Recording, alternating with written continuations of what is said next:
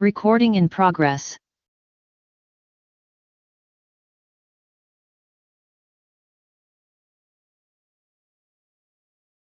Recording stopped.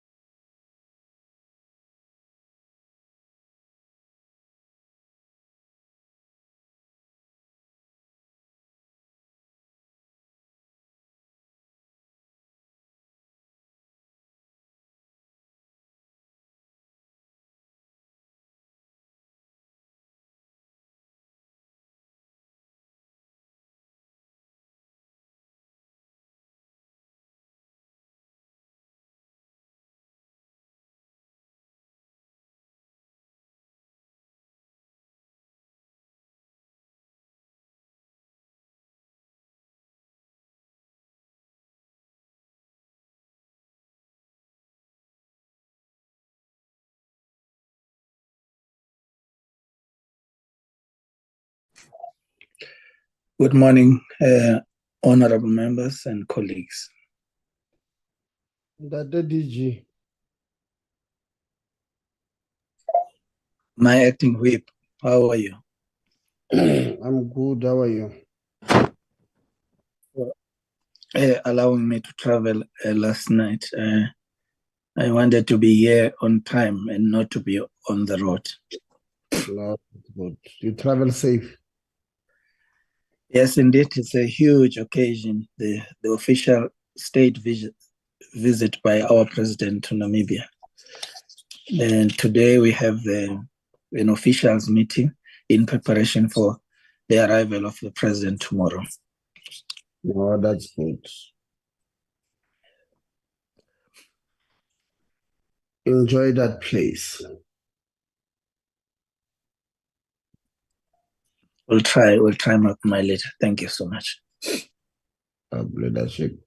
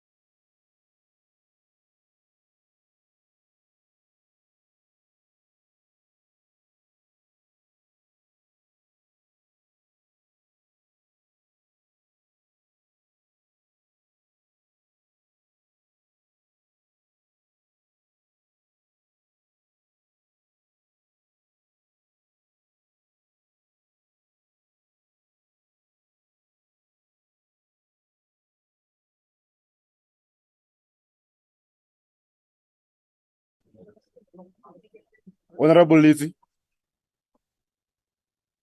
My brother, how are you? I'm trying yourself. Hey, today I'm not sure whether we'll have network. I'm in Johannesburg. Problem of network in Johannesburg.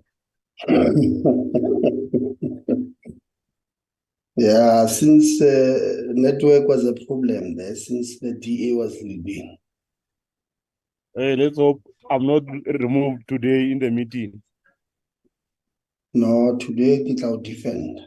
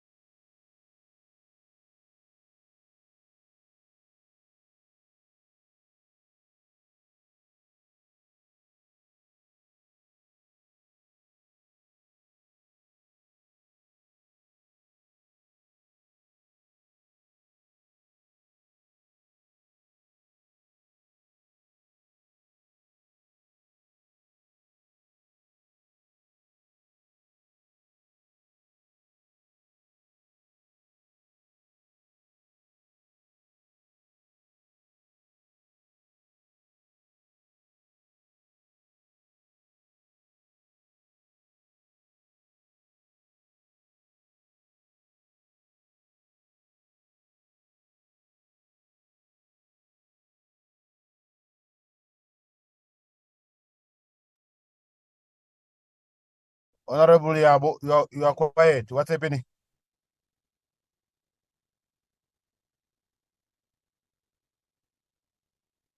You don't have network as well. We are in one.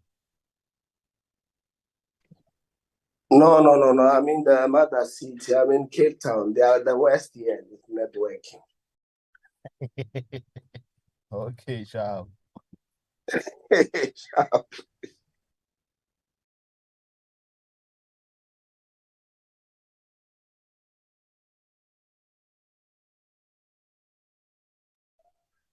Good morning, Honorable Shikwamba and Honorable Yabo. Morning, DG. Morning. DG, what do more?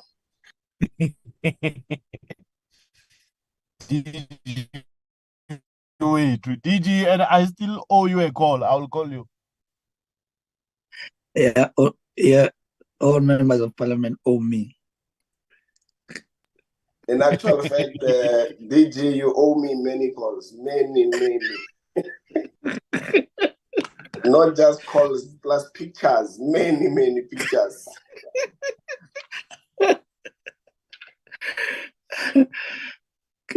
I think you'll get some today, Honorable Yabo. We have a state visit here in Namibia, where I'm currently calling from.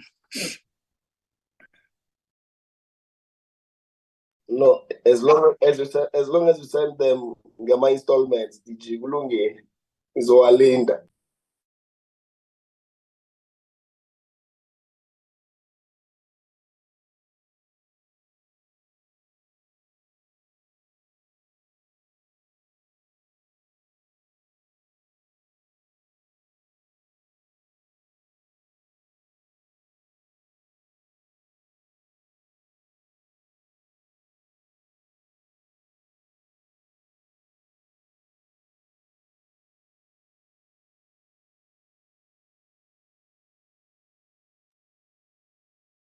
Majenzo in Japan mo.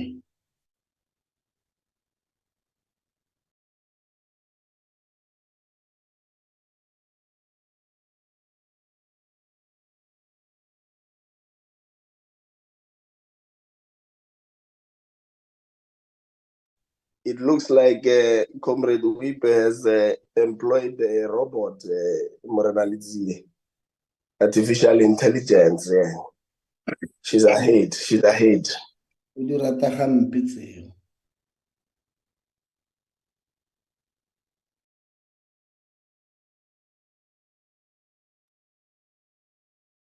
Good morning, members. Good morning to our guests.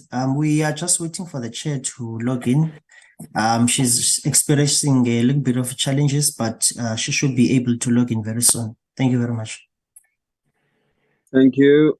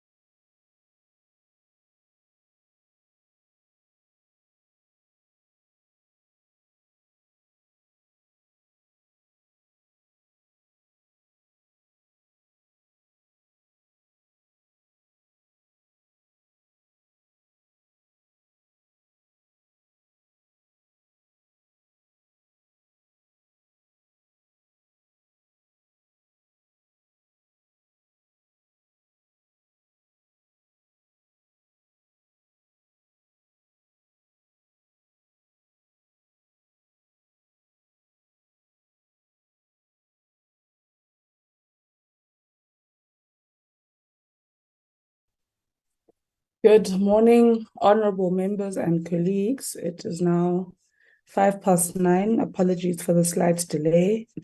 Anele, can we check apologies, please? Thank you very much, Chairperson. Once again, good morning to honorable members. Good morning to our guests. Chair, we received apologies from the minister who is attending a cabinet committee meeting today. I see the Deputy Minister is here, Chairperson, but he had also sent an apology. And there's also one more apology that we received from Honorable Mananiso, who is currently in Japan on official duty. Those are the apologies. Thank you very much, Chair.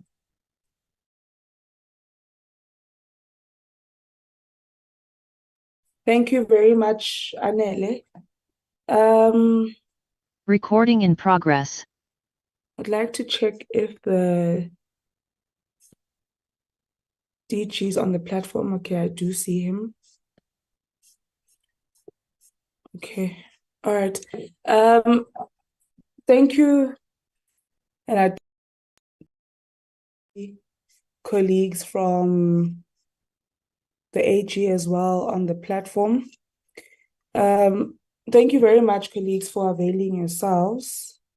I just wanted to perhaps make a few remarks before we go into our engagement. Firstly, we must indicate the concern or a concern regarding the presence of the executive. So not having the minister and the DM not in the meeting is not ideal for us, given the fact that we are interacting with the performance of the department that they are responsible for.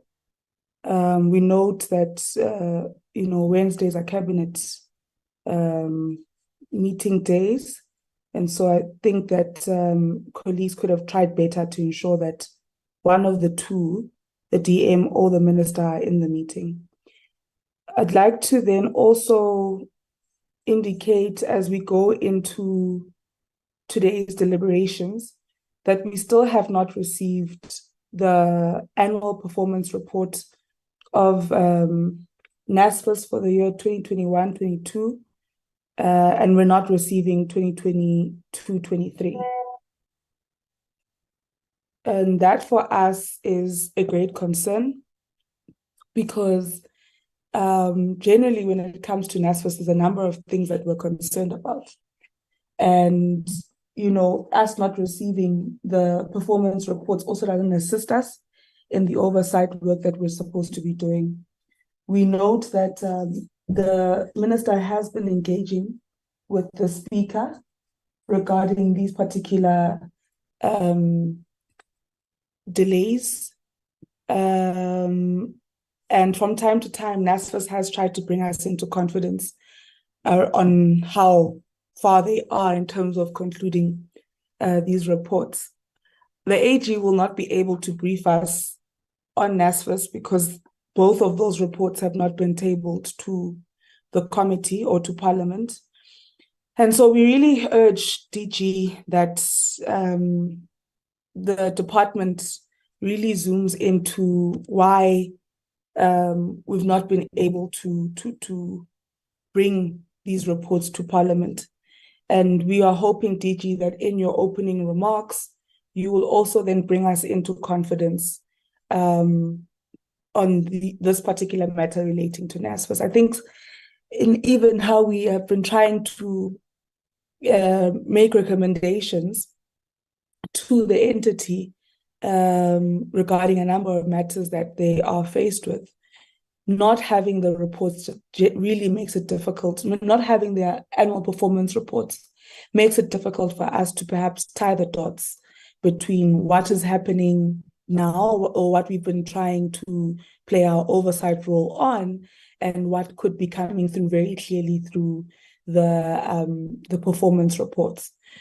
So that's for us a great concern, DG, and I hope that you will allude to this in your opening remarks.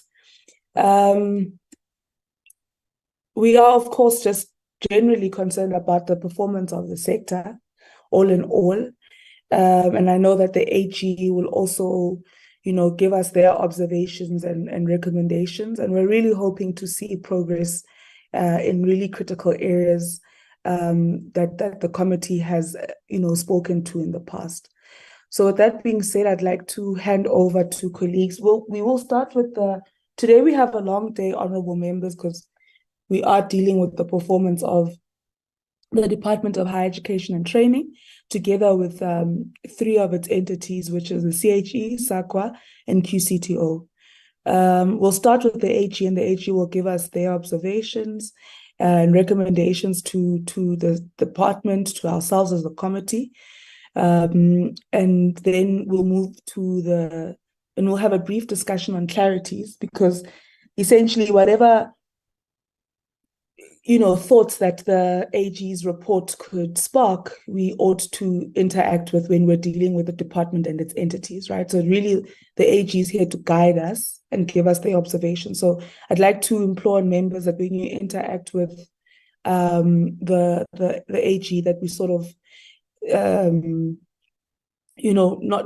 let's not delve into each entity at that point in time, maybe just clarity seeking questions. And then we'll go towards the input of the DG or of the department led by the DG, Dr. Sishi. Then we'll break for lunch. I think we might take a shorter lunch, not an hour, but maybe 30 minutes for us to just stretch our legs as well.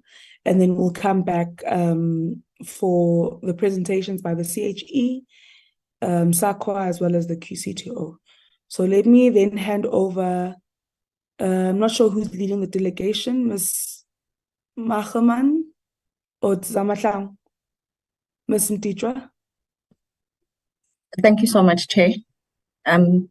Good morning, Chairperson, and the honorable members, together with the officials from the department.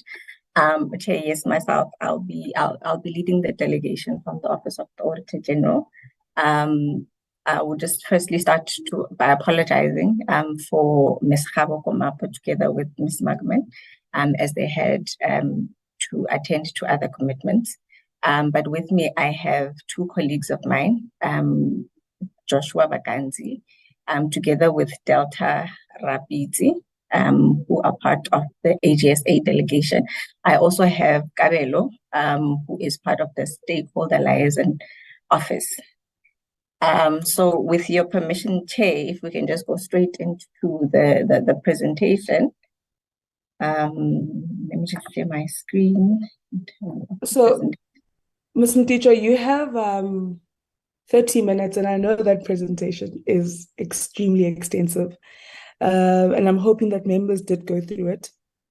So I'm really hoping that you'll focus on the key matters, so that those that you really believe that the committee should be zooming into as we head into these discussions.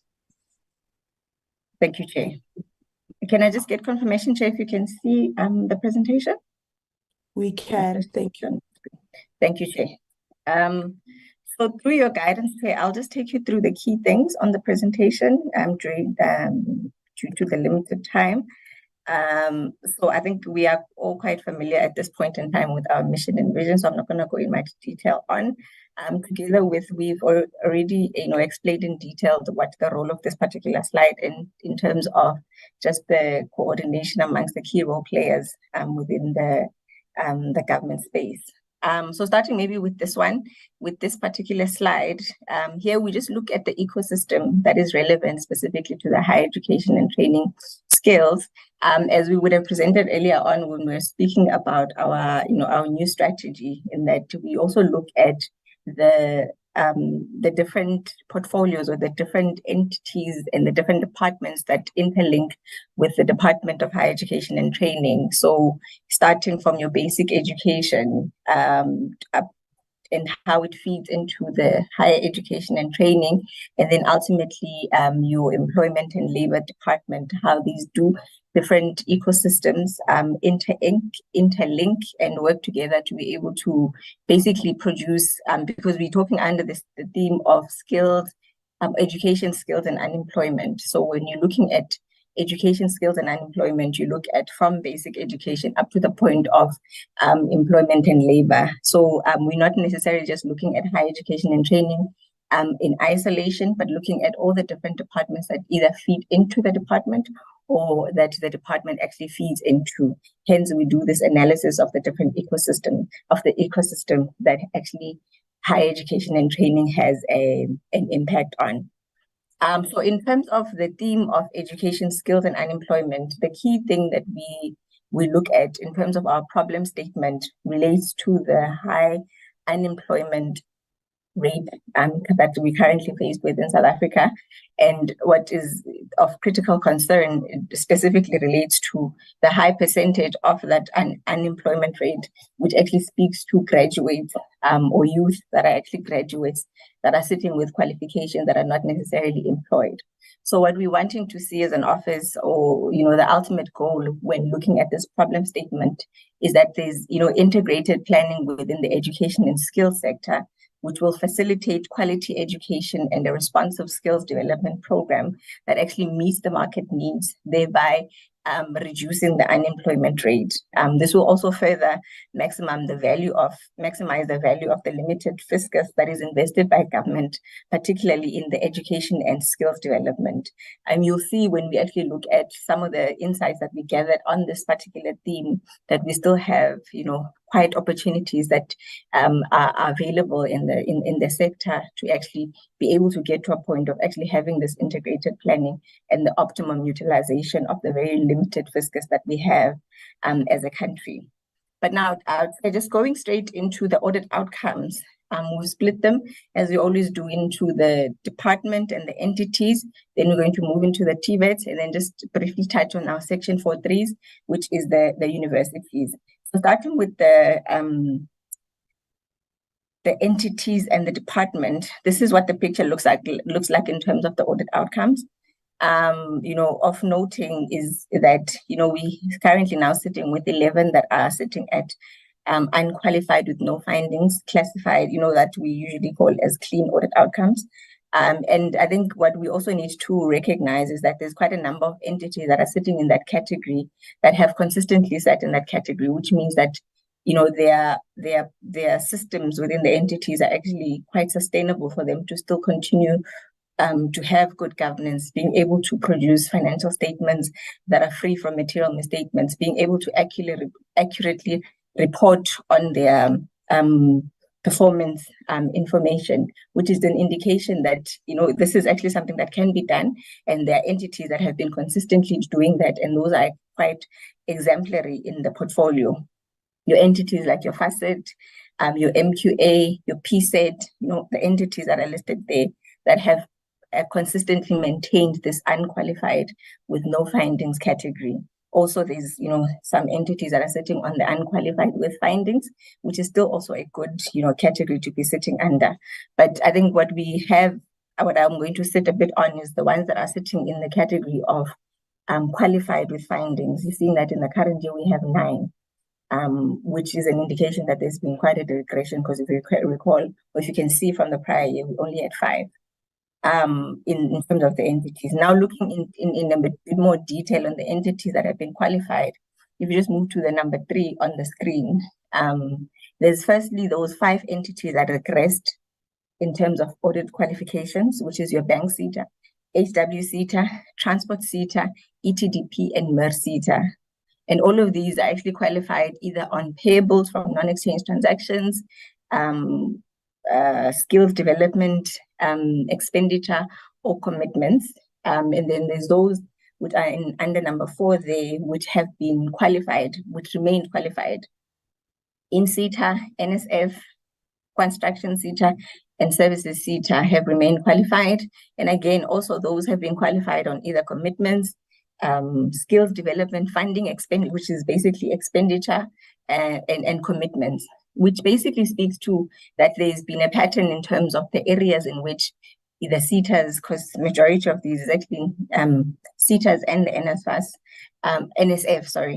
that are in this category, which basically speaks to they are mainly qualified on the skills development projects or initiatives that they are running, which is basically their main function. And so what we did in the next slide is just to do an analysis looking at the life cycle of a project, because this is the area that we're seeing the qualifications on, and just to drill down on the area where it starts going wrong, that maybe the focus should be in terms of trying to turn around the situation, because there's a process of application process, where the service providers would be submitting the application processes and the submission of the applications. Then there's a verification process and project implementation. But what we're seeing is where the problem starts is when it comes to project management or project monitoring, where we're seeing that the relevant officials in the SETA space or the project managers are not necessarily on the ground doing the project management, which is basically a process that should be followed in such instances. So with them not doing the project management either on time or monitoring these projects and being on the ground to see what is happening, whether the services have actually been rendered, how far the projects are, it then, has a ripple effect on, firstly, the service providers not being paid on time, which has an impact on, call it the survival of the SMMEs, because the SMMEs are predominantly the ones that are working with the SETAs, and based on the size of the SMMEs, they're actually quite dependent on the SETAs paying them on time. So the ripple effect of not monitoring the project on time has that impact on them not being able to pay their project on time. Hence, you'd see that on their financial statements, they're sitting with quite a big number of accruals on their financial statements. Also, another ripple effect is then, which is what leads to them being qualified on the financial statements, which is them accounting for these projects correctly on the financial statements, whether it be the expenditure, recognizing the expenditure, accruals, payables, or them being able to update the commitments register on time. Because for you to update the commitments register or account for these projects correctly, you need to know how far the projects are, what work has been done, so that you can be able to correctly account for them. So hence, I think the reason why we did this analysis, so that you can see where it starts getting wrong and the ripple effect of that area not necessarily being attended to correctly, which I think if you'd recall, we had been communicating over time that in the SETA space, what needs to be capacitated is the project management processes, because we see it as one of the key root causes to them not actually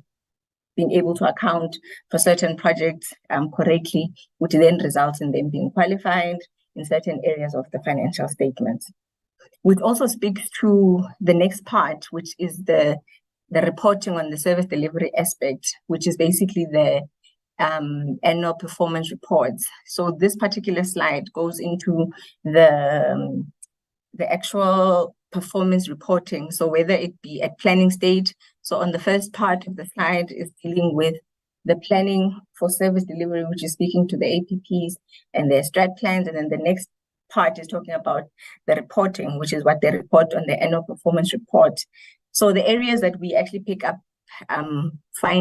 findings on related to the reporting aspect, which is, you'd see that it's majority of the entities that actually been qualified, because hence I'm saying that the ripple effect of them not being able to, not doing project management correctly, is that it ends up impacting how they actually report on their annual performance report, their actual achievements on the targets that they would have set.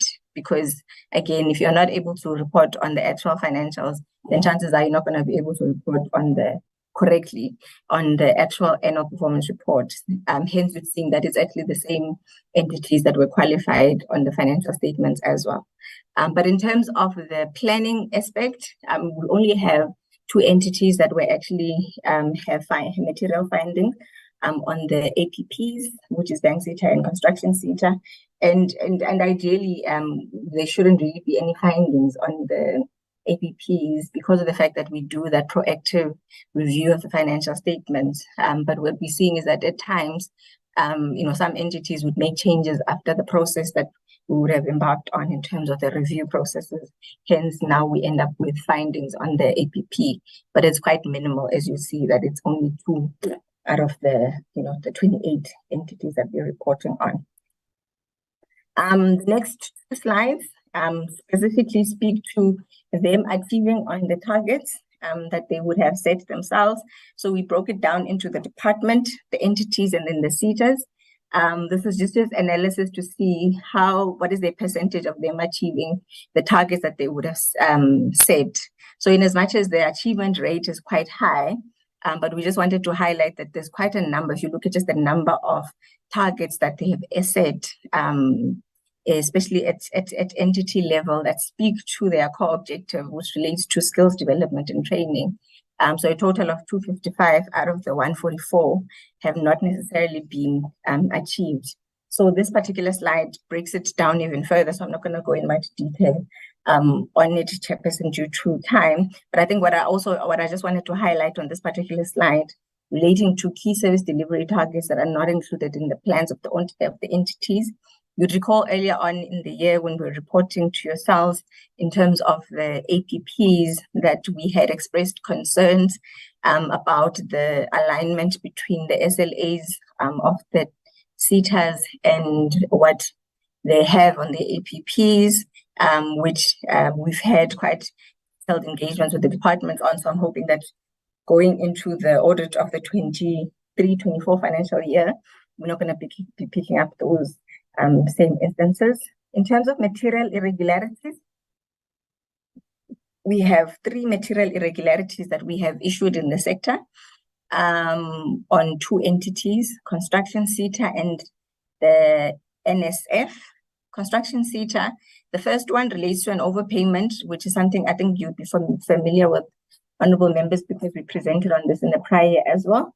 But the MI has not been resolved yet. We're still waiting for the entity to implement some of the recommendations that we had put in the audit report. But it's where they paid in excess of amount that was agreed in terms of the service level agreement to a service provider. In the current year, we issued a new material irregularity. So in the 22-23 financial year, we issued a new material irregularity at Construction SETA, which relates to payments that were made for projects that did not yield the intended benefit. So they would have made payment to a certain service provider for them to do certain things in terms of the contract. But by the time the contract came to an end, they had paid the service provider a certain amount of money, but they didn't get any, basically did not yield any results. They did not get any value for the work that would have been done by the service provider. So that then resulted in money being lost by the institution. Hence, we have a material irregularity on that. And then lastly, we've got a material irregularity on the National Skills Fund, which is something that was reported in the prior as well, where they made payment for duplicate unit standards. For this one, we are waiting for implementation by the accounting authority, which is due on the 31st of October, which is this month. So I think the key thing that we just wanted to communicate with regards to the material irregularity is that, there needs to be investigations that happen for there to be consequence management. So the investigations need to identify the officials or the institution that is responsible for the material irregularity, and then making sure that there's consequence management. Also, there needs to be the internal controls and processes need to be improved so that we prevent the reoccurrence of the material irregularity. And then also that there are funds, because when you have a material irregularity, funds would have been lost by the institutions. So there needs to be a process to actually recover those funds from the relevant parties that have been identified to be responsible. So that's what's the key thing that we, our message with regards to material irregularities. When it comes to financial management, this slide, I'm not going to go in much detail on because I've already highlighted the key areas of qualification at the entity space for this particular, so which is commitments, payables, and expenditure. So this slide just analyzes the different internal control deficiencies that would have picked up that resulted in those qualification areas. This slide, we highlighting mainly, I think I want to highlight specifically on the surpluses in the SETA space. So we just did an analysis looking at from, in 21-22, they had like 9 billion worth of reserves, cash surplus reserves that they had. And then in the 22-23 financial year, they had 12 billion as reserve that they had in the 22-23 financial year. So basically, these are, the amount of money that the SETAs would be sitting with at the end of the financial year. So what we're saying to the department, or we've communicated to the department, is that, there needs to be some sort of alignment, an analysis that the department does in making sure that, there's alignment between the reserves that the SETAs are actually, keeping and the commitments that they have, so that the funds are actually utilized effectively for projects that are necessary and projects that actually exist. Also in terms of making sure that there's alignment with the budgeting process, so that there is efficient utilization of the funds that are actually there or that are remaining in the SETA space. Because the reserves would actually, there would be an application process to the National Treasury to retain the reserves. So it's funds that is not necessarily put back into the fiscus for redistribution or whatever the case may be. So what we're saying is that if we're retaining these funds, they must be used efficiently or effectively for things that matter. Hence, we're saying that the department needs to look in more detail in making sure that there's alignment between these reserves and the commitments that the SETAs are actually sitting with. The next two slides, Chair, to be brief on them, speaks to what would have transpired relating to retention of reserves in the 22-23 financial year, which is different to what would have occurred in other years. So in terms of the PFMA, the Skills Development Act, National Treasury Instruction Note, the entities may not accumulate or surpluses unless prior written approval has been received from the National Treasury. So that is legislation, and that's how we have been auditing. But I think what would have transpired in this financial year is that the National Treasury would have issued a communication to the SETAs and the NSF to say that they don't need to approve the retention of the surpluses, which is contrary to what the PFMA actually states. So then there was a stance from the department, and then the stance from the office, which is basically saying that the communication was not in line with the PFMA. So there were discussions that were taking place, that are still taking place between the Department, National Treasury, and the Auditor-General to see how do we come to a resolution about the matter. Because currently, if the SETAs were to be spending these reserves, then it would result in irregular expenditure because it would be a non-compliance with the PFMA. However, these engagements are still happening. So by the time we closed the 22-23 financial year, these have not been resolved. So we reported it as other matters in the financial statements, which is something that we're going to be following up on in the next year. So what we had been communicating to the department is that they need to facilitate fast-tracking these discussions so that we can come to a conclusion on the matters. When it comes to compliance with legislation, we had 14 entities that had material non-compliances, and it mainly related to the quality of the financial statements, which is, what the non-compliance with the PFMA, consequence management, them not investigating, putting adequate consequence management in processes for what has been identified as irregular and fruitless and wasteful expenditure. We've got the entities that are listed there, and then also the prevention of irregular and fruitless and wasteful expenditure, which the entities that have been listed there have been identified. So these are the key areas of non-compliance with legislation that we have identified. And then when it comes to supply chain management, which is procurement and payments, we only had one entity that had a material non-compliance with SCM processes, which is HWCTA. The others did have some findings, but they were not necessarily material findings. But the ones that was of concern was specifically HWCTA, which is sort of an improvement from the prior year.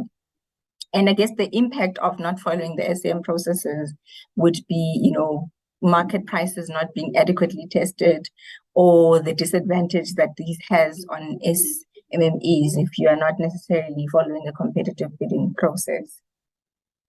The next slide deals with there has been an amendment to there was a instruction note that was issued by the National Treasury that was effective from the 3rd of January 2023, and the impact of it has an impact. It speaks to the principle of disclosing irregular and fruitless and wasteful expenditure together with unauthorized expenditure. But the main impact of this particular framework is that the movement in how they disclose fruitless and wasteful expenditure or irregular expenditure in the financial statements is different, in that they're now only disclosing the irregular expenditure or fruitless and wasteful expenditure that would have been incurred in the current year. So you wouldn't have your opening balance or what has been written off or condoned in the current year.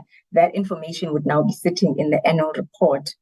So what we're saying is that for now, the oversight bodies, which would be yourselves, for you to have a full picture in terms of this, you would have to now refer to the annual report, so that you can get a full picture in order for you to be able to track if there's been, accumulation of irregular expenditure, because what you're going to be seeing in the financial statements now, it's just what has been incurred for the current year and the corresponding year only. So for irregular expenditure in the current year, or in the year that we looked at, it's sitting at 1.7 billion.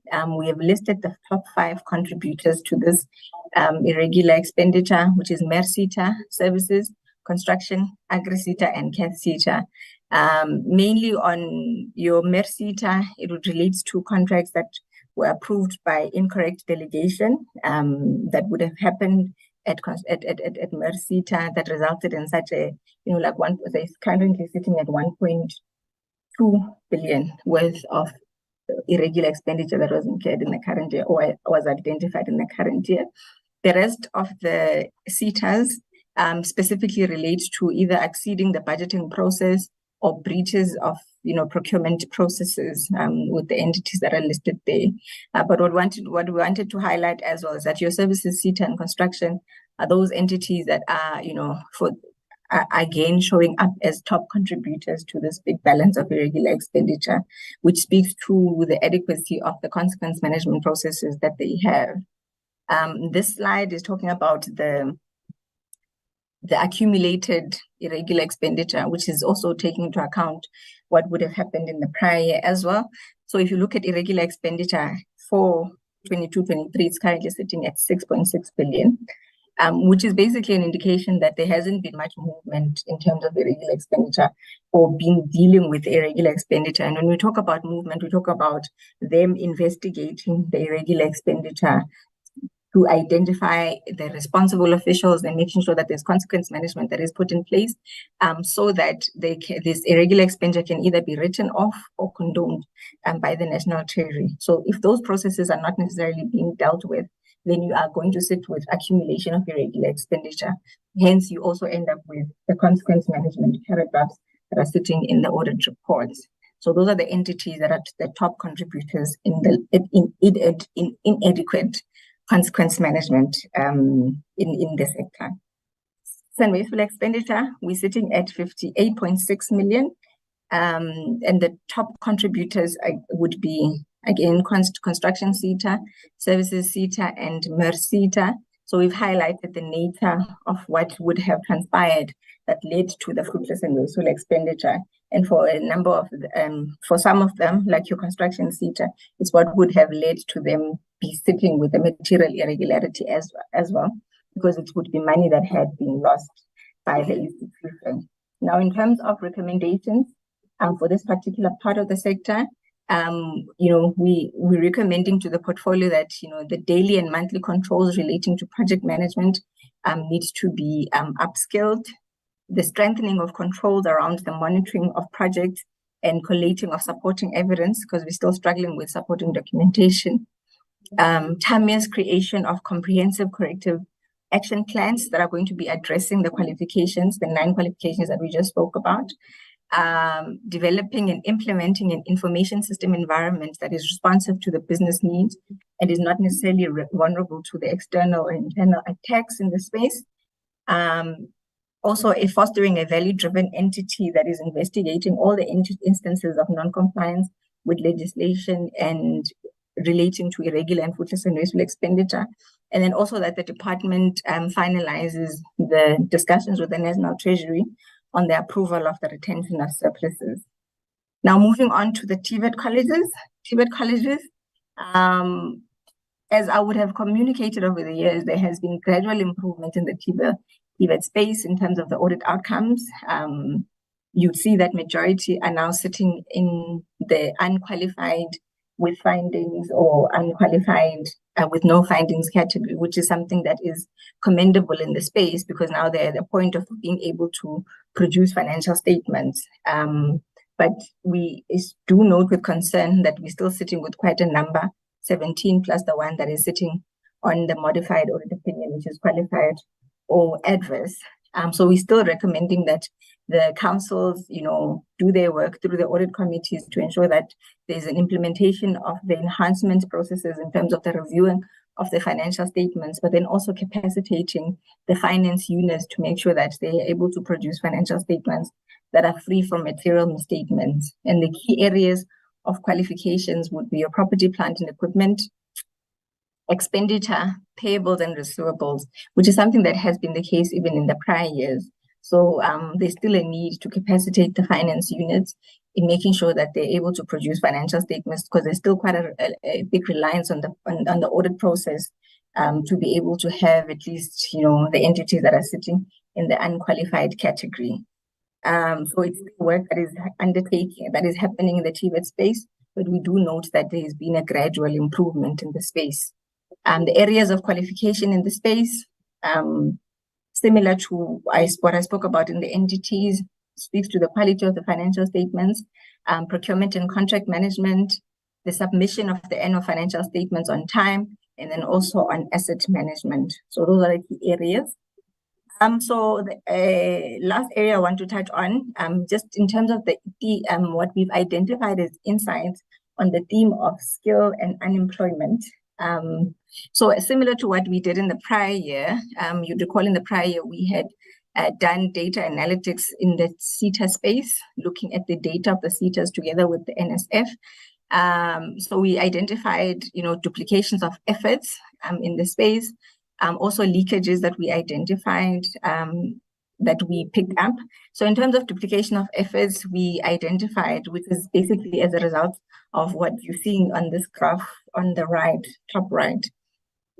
We, learners that are receiving skill development funding from more than one source, whether it be from multiple SETAs, the NSF, NSFAS, or Funza Lushaka. So where, there's been duplication of efforts where learners being funded by more than one institution. Learners that are in multiple SETAs, which is what we usually term as double dipping, or learners that are reported in multiple years. So in these categories, classified it as duplication of efforts because it's investment in the same individual that we've identified, which is quite similar to what we picked up in the prior as well. So there hasn't really been much improvement in that space.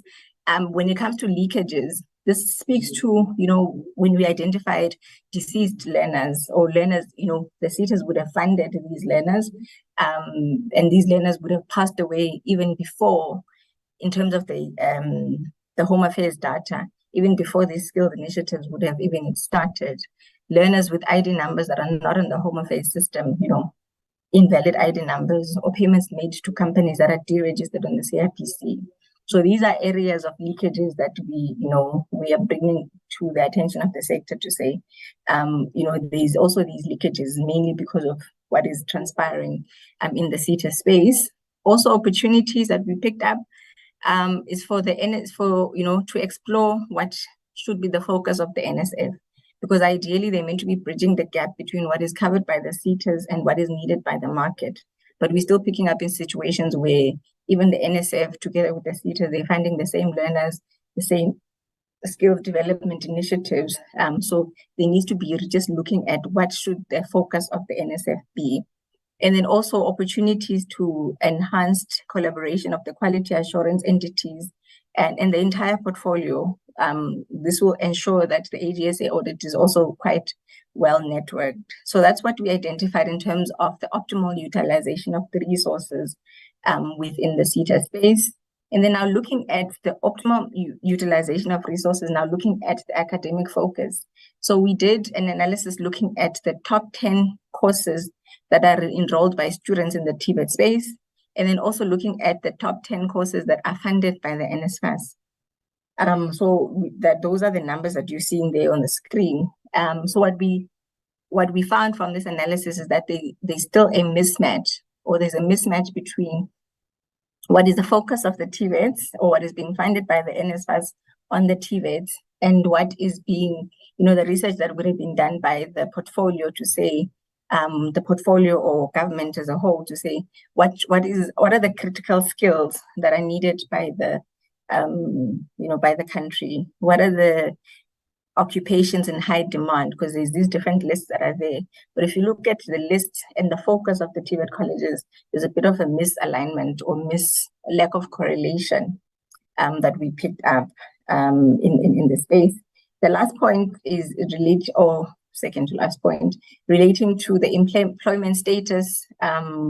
So we just did an analysis looking at the students that would have finished their qualification in the 2022 and at the end of the year in 2022, and see where they are, how many of them are actually employed, and if you just compare it with the UIF data. And what we're seeing that from the 285 odd students that passed or qualified in the 2022 financial year, only 4,000 were actually active participants in terms of the UIF, or which basically means that they're employed, which is 1.4%, which speaks to what we spoke about in terms of our problem statement, in that what we're seeing is that there is a big unemployment rate that we faced with in the country, and that a lot of what is sitting as the unemployment people that are sitting in the country is that there are students or candidates that have actually qualified, that have qualifications, but are currently not employed. So that's what this graph is actually telling us. The last point in terms of insights. So we looked at the department now to see, because the main thing out of all the things that I've been talking about in terms of the insights, the ones that we had been communicating even in the past is that there's a lack of integration in the portfolio, which is coordination in the portfolio, which would then be responded to obviously by the system that we had been proposing, that they'd be an integrated system. But we also looked at the department as that the department should actually be, there's an opportunity for the department to be the one that is actually driving the coordination within the portfolio. If you look at the analysis of the actual department itself and the structure within the portfolio, is that they haven't considered the flow of the operation within the department. The department is actually well positioned to lead and drive the culture of collaboration. So maybe where the focus needs to be is on the actual implementation and reporting phase, which would be the number 2 and number 3. In terms of number 1, the design is actually structured in such a way that the coordination within the portfolio should actually be working. But what we're saying is that in terms of the department, there needs to be the cooperation or coordination amongst themselves, which is with the different branches, and not necessarily working in silos. The focus and priorities of each of the sectors in the portfolio, whether it be the SETAs, the TVETs, NSFAS, and other entities, should be complementing each other in order for them to actually drive maximum impact. In terms of academic focus, the TVET branch should actually be the one that is driving and insisting on a direct relationship amongst the recommendation of the quality assurance entities and the fields of study that are being focused or prioritized by the TVET colleges, which is the same thing with the SETAs as well, in that there's different research that would have been done. So the TVETs or the skills branch needs to make sure that there is alignment between what is focused by the SETAs and what the market actually needs in terms of what the market intelligence reports, or in terms of the critical skills list, or whatever research documents are there. And so those are the areas that could actually be influenced by the department, which would then be the DG and the DDGs.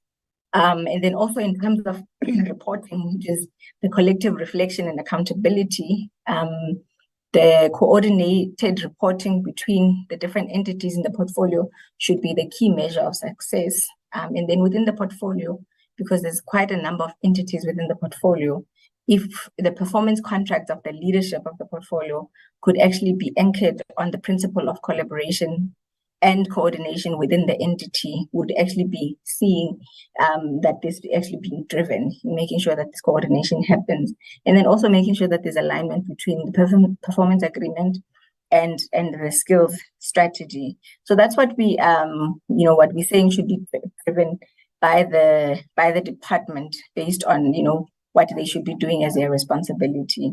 So what we've recommended to the minister and the department, we're still advocating that there be an integrated system between the SETAs, that they follow up on the progress made on resolving material irregularities, making sure that the APPs of the SETAs and the focus of the TVET colleges is in line with the national skills strategy, and then also monitor the action plans for the entities that received qualified audit opinion together with the TVET, received an adverse audit opinion.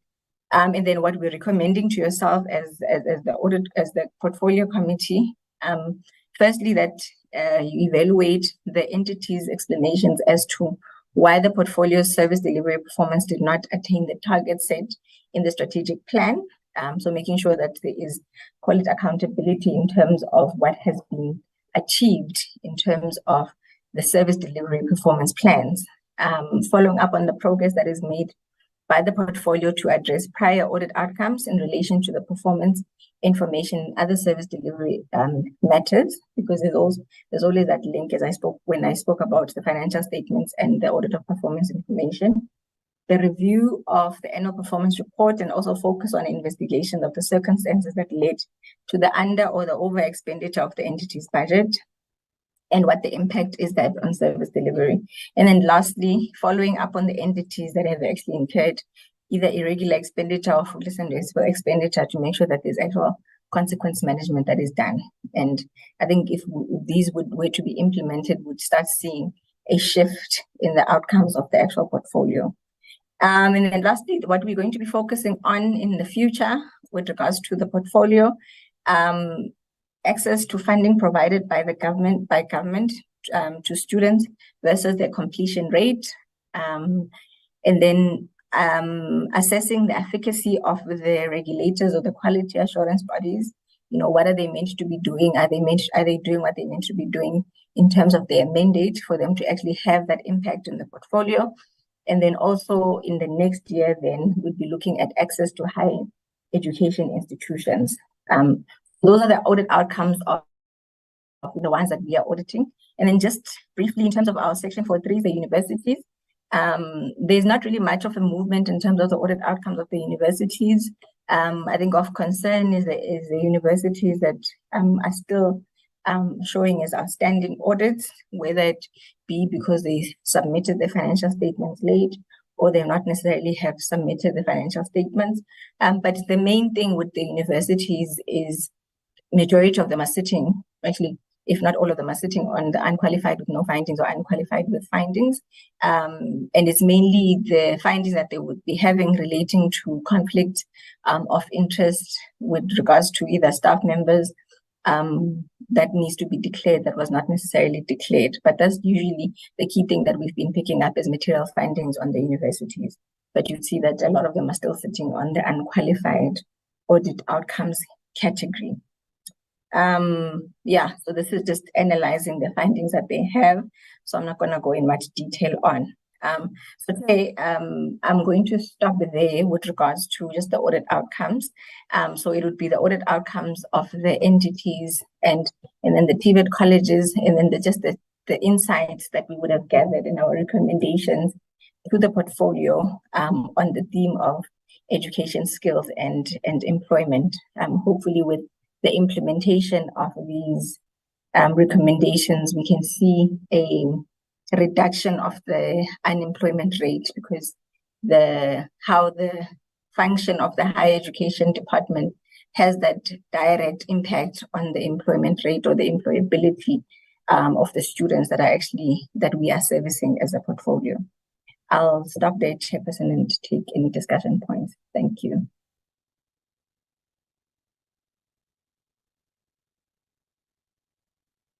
Thank you very much, Ms. Mtitwa. I'd like to, at this point, then acknowledge any members who would like to make comments, or in fact, who would seek any clarity from the AG. Can I note Honorable King, Honorable Boshoff? Okay. Honorable King? Good morning, everyone. Chair, please my apologies for not putting on my camera. 9 o'clock, we started load shedding. So Okay. Chairperson, Sorry, Honorable King, before you continue, can I please ask that we stop sharing so that at least Honorable King's picture shows when she speaks? Can we stop sharing the slide?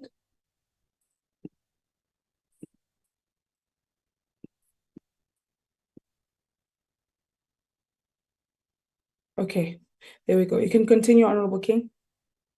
Okay, good morning, everyone on the platform. And once again, thanks to the AG department for always giving us very insightful information. Chairperson, I'm not going to ask really much questions, but I'm really concerned when it comes to the DHET sector and the SETA sector in how they are performing, specifically the SETAs, with the fact that most of them have actually regressed, and also the fact that some of them are still sitting at qualified audit opinions. It raises concern because just recently we dealt with the issue of NSFAS and services SETA and possible collusions which took place in contracts that were irregularly awarded in the previous financial years. And it would be very helpful if we could be furnished, send them those contracts that we are concerned about, especially with the Coinvest saga and the biometric systems that linked to the services SETA in the prior years, how that was dealt with. Also, Chair, the last time we met with University of Fort Hare and also NSFA subsequently mentioned the same thing. Because of the SIU investigations taking place and there might be some irregularities, that's where the hesitancy also comes into play in order to present the audit findings. I just wanted to find out from the Auditor-General if she has also been told that is their main concern, that the SIU investigations hamper them from actually giving in the audit reports on time. Also, Chairperson, last year there was a lengthy, I think it's last year, there was a lengthy report from the Auditor-General when it comes to the boards of the various SETAs and how appointments were made and how people didn't qualify to be chairpersons on the board. We do know that the minister is mostly responsible for the appointment of the chairpersons. He was made aware.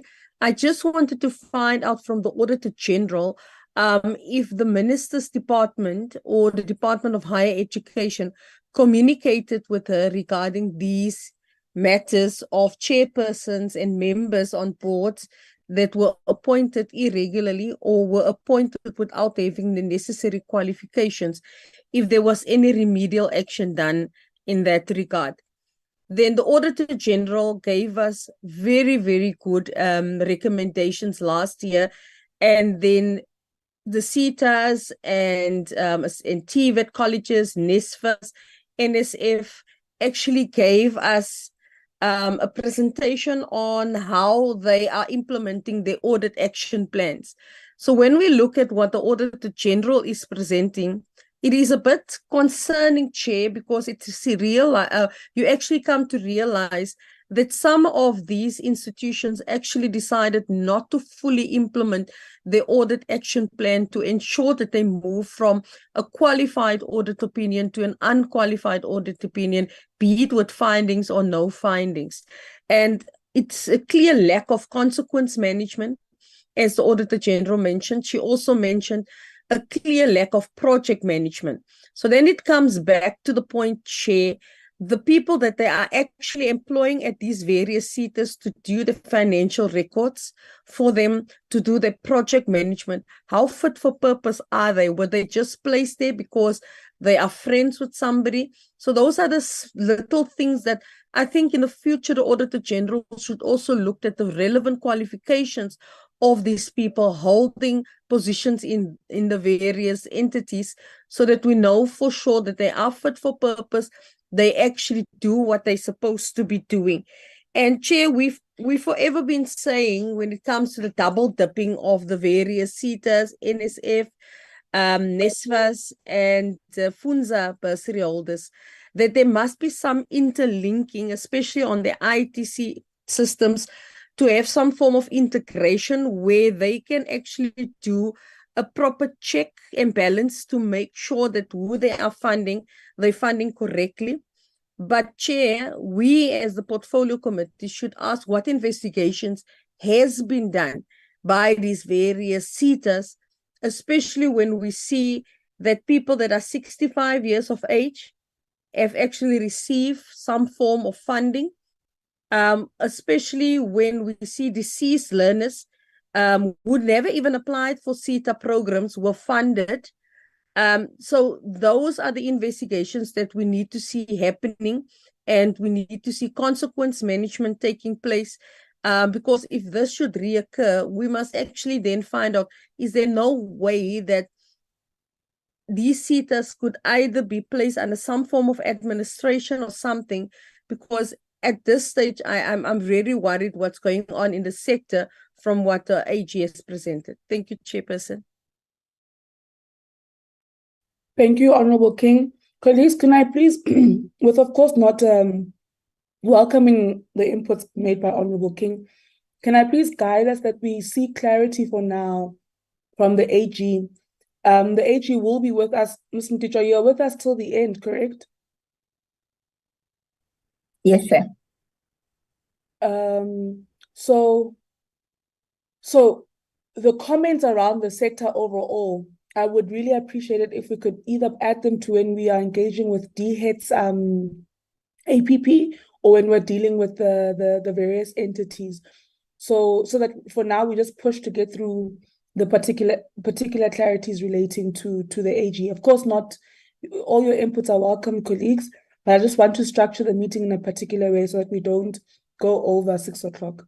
Thank you so much. Honorable Shikwambana. Thanks, Honorable Chair, and greetings to honorable members and all present here. I think Honorable King at some point in inputs covered what I wanted to say, but generally we seem to have problems wherein we will get an audit opinion from the AG to the entities, particularly the SETAs that we have, your TVET colleges and the universities. And after having got the audit opinion, we still have or do not have any form of remedial actions taken with regard to that or to that effect, which sends a very worrying signals. Because I'll give an example with the skills development programs, your TETA or TETA of some sort, where an audit report was given, and it's a qualified audit report. And then we know the issues that are happening there, the corruptions which is happening there, the mismanagement of funds, which is happening there. Sorry for that, Chair. And then we know these people, they are misusing their powers, especially management, that side. And now we are sitting here, we do not even have at least a guide on what actually had transpired, given the report from the AG that was given. And we are sitting again here, we are getting a good report from the AG to say these are the entities and these are the outcomes in terms of the audit report. But my worry is that what is happening, what is being done? Is there any report that we can get to say this is what has been done given the audit opinion that was given to these entities of ours that which we are doing oversight to? So mine will be to say, but can we also get to know, as we will have people to come here to say, but what is happening there? Because we know that there's a qualified audit report or opinion with a skills development, where managers or management of that SETA goes to overseas trips, they misuse money there, things that which are not even helpful, and they are not even benefiting the students or people who should be getting the funds for them to develop themselves with regard to the skills in terms of what should be done into that service SETA. I mean, but the issue I'm trying to raise, Chair, here is that the report is out, well informed. But what is happening? Can I get a clarity from the AG to say, after we have given the report, whether it's qualified or unqualified report, and then there's nothing done by any entity that you have given the report to, what is that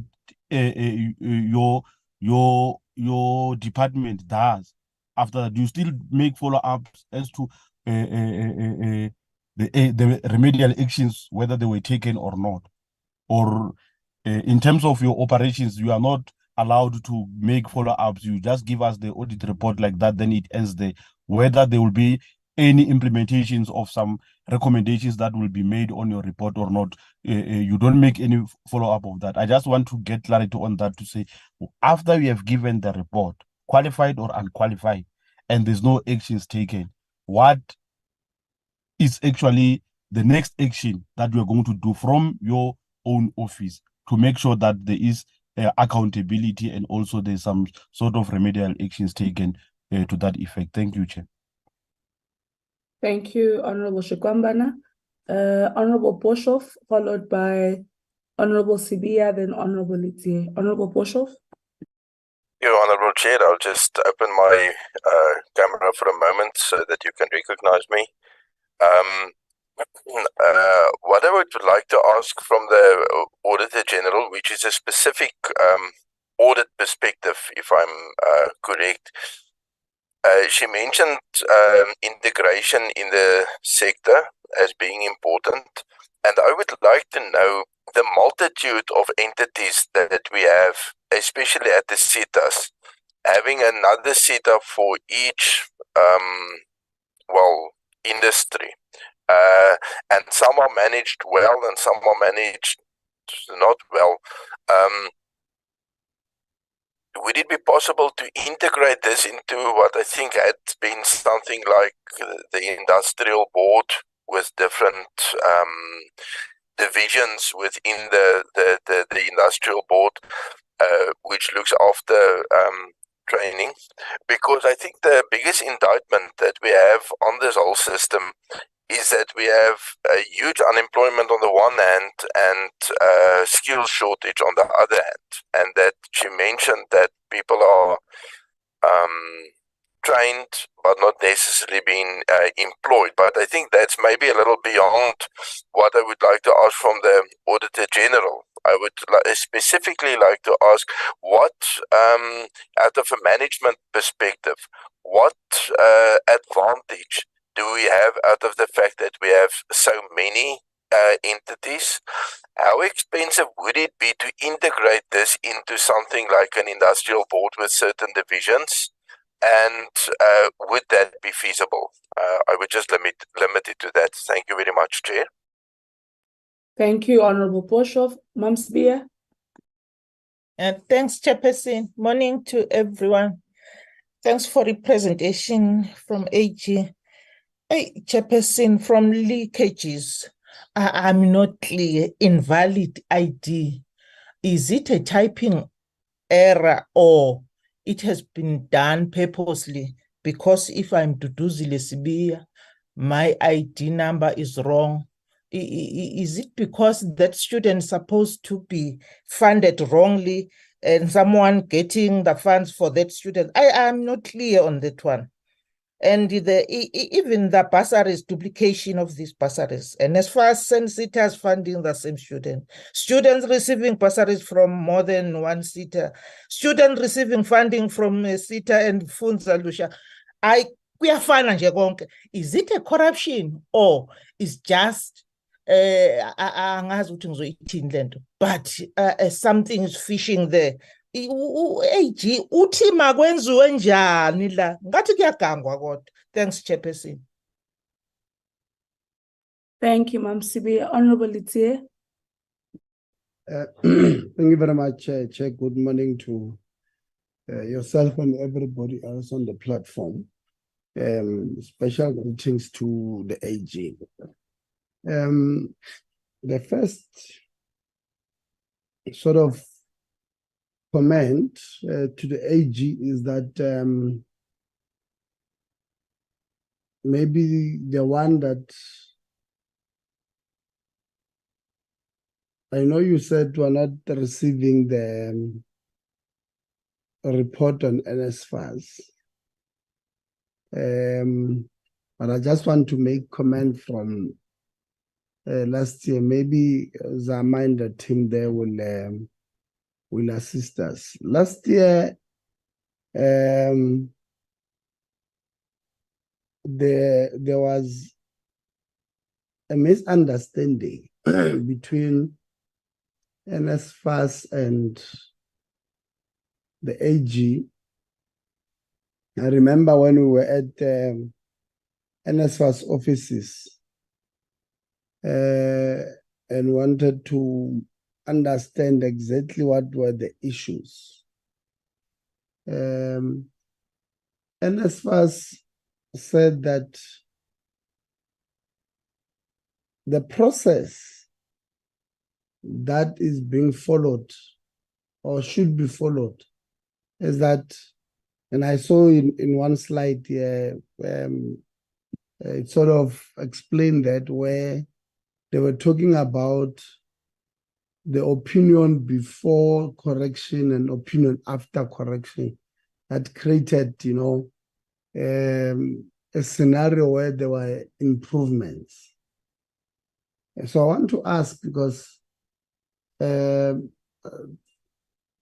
talk on the street is that when the AG audits some of the entities, Zama, in some instances you refuse to allow certain entities to do corrections, like NSFAS said last year. Why is that the case? What causes that? Or you are not allowing certain entities to do corrections, maybe on their performance, on their financial performance or targets and annual financial statement, all of those things. What happens in such instances? Why would there be an allegation that you are refusing other entities to do corrections? You spoke about the 12 billion cash surplus reserves that are generating interest. Do you by any chance have an idea of how much interest have they generated by putting this cash surplus on reserves? And then I'll ask also on some of these things, I'll ask the department directly, because I don't think the AG would be able to ask, because honestly, they are just too, it should be asked to the department. And secondly, there was a slide that speaks about the number of unqualified entities in this reporting period. You are saying they've improved to about 11, if I'm not mistaken, from 8 last year.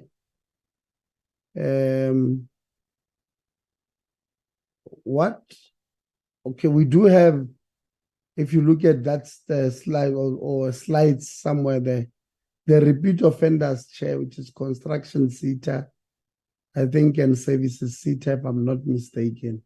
Those are the repeat offenders. Is AG able to tell us why are these entities repeat offenders? And if there's anything the AG specifically believes these entities should have done and they did not do. Hence, they got this they got the opinions they got this time, and there was lack of improvement on their part. So is there anything, because we have what you call audit action plans, Chair. Do they think the audit action plans that were developed were not sufficient? What was the role of the AG in identifying these audit action plans that they were not going to improve the audit opinion of these entities? Were they able to identify that on time? And what happened? Why do we still have the audit opinions they have now? And if there's anything that can be done to change the audit opinion of these entities. And then on performance against targets,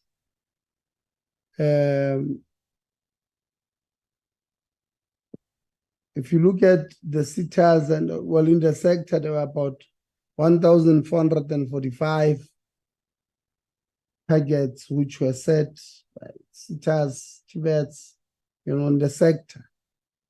And then in the department specifically, the department did not achieve 52 targets.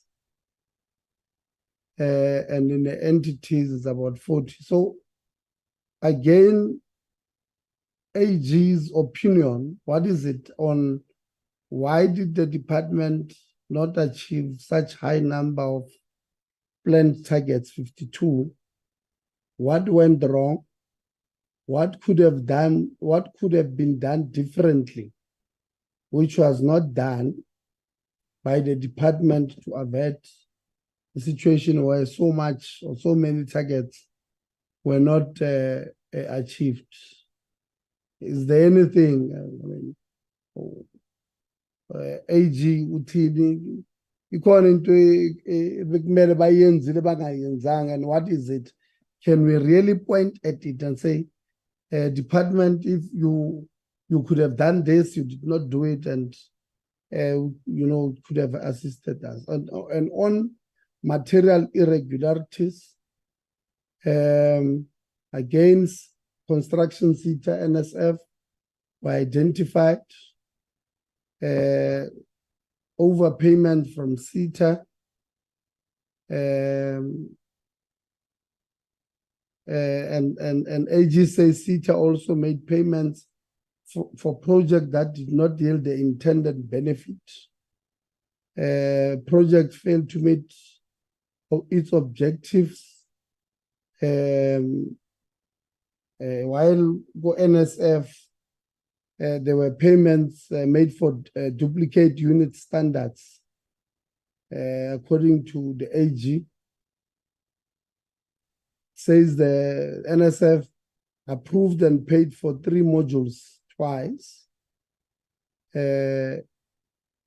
Is the AG confident that there were consequence management there at NSF for people who did this, paid for these 3 modules twice? How far is the process, if the AG is aware, so that at least when we're dealing with specific entities, we know what they've done or they've not done to address some of these things? And then on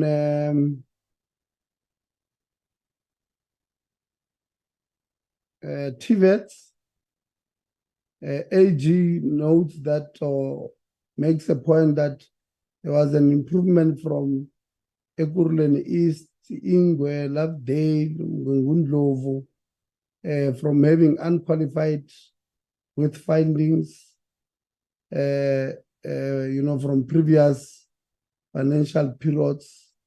Now they have clean audits, and we must commend them. And the work of these colleges really must be applauded. And their efforts appreciated, Chair. And then maybe we must, do these other colleges who are not doing well. We must ask them to at least try and look at what these colleges did to get to where they are now at unqualified or what they call clean audits this time. And then, maybe let me end there, Chair, without the rest. I think the rest of the questions I have should be directed to specific entities and the department. Thank you very much. All right. Thank you, Honorable Litsi, and thank you very much to all honorable members for your comments, questions, and observations, recommendations, all of it. I do think that some of the questions, maybe the department can elaborate further in response. So I will hand over to Ms. Mtitjwa, and then you can respond accordingly. If we could try be done at 10:30, okay, just over 10:30, so that we can then move on to the next segment. Honorable Litsi, your hand has gone up again.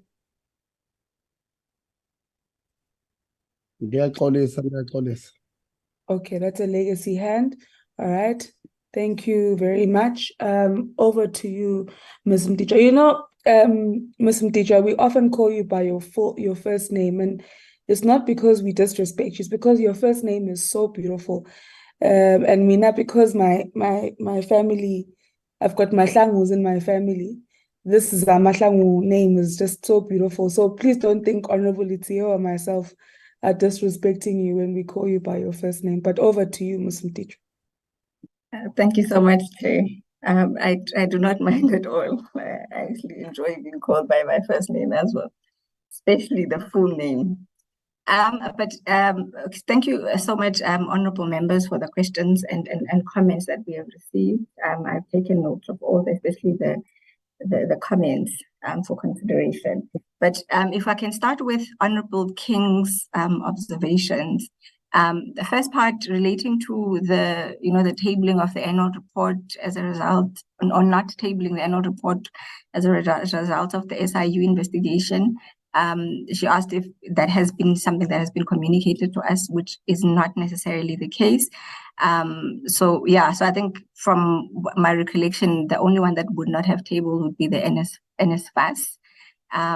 So we would have finalized the audit report. So I think maybe the engagement would then, I think as the chairperson said, that maybe when the DG is responding, just or communicating, just maybe to highlight the reasons for them not tabling. But it hasn't really been a reason that has been tabled to us for us to make any assessment on that. And then also with regards to the appointments of the board members, that whether the minister's office or the department has communicated in a remedial action for the board members that were not appointed correctly. I wouldn't say there has been a communication with regards to remedial action, but if you recall, this is something that was identified by ourselves in I think 2 or 3 years ago, with regards to the process and the process that unfollowed afterwards, because we would have issued the communication, to the department and to the SETAs, and then they would have gone through the process of classifying the payments that would have been made by these board members as irregular expenditure. But I think it also speaks to when I presented the slide on irregular expenditure and the lack of movement or the lack of consequence management, because a lot of the irregular expenditure as a result of those appointments is still sitting as irregular expenditure, which means it's either investigations have not necessarily taken place to ensure that there's consequence management that is taking place in those particular areas, whether it be at the SETAs or at the department. So it's still sitting as irregular expenditure, which would then indicate that either as opening balance or whatever the case may be, but which would then indicate that there hasn't really been much consequence management that has been implemented for that area to actually be resolved.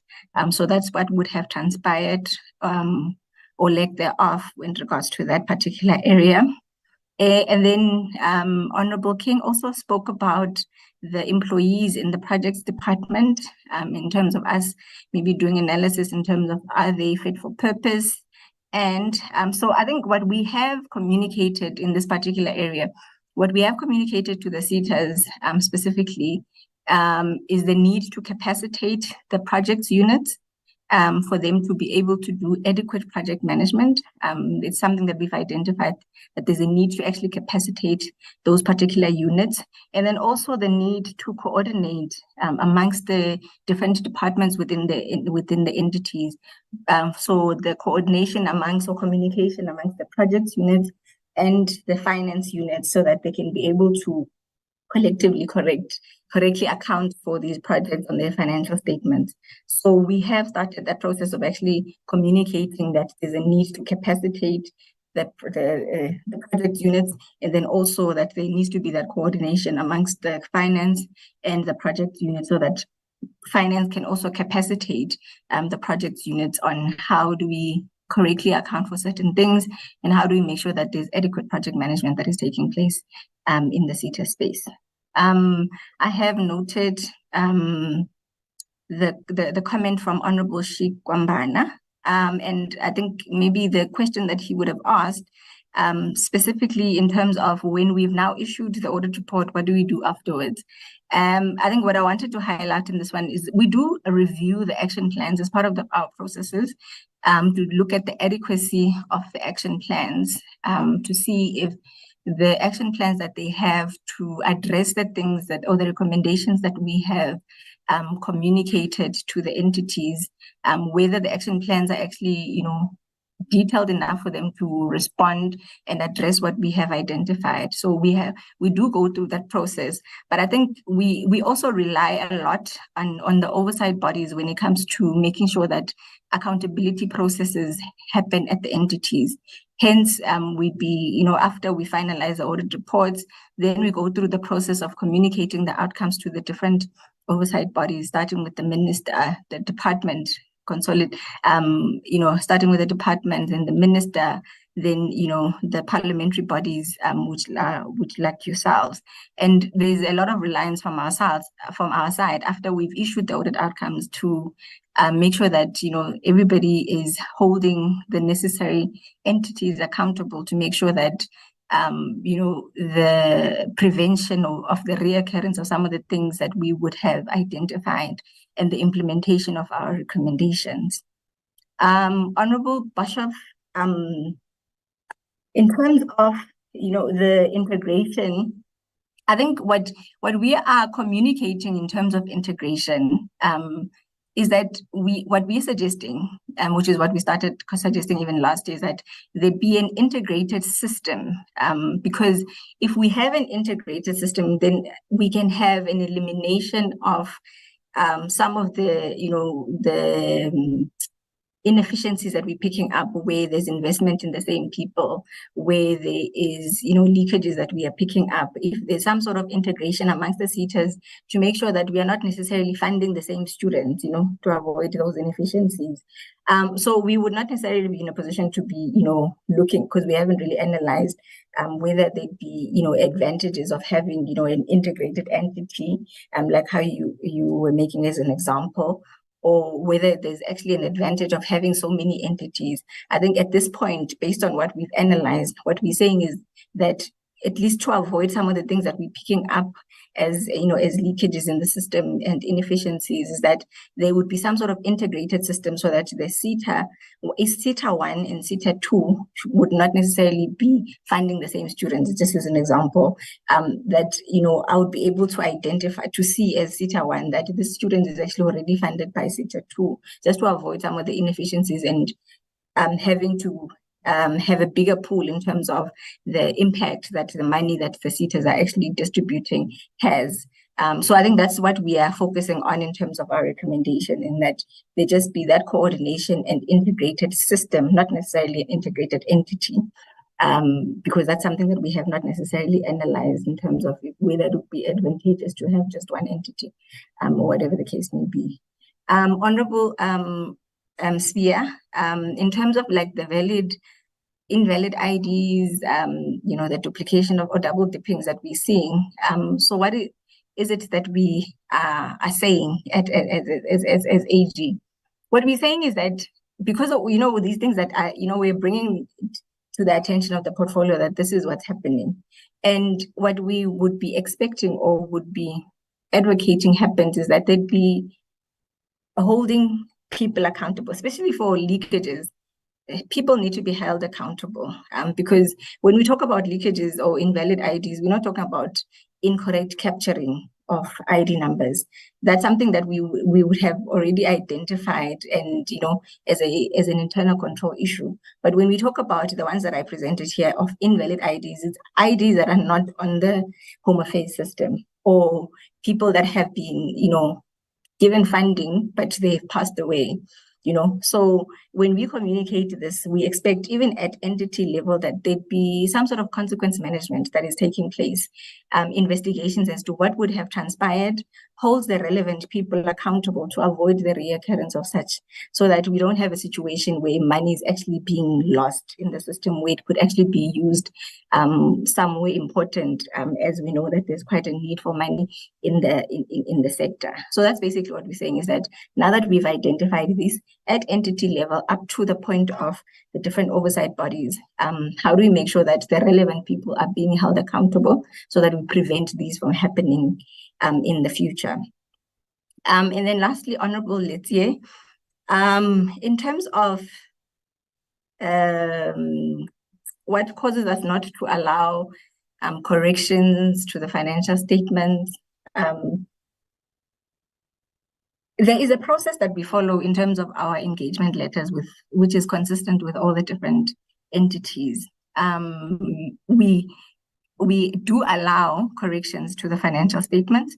We always communicate, which is something that we actually have in the engagement letters, that there's an opportunity once we've issued the findings that the entities actually make corrections. If you see one of the slides that are presented on, I think it's slide on financial management, when we look at the internal controls, I would have presented for the entities, the before financial statements, before adjustments and after, which is an indication that there's an opportunity for corrections to the financial statements. However, in terms of the auditing standards, then there's a process that is followed in terms of us as auditors allowing the corrections. There needs to be a demonstration of the process that would have been followed by the entity for us to get the assurance that the necessary adjustments would have been followed. So it's actually a different case in different entities, but following the same standard or same process in terms of you bringing to our attention what it is that you are going to be, that you would have done to make the correction. Do we feel like it's something that is adequate to make a correction to the financial statements? Then we allow that correction and then we audit it. Obviously, up to a certain limit, because we need to be reporting on the financial statements. So I wouldn't really say there'd be instances where we're not allowing corrections. It depends on what would have transpired in terms of the communication and what we would have, you would have demonstrated to the auditors on what you have done to actually make the correction. Because when we're saying you are not allowing the correction, we would have assessed the work that you would have done, and then we're seeing that it's not really enough to address what we have identified, then we say we are not allowing that adjustment. But having given you an opportunity to go back to your financial statements, going back to your records to actually correct the misstatement. However, if we feel like you are not necessarily doing the correct adjustment, then we don't allow the correction to be processed on the financial statements. So that's a process that we follow in terms of just the auditing process. In terms of the reserves, I think what we're communicating in terms of the reserves is just that we're seeing that there has been an accumulation and the big number of reserves that are sitting in the books of the on the different entities. We haven't really done an analysis in terms of the interest that they've accumulated, but what we're saying is that there's like a lot of money that is sitting in the SETA space, and there needs to be an analysis that is done by the department to make sure that there is alignment between what is sitting in their books and the commitments that they have, so that the funds could actually be directed to where there's a need. I think that's what we are analyzing there. But in terms of interest, we haven't really looked at how much interest they're actually accumulating. But that's basically the total balance in terms of what's sitting in their reserves for that. And then in terms of audit outcomes, there's repeat offenders as would have been classified, anything that they should have done or what did they not do. So there's quite a number of entities that are sitting as repeat offenders, like your construction SETA, as the honorable member correctly mentioned, construction SETA, your services SETA, and your construction SETA and services SETA actually still qualified on the same matters that they were qualified on in the prior years, using those as an example.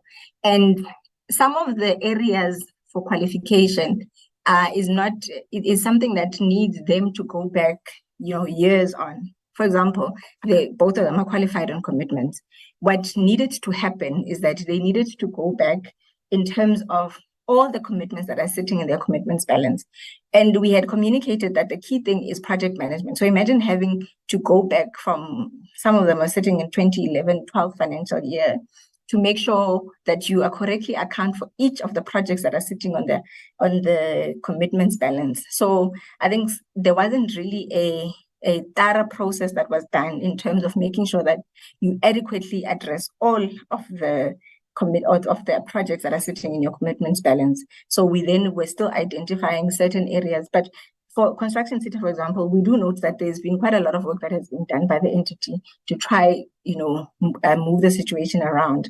But for them to get to a point of actually cleanly reporting on commitments, they need more time. Hence, I think maybe it's something that they'll be able to deal with in the next financial year.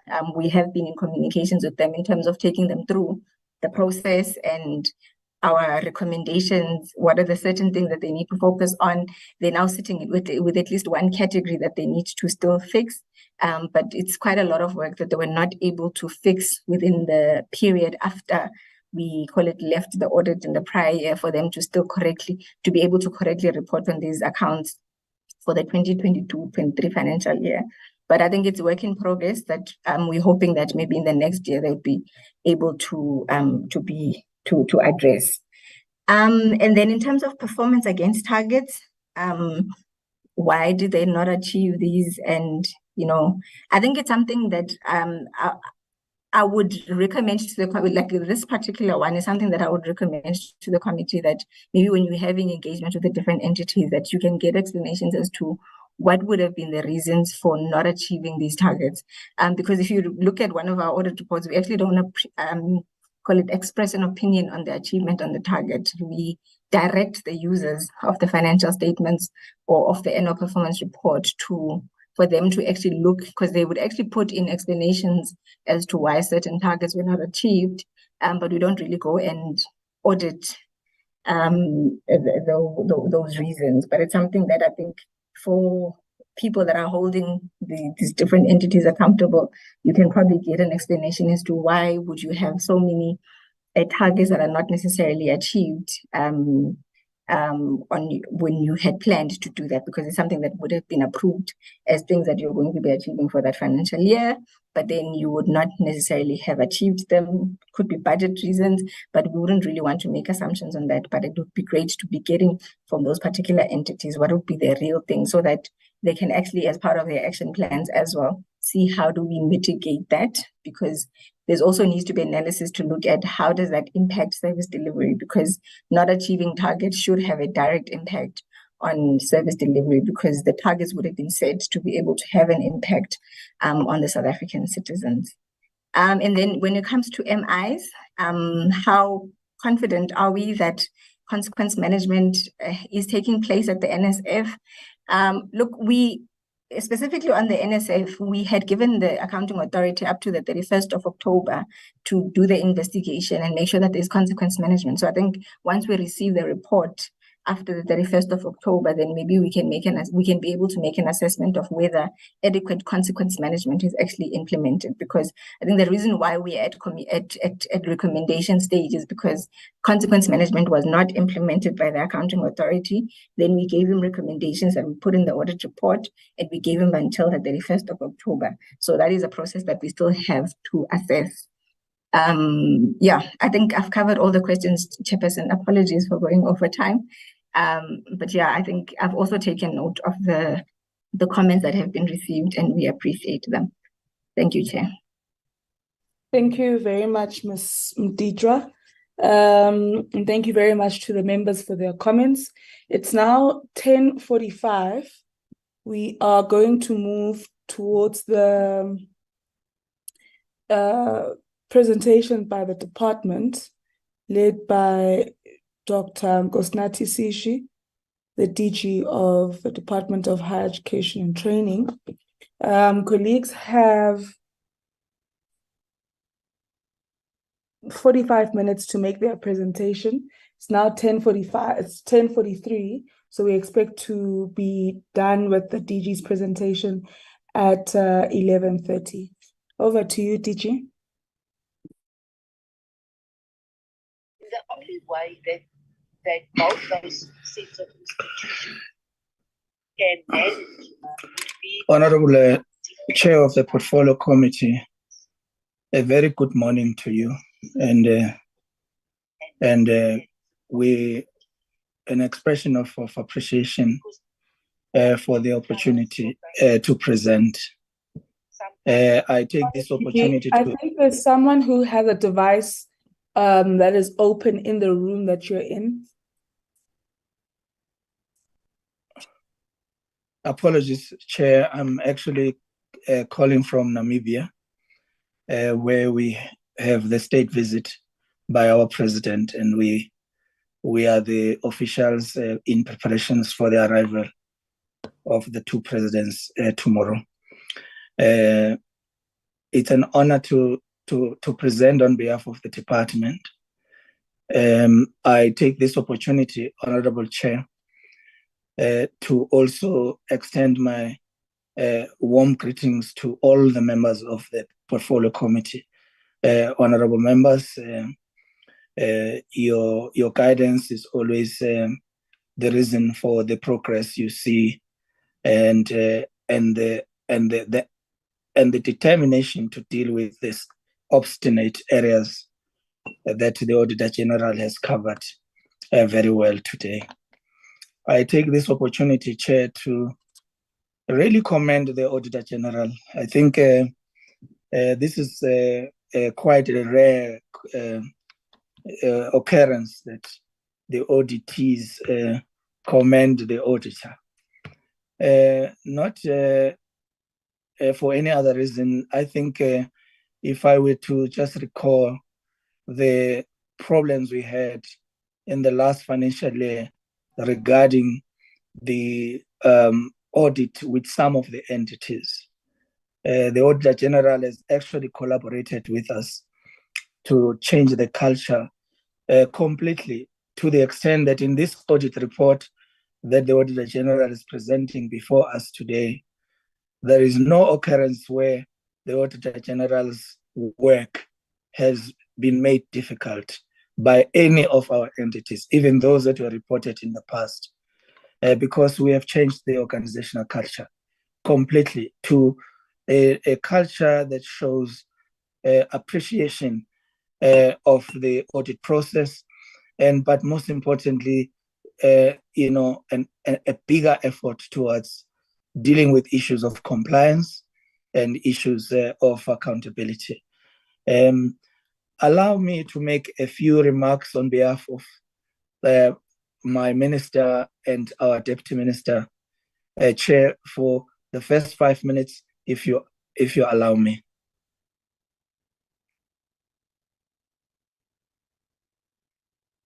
Yes, you may go ahead, DG.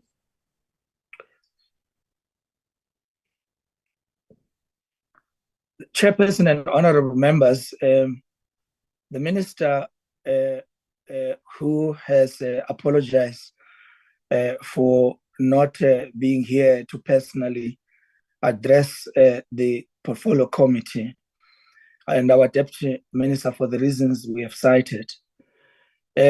We are honored to be afforded the opportunity to present before this committee our annual performance report for the 22nd and 23rd financial year. In this report, we will reflect on our achievements on both the financial and non-financial information for the year under review. We also present our annual performance within the context of the socio-economic challenges that have been facing the country and negatively impacted on the fiscus. I think the proposed austerity measures by National Treasury are an indication of the difficulties that the entire post-school education and training sector is confronted with. Despite these challenges, our focus on the strategic outcomes have not shifted. Once again, during this year under review, our department had to lead a review process to adjust the enrollment plans for all of our universities and colleges, particularly for the 23rd to 2025 academic years. In this regard, we wish to commit to the changing of the size and shape of the post-school education and training system to ensure that there's more college learners, there's more college enrollments going forward. As we draw closer to the end of the sixth administration, this is a great opportunity to share with this committee the progress we have made towards the attainment of the 2019-2024 medium-term strategic framework outcomes. In this regard, Chair, allow us to just cite but a few of these. We would like to start with the student funding, which I think we the members are well familiar with our updates and reports in this regard. I'm glad that we are making significant strides in expanding access to education and training opportunities. For example, since 1991, NSFAS had a budget of 21.4 million to fund 7,000 students. And today we talk about 45.7 billion, significantly increasing the number of students funded, which has now reached a million mark and in fact exceeded it. This represents an unprecedented growth in investment in our education future. Our minister is also glad that our mission of consolidating the student funding policy in the sector is on track. Based on the extensive consultations with the financial institutions, student organizations, universities, our TVET colleges, governance structures in all of these institutions, and of course, international benchmarking, will shortly be submitting a clear proposal on a comprehensive student funding policy to Cabinet. May I indicate, Chair, that if we've said this in the past, may I indicate that as the DG of the department, I've now recently presented to FOSAT cluster, social SPCHD cluster, the proposals which have been supported, as we have now alerted our Cabinet Committee that we are ready to present.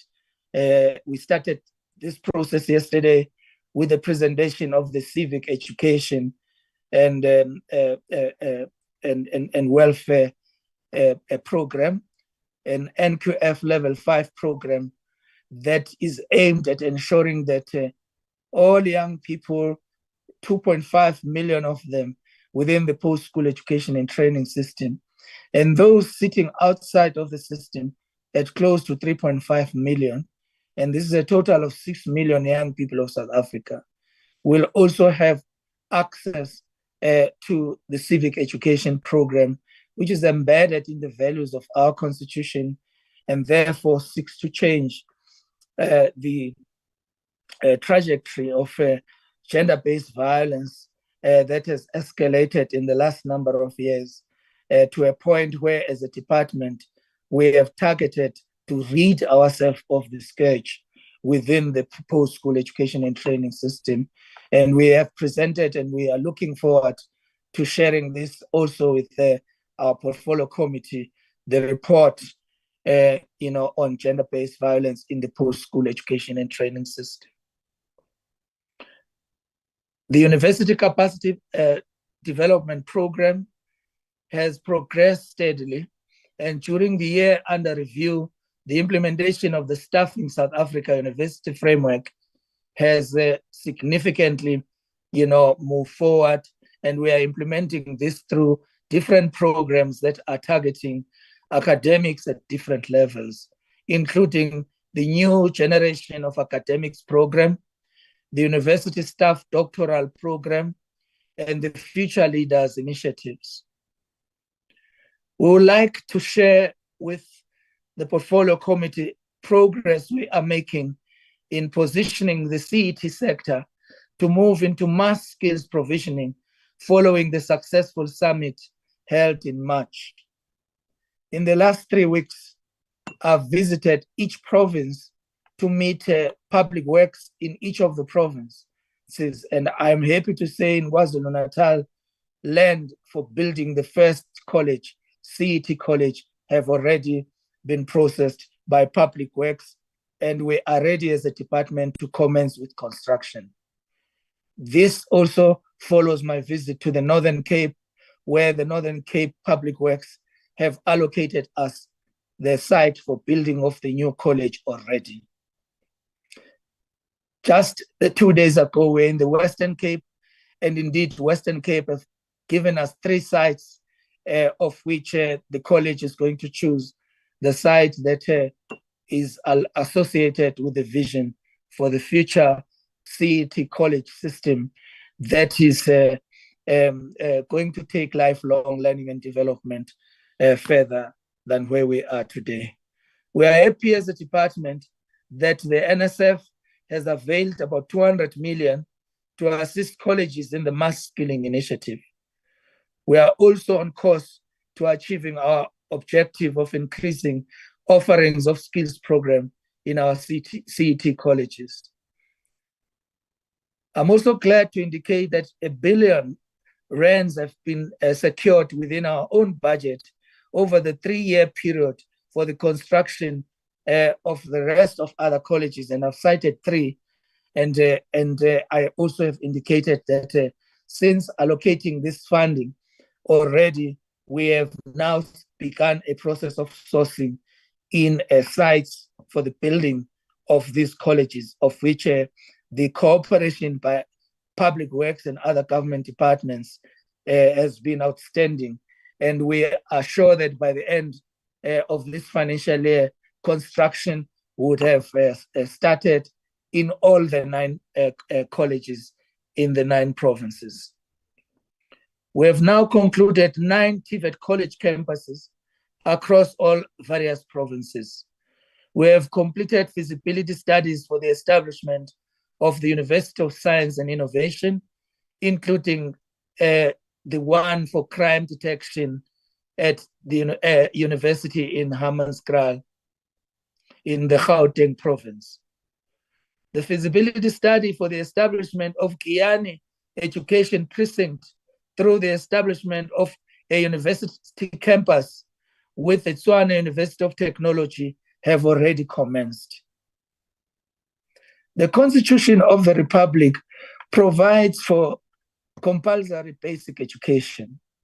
But when it comes to further education, the Constitution says that further education and post-school education shall be made available as the state develops the capacity to do so.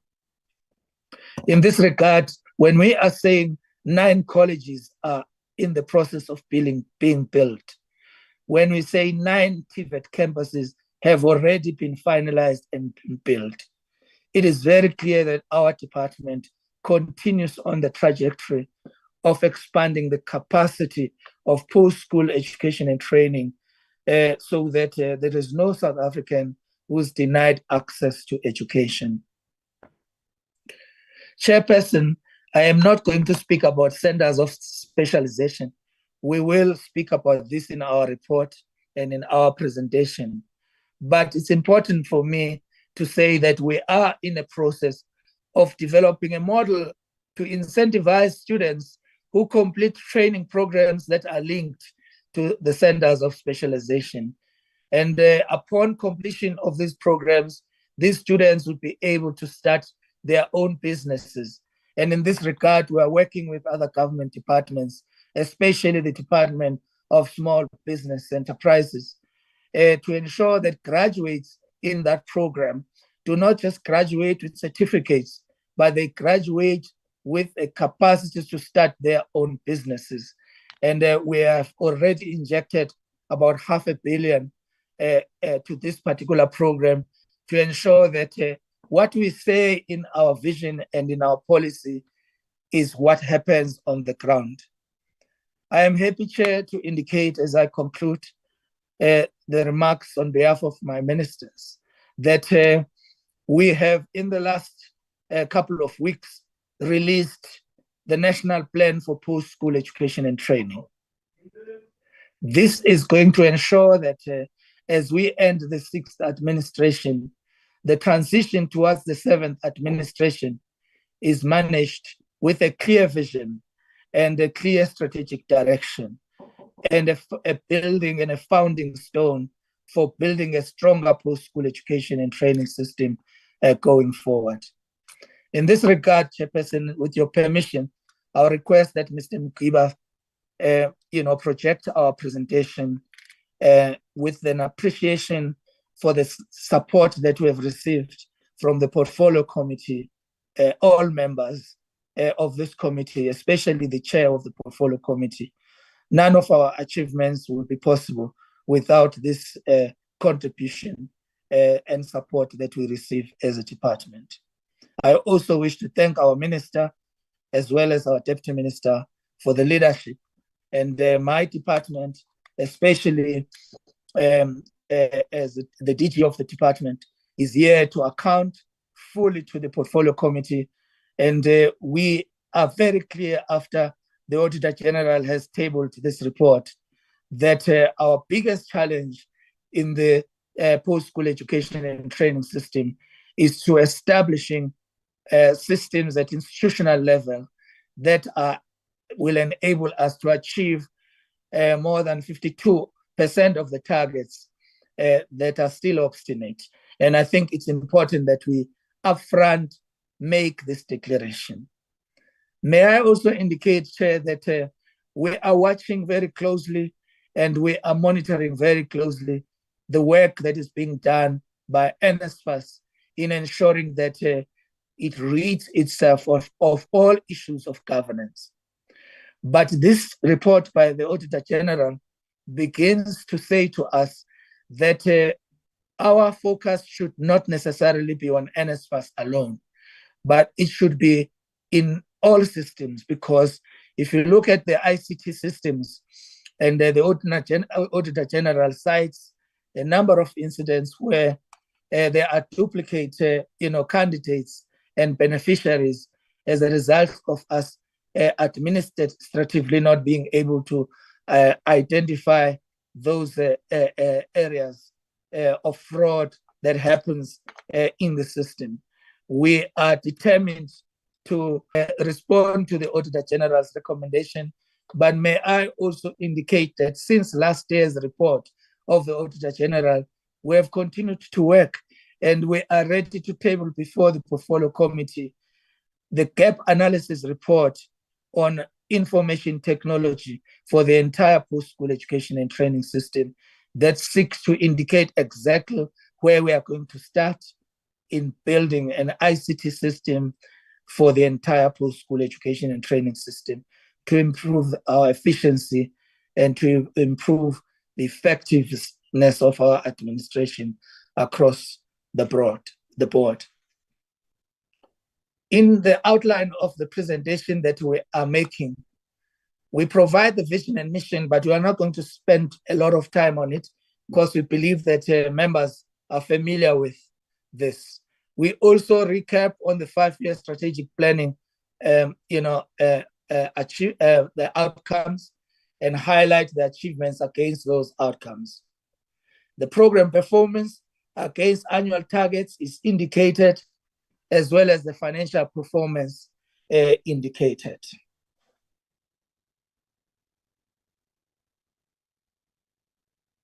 Ours is for an integrated and coordinated system.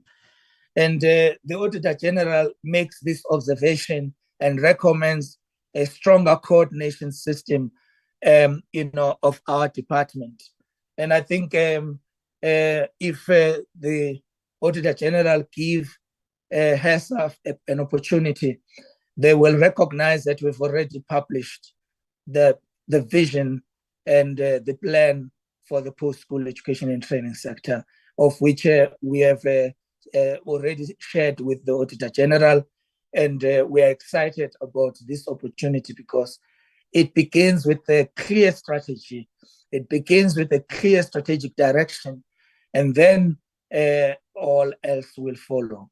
And I think in this regard, our department seeks to continue to provide a strategic leadership, developing appropriate steering mechanisms, ensuring effective oversight and monitoring and evaluation, ensuring the funding of the institutions and entities in strategic areas, and providing support services in teaching and learning, as I've cited the UCDP program in our universities.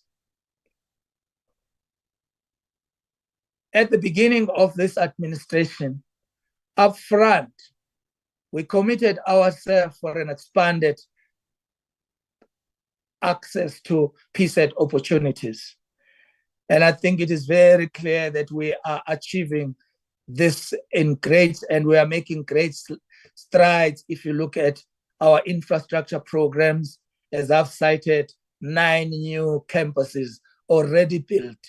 As I've cited, 2 new universities already built. As I have cited, 2 additional universities already in the process of being built and feasibility studies completed. The improved efficiency and success of our system has been a focus from the beginning of the administration. And therefore, you have seen our progress not only in quantity, but the quality of provisioning has increased as a result of the interventions that we've made.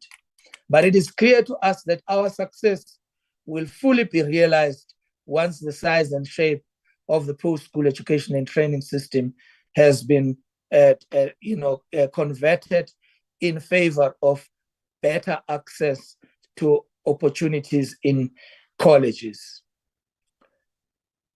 Achievements against the targets show that where our institutions are concerned, as much as significant attainments have been made in terms of our annual targets at head office and centrally, but our target and our focus needs to be more at the level of our institutions where there are targets that relates to issues of enrollment that needs to be changed, that needs to still be achieved. And until enrollment improvements towards better enrollments in our colleges, this is going to continue to be a struggle. And we are determined to turn this around. And I'm happy, Chair, that as I say so, when we present our financial report, a department allocated 130 billion of the taxpayer has presented an audit financial statement that has no findings. We are very, very happy. And for the first time in the history of our department, that our AFS has no findings. This is a building a trajectory towards clean governance, a completely clean administration, of which on our way towards clean administration completely. It is ensuring that we support our institutions, and the gap analysis report already begins to indicate exactly where we are going to start, exactly in which institutions we are going to be focused.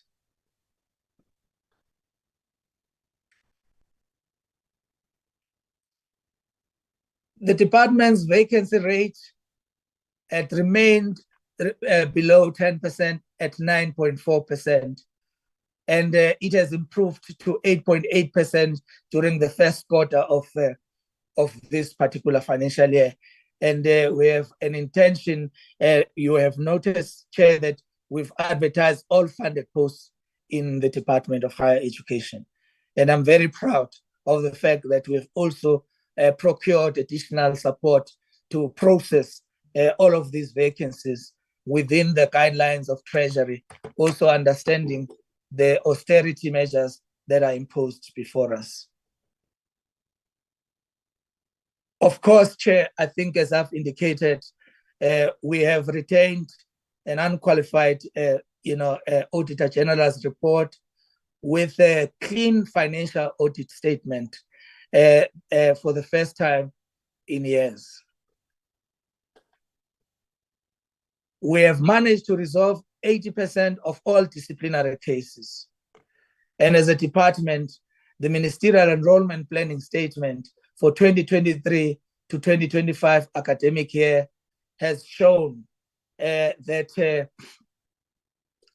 we have reviewed and our minister have also approved it, aligning this work with the strategic priorities of our government, especially the ERRP, as well as the institutional capacities, infrastructure master plans of our universities.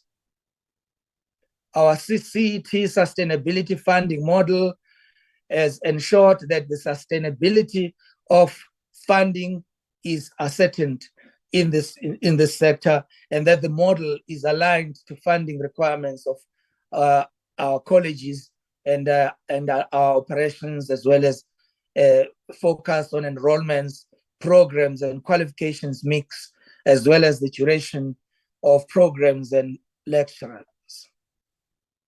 The standard operating procedure and operating manual have been developed to facilitate the implementation of the CET sustainable funding model. I am happy in this regard, Chair, and members of the Portfolio Committee, to report that yesterday at 11:30, myself and the Minister presented to the President of the Republic the civic education program that is going to be driven by community education and training in collaboration with Higher Health in South Africa, a program that is targeting 6 million young people of South Africa.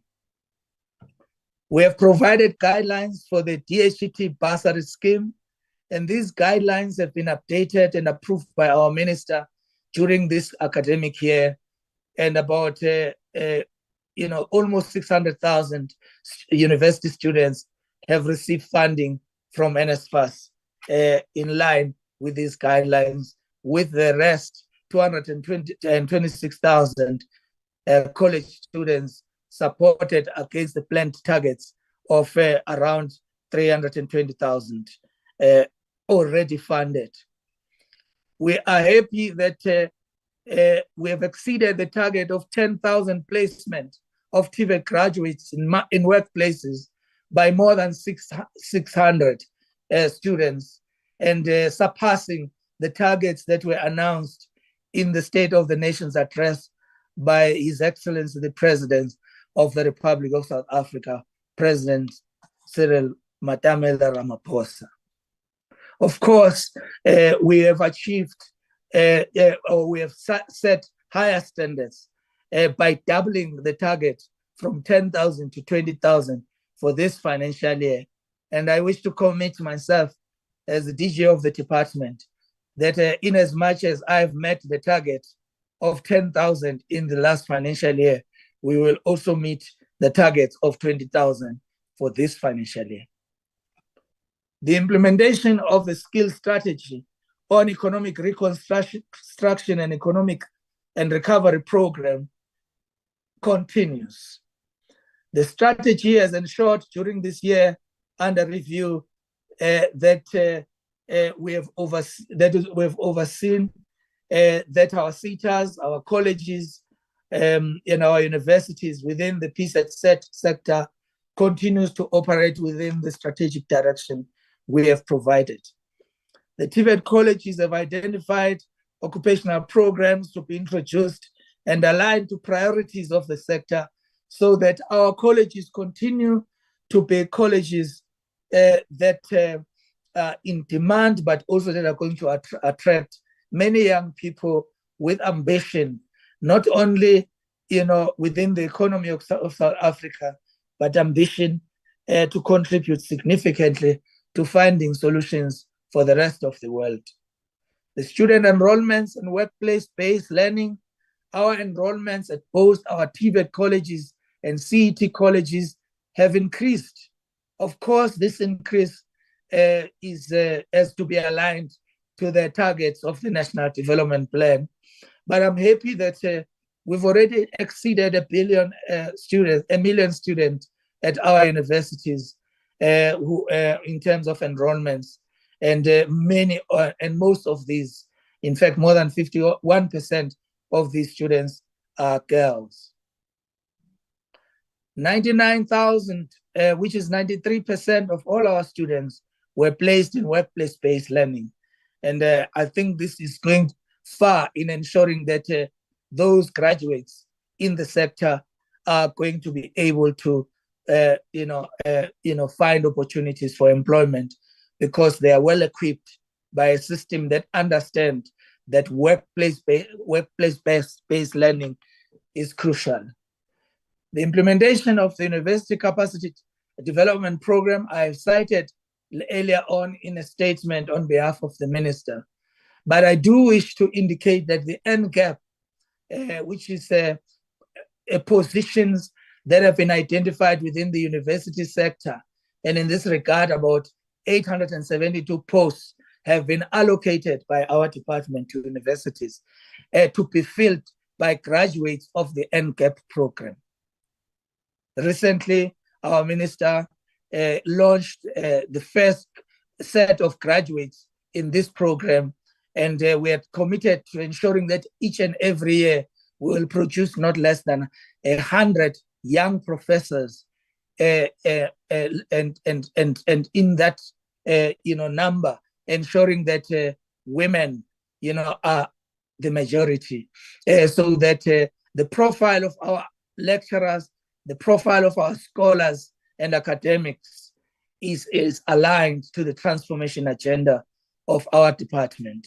A total of 188 of these lecturers that are part of this program have already acquired their PhDs.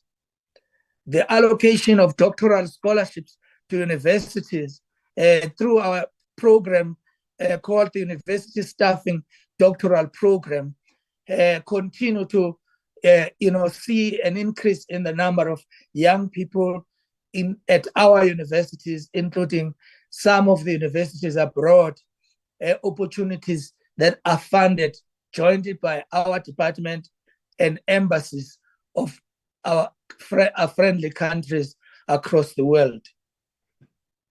The allocation of doctoral scholarships continues, and a total of 324 academics have benefited from this. 40 academics are supported 40 of the total that are supported are completing their PhDs in this financial year, and the allocation of scholarship for master's program focused on critical skills areas in the economy also is a significant achievement to be reported upon. Next.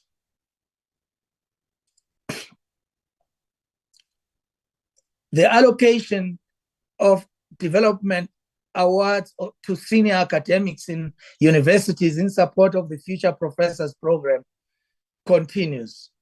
171 senior lecturers are participating into a structured program to develop them towards professorship positions currently. 114 lecturers are supported in the program, with the rest onboarded in the financial year 2024 to 2025 in all 26 universities that are participants in this program.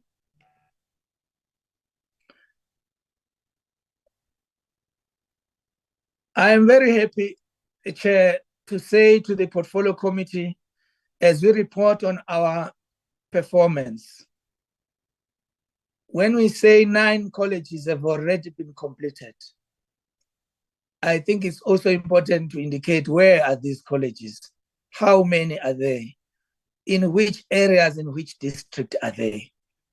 One of these is in Umsinga, Umgungundlovu TVET College. One at Umzimkulu Esaiti, the other at Nongoma, the other at Kwaqigazi, and the other at Inkandla. We've got another college in Greytown, another in Pambanana, another in Bergville campus, and in Fried campuses, which are under construction, and some under still planning. 182 million transferred to DUT already towards the completion of the Imbali precinct, of which the engineering building of it is 95% complete. In this precinct, the ICT hub project at the planning stages is being built as well. The campus of Ulundi at the University of Zululand also has benefited from this program. This is initiatives in the province of KwaZulu-Natal. In the province of Gauteng, we have built, or we have finalized the feasibility studies for the building of the 2 new universities in Eguruleni, and the project management panels and designs will be finalized in specific dates indicated. There are challenges that are cited, and I think we have mitigation strategies for those, and we're providing also progress in the respect of issues of integration, the issues of alignment and coordination, and all of these are the issues which the Auditor-General have tabled, and we are showing that we are already doing work in towards dealing with these issues. Of course, more work needs to be done in this regard.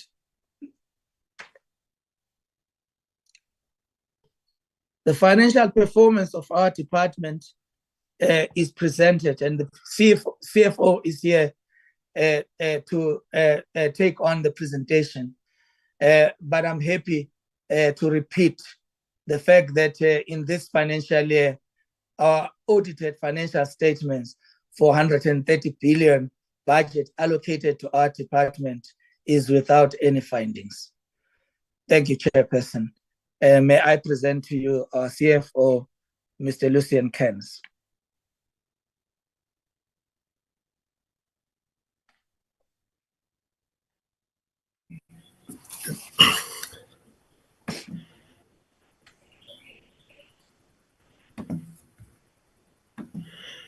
Thank you, DG, and good morning, Chair, and honourable members of the Portfolio Committee, DG colleagues. I will just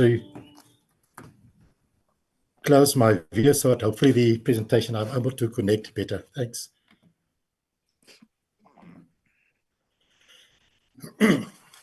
For the financial performance for the year, the report comprised of the report for the accounting officer, the report on the audit committee, the report also of the Auditor-General to Parliament, the financial statements, and that includes from the appropriation statement through to the statement for supplementary and its annexes. The focus of this section is on a brief summary of each report, a summary of the financial statements, the action plan to address the audit findings and to enhance controls, the impact of the 2022-23 financial outcome of the department operations. So for the report of the accounting officer, the report of the accounting officer provides a summary of the financial affairs of the department, including an overview of significant events, key policy decisions, and spending trends that include the matters addressed by the relevant branch heads on performance of each branch. So it further includes a narrative pertaining to the services, capacity constraints, the organizational arrangements alongside the corporate governance endorsed with the department. And that is presented in the report from pages 196 to 235. The report of the Audit Committee. The report of the Audit Committee expresses the committee's views on the effectiveness of the internal controls within the department, the quality of in-year and monthly quarterly reports in terms of the PFMA. It also contains the evaluation of financial statements, as well as the operations of the internal audit and the risk management within the department. So based on the information contained in the report, the Audit Committee has expressed its satisfaction with the content and quality of both the internal and annual financial statement. The performance information reporting still require improvement. And I think that was evident during the presentation of the Auditor-General South Africa. The committee expressed concern on weakness in the system of internal control. Again, this was also reverberated by the AG. Concerns were raised on action plans that were not effectively and timely implemented during the year. Concerns were also raised on the organizational structure that is inadequate to support the mandate and responsibilities of the department. The Audit Committee accepted the conclusion of the Auditor-General on the annual financial statements and were of the opinion that the audited financial statements are accepted and read together with the report of the Auditor-General South Africa. The detail is in the report pages 236 and 237. Slide. Yeah, thanks. Report of the Auditor-General. The report is available on pages 238 to 247. The department received an unqualified audit opinion regarding its financial statements without material misstatements. Material findings were, however, identified on the usefulness and reliability of performance information, and we've indicated just on a high level the various programs and what is contained in there. Program 3, number of university students receiving funding through NSFAS bursary annually, and proportions of universities lecturers who hold doctorate degrees. Program 4, there were concerns about the number of TVET students completing in CV level 4 annually, the throughput rate for TVET in terms of in CV, the number of unemployed TVET students placed in workplace annually, and the number of students enrolled in the PLP for improvement successful and percentage of TVET college lecturers, lecturing staff appropriately placed in industry or exchange programs. Program 5, the number of artisans competent annually and the number of learners who completed internship annually, percentage of allocated SETA mandatory grants paid to employers, the number of learners who completed learnership annually, and the number of learners registered on the skills programs annually. And of course, program 6, the number of students enrolled at CET colleges annually, the number of CET students completing the GETC, and also level 4 annually. Percentage of CET college compliant with the policy on the conduct and management of examination and assessments annually. And the last one, I think, is the percentage of CETs that meet the standard of good governance. This is very high level that was extracted from the report for the various programs. There were no material findings on compliance with specific matters in key legislation set out in the general notice issued in terms of the PAA. Then we just give you a high level or indication of the appropriated statement. As you can see in summary, the final appropriation for the year is 130.5 billion rand, and that includes for the voted 109.7 billion, and direct charges is 20 billion. That amounts to about the 130.0. That was the actual expenditure. As you can see, there was a variance of 462.9, which is a variation of 0.3.5 of the total vote, and that is within the parameters of what Treasury allows, up to a maximum of 8%. 0.35 SCF. Yes, sorry, DG, 0.35. So the detail in terms of this expenditure per program and per economic classification is also contained in the report, pages 251 through 277 of the report. What you have now in front of you is per program, program 1 to 6, and you can see what is the indication of the final appropriation. If you look at administration, and this is 503,504 million, and right through to direct charges, which is the last one there, of 20.8 billion, and you can see that makes up the 130.5 billion that we were speaking about earlier. You can also then see it ties up with the variance that I've indicated, as well as the percentage of the deviation of 0.35%.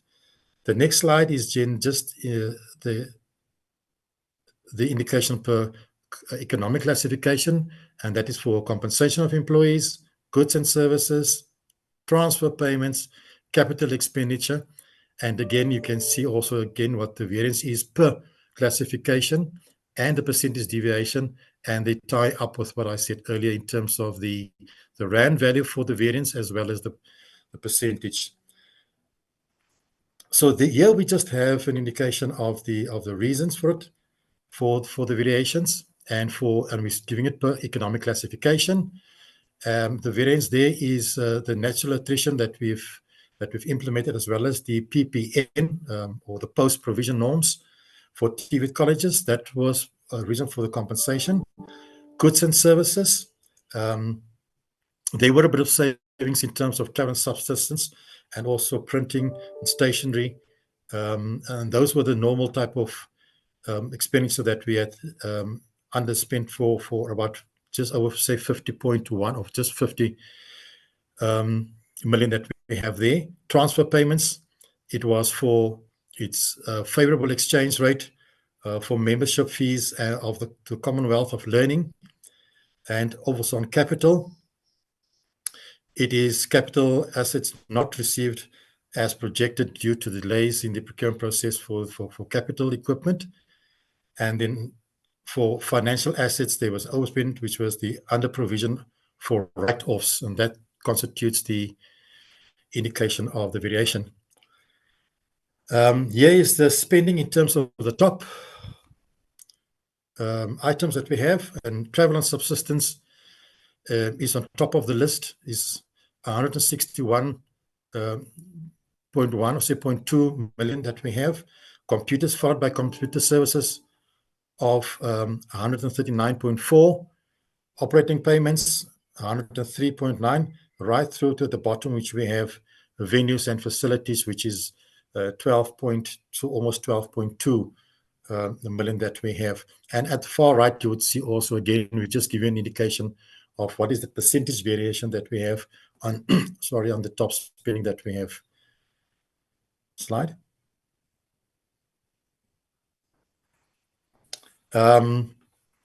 Then for universities, so let me just see if I can remove this.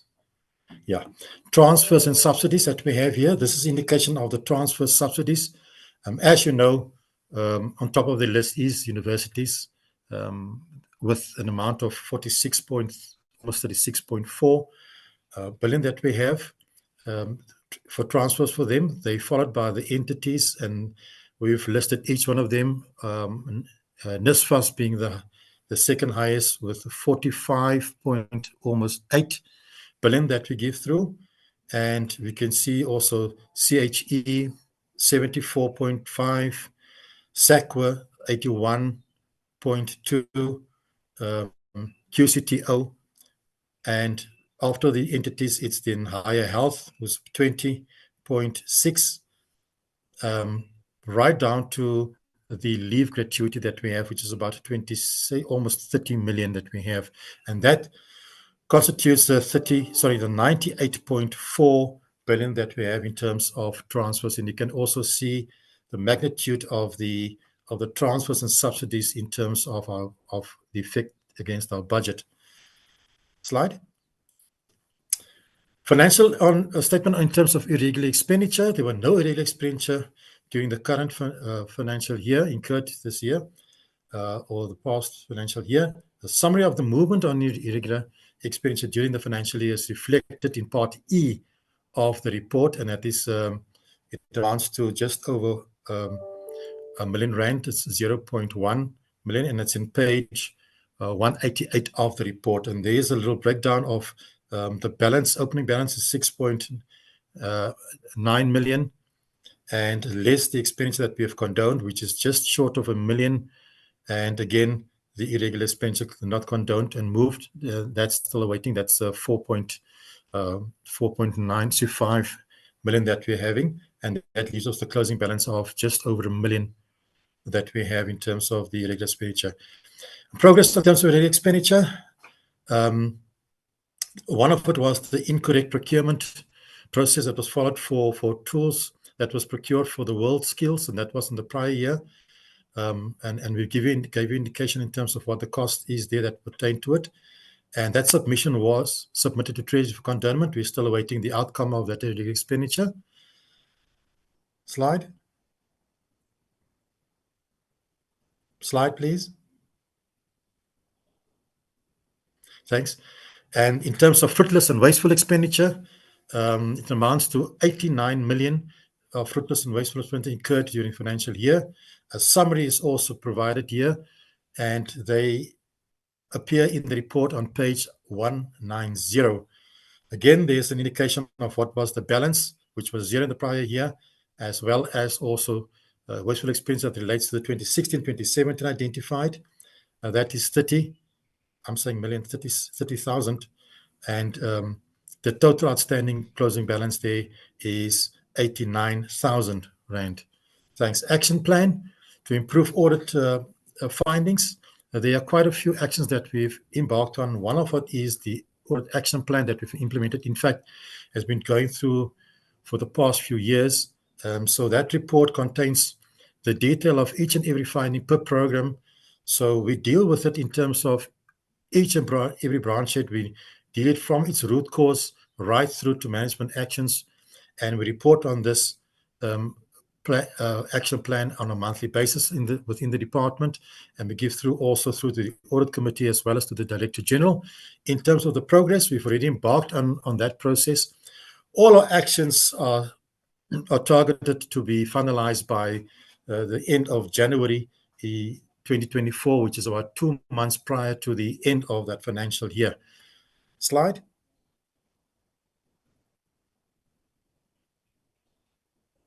Slide, please. Sorry. That, I think that is, and the last portion is just further actions in terms of the improvement on audit findings. We have also, let me just go through it. The level of spending did not have a negative impact on the operations of the department. Measures were put in place to prevent overspending and material underspending on terms of the vote. The outcome of the expenditure within the current economic pressures could place additional pressures on the department for the 23-24 reporting year. And there is also significant presence experience to manage the additional responsibilities and functions of TVET and CET sectors. I think we are at the end probably of the presentation, if I'm correct. Yeah, I think that contains it. Thanks, Chairperson and DG.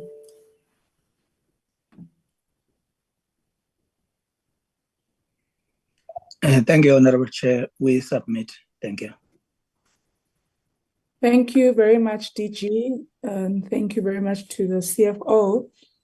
At this point, I'd like to note hands from members who would have comments, questions, recommendations. On my side,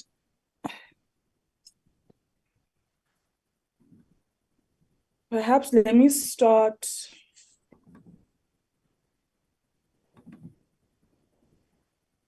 by welcoming the progress that you've been able to make in certain areas as the department. I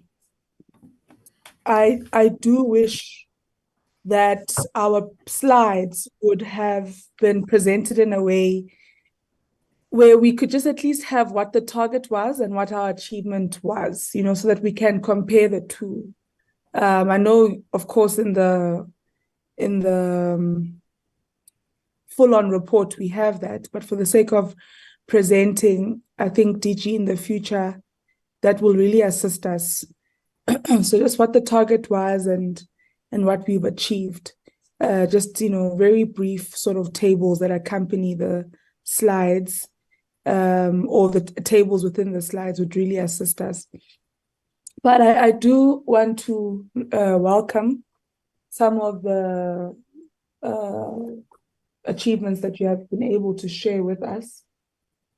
One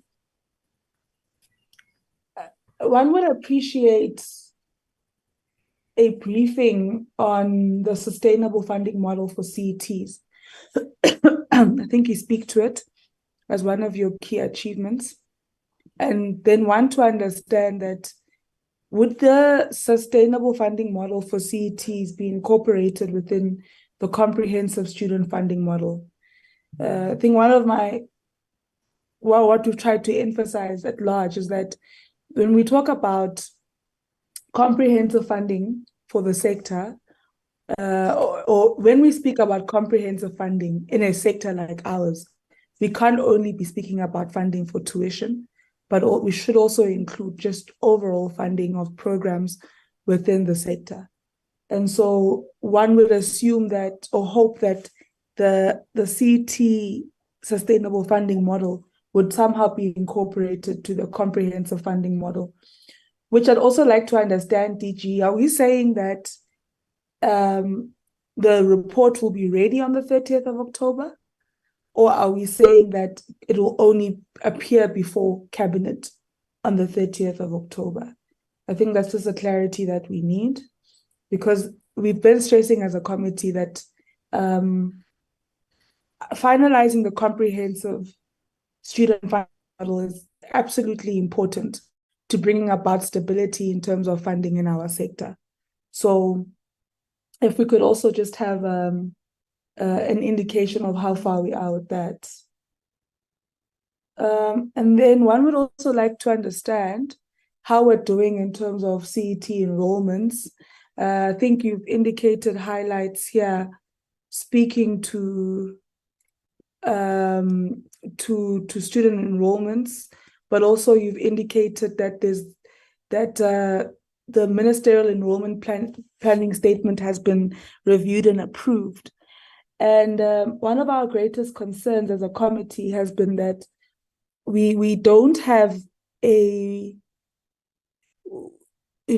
overall well-balanced enrollment within our CET colleges, right? I think we're doing extremely well in our TVETs. We are, in fact, oversubscribed. We don't have sufficient infrastructure. And of course, we welcome the progress that has been made with the TVET colleges in KZN. But so on CETs, we're not doing as well as we should be doing. And so the ministerial enrollment planning statement, I don't know if that also looks into what our plans are in terms of enrollments in the CET program. It doesn't help us to meet our targets in one province. We need to meet our targets in all provinces and therefore in all CET colleges.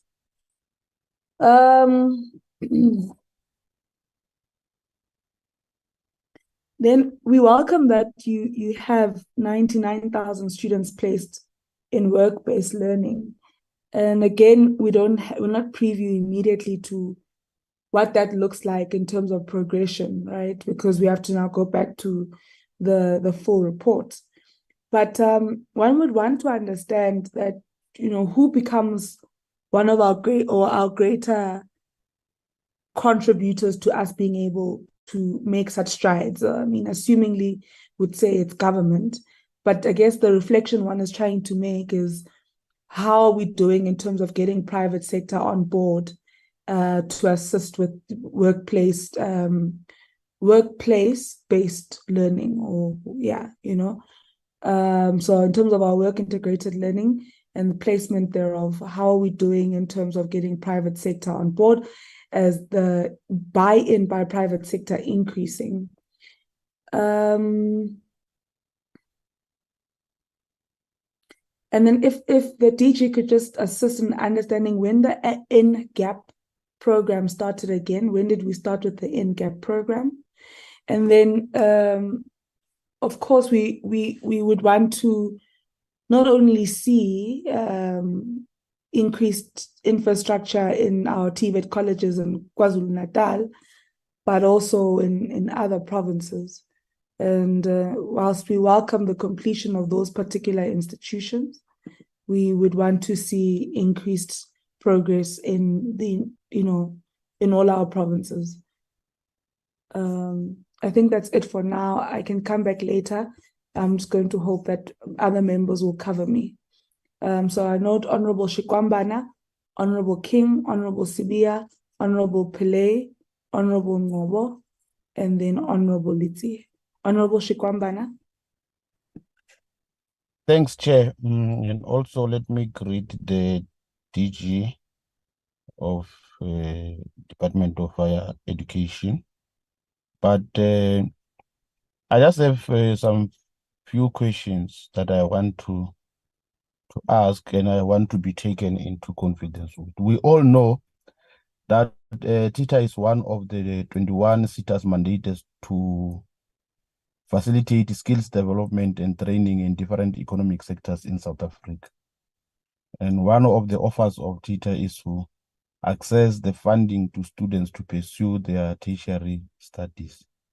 So I want to ask the department that in the current academic year, how many students received funding from TITA and under which field of study are those?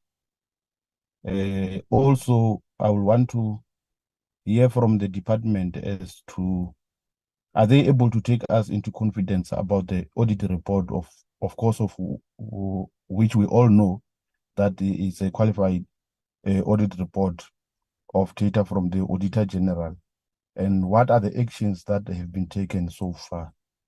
And if there were no actions taken, perhaps the department can assist us as to why there was no actions taken. And we understand that the senior management of TITA has several international trips that they embark on almost every month.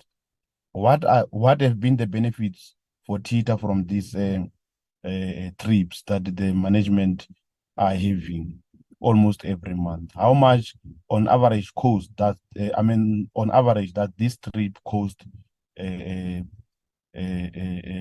entity, and how aligned are those trips with the TITA and the government mandate? I think that is what I would want to know from the department. Thank you, Chair. Thank you, Honorable Shikwambana. Honorable King. Thank you, Chairperson and TG. Thank you for your presentation. Chairperson, I'm also not asking a lot of questions. It's just that I am a bit concerned that when you look at the department's achievement in terms of its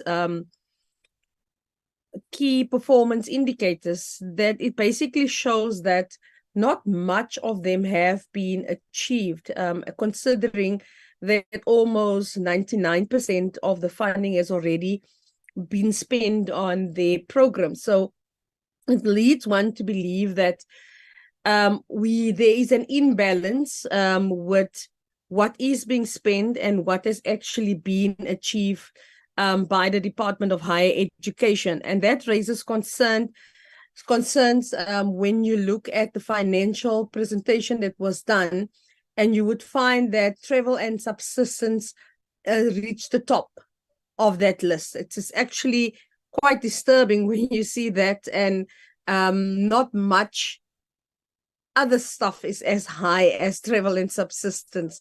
So that raises also concern. It also raises a concern in terms of the capacity. The Auditor-General did mention that the organogram is not sustainable enough for the work that needs to be done. And we need to find then if there was a review which took place regarding the organogram of the organization.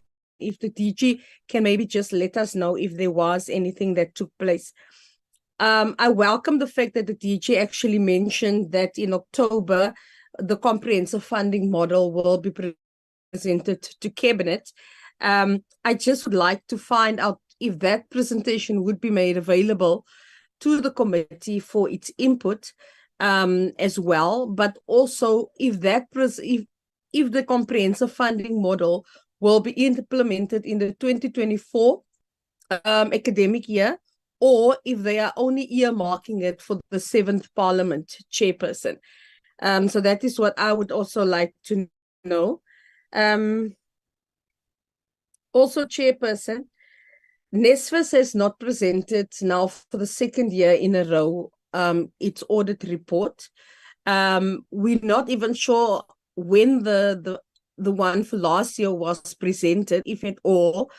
And we were not even furnished with the outcome from the Auditor-General on NSFAS audit outcome for last year's financial year. And yet we find ourselves again, Chairperson, this year that it has not been presented. I would really like the DG just to give us some clarity as to the reasons why this year the audit report of NSFAS were not presented to the Auditor-General, Chairperson.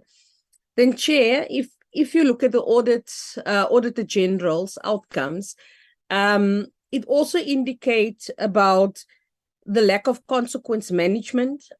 Also, there are challenges when it comes to internal controls. There are not proper project management taking place, and there are still concerns when it comes to the integrated systems between NSFAS, CETAS, FUNZA, and the National Skills Fund. This has been a recurring incident from last year, Chair, which leads one to believe that there might have been some challenges in implementing the audit action plans of the various entities.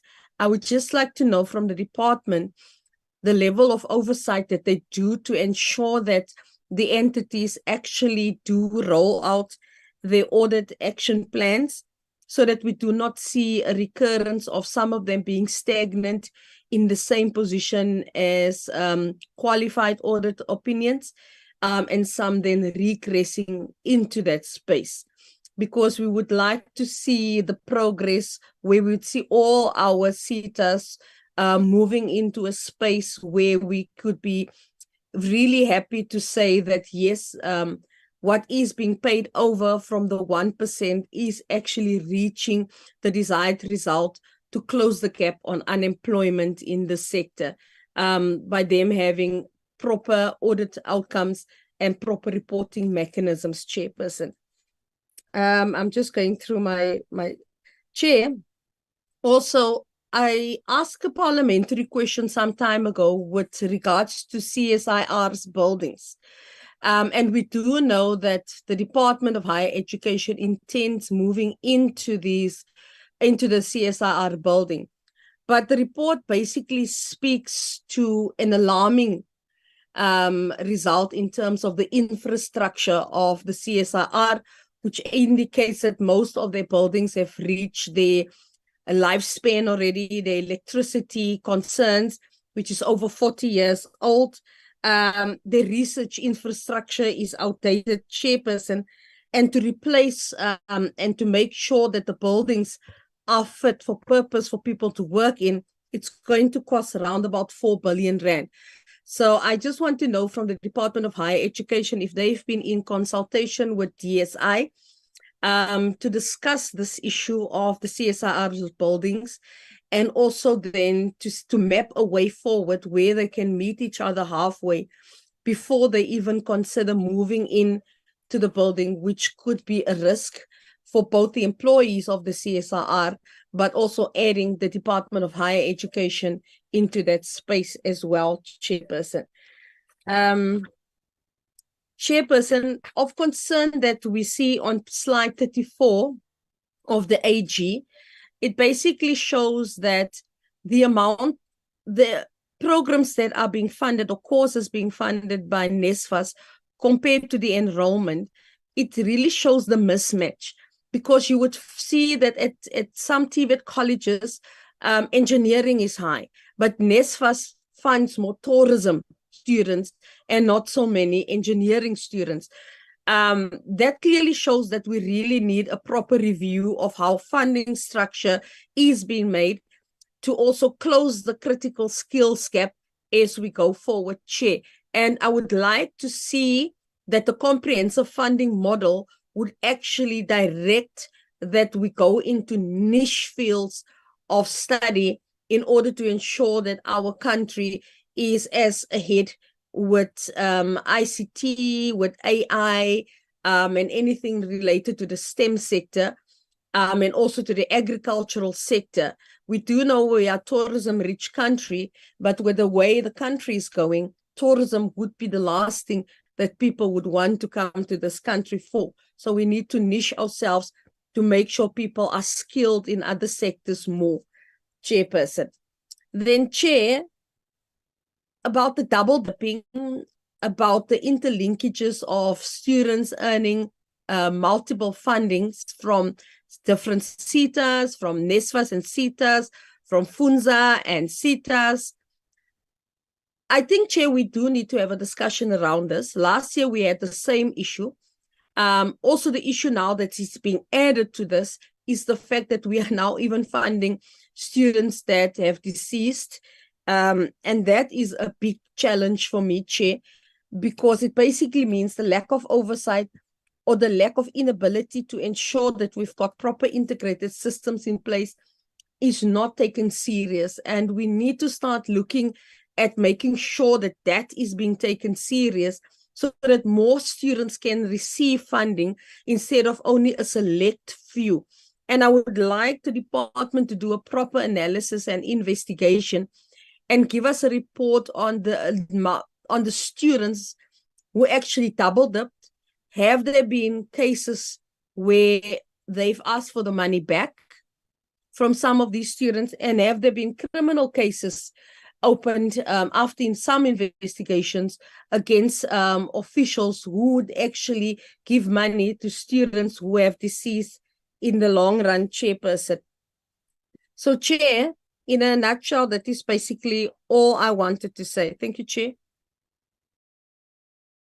Thank you, Honorable King. Honorable Pillay. Thank you very much, Chairperson.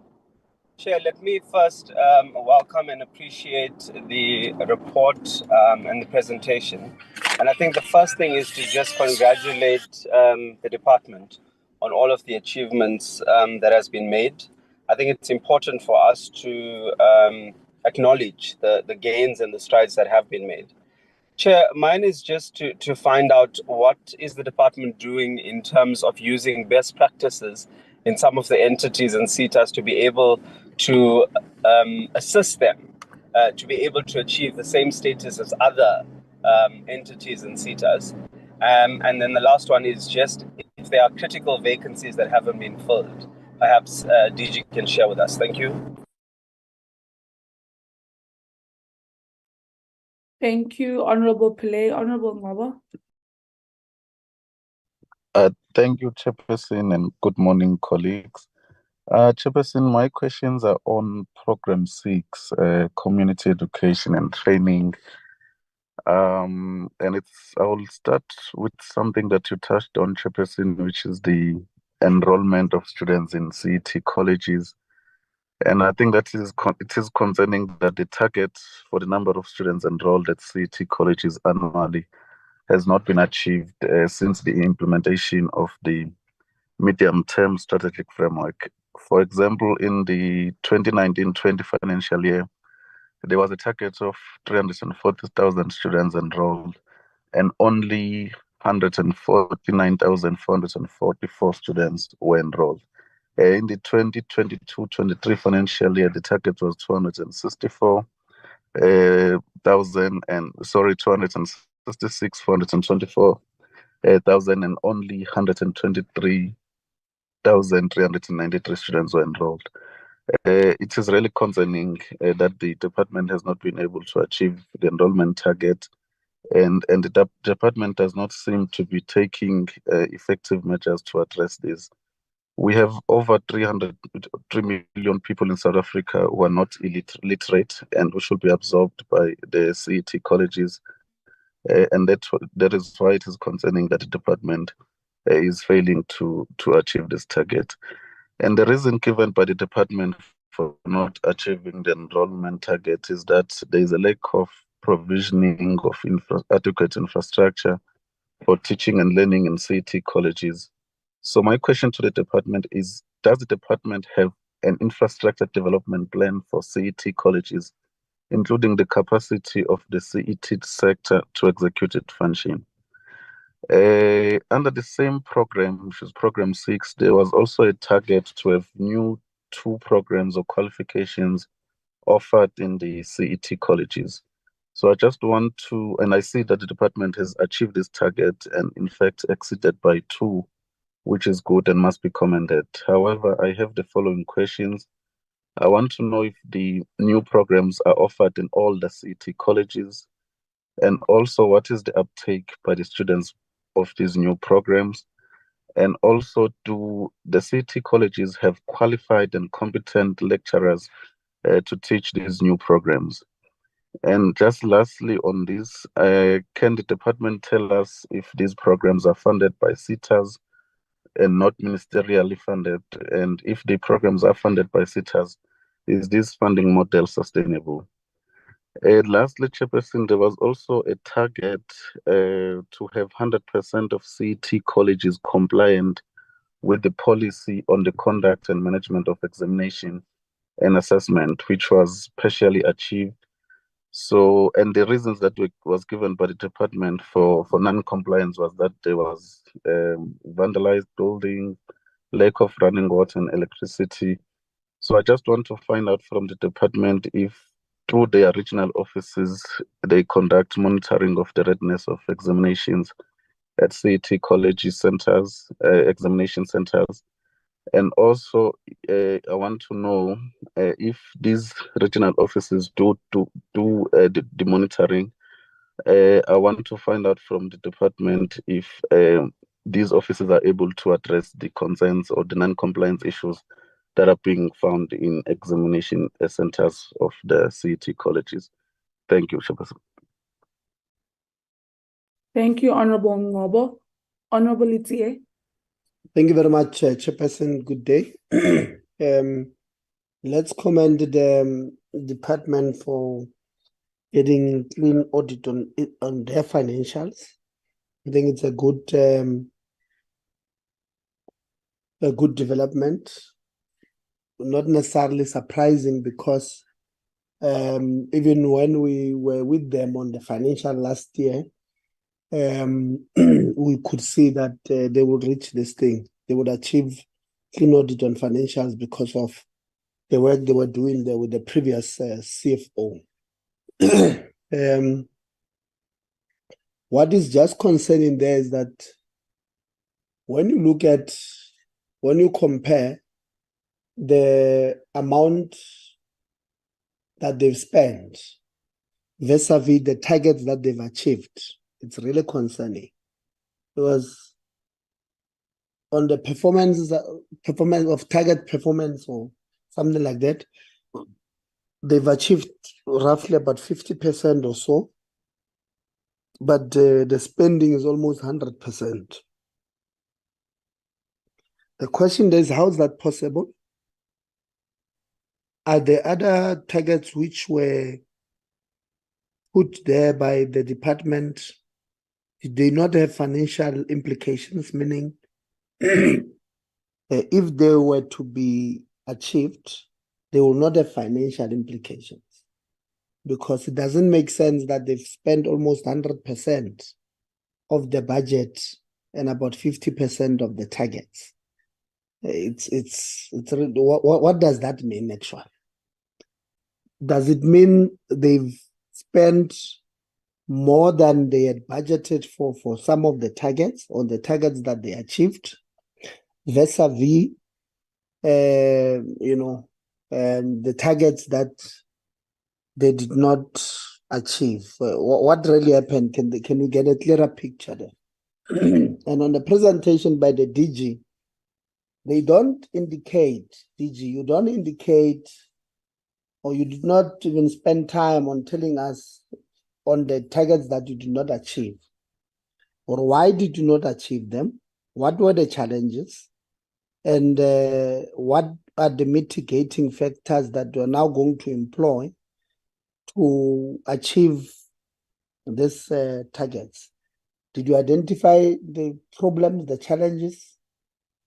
How are you mitigating them? What is the action plan, making sure that when you put together an APP, you just don't put together an APP of targets which are not realistic? So let them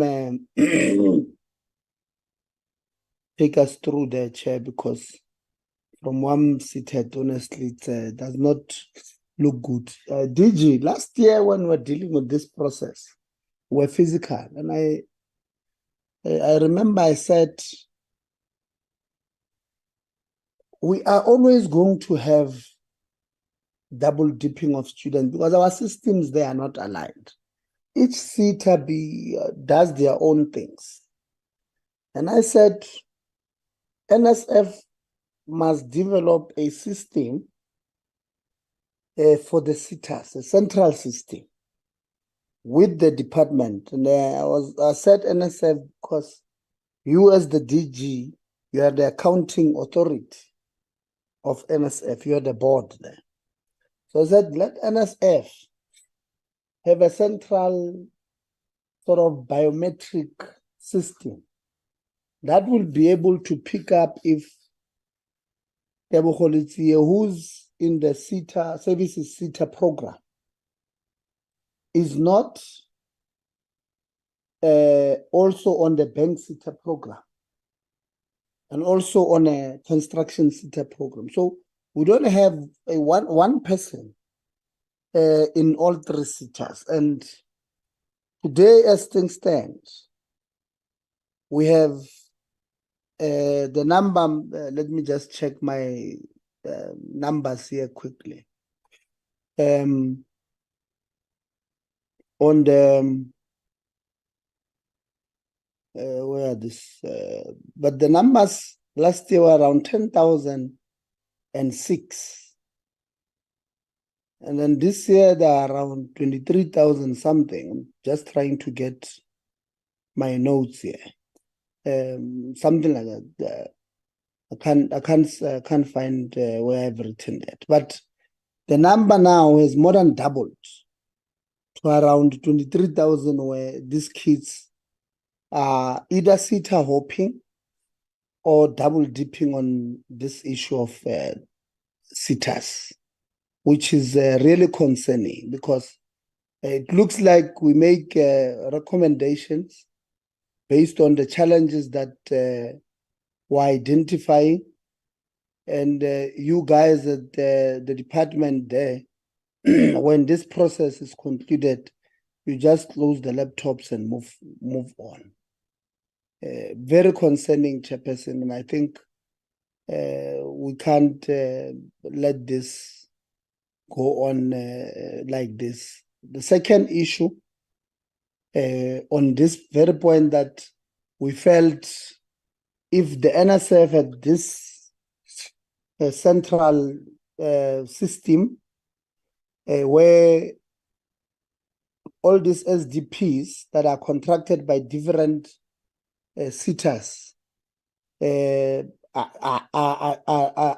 able to load their students on, and were able to pick them up using a simple ID, were able to check where they are. But secondly, we've seen that last year we had, I think, about 90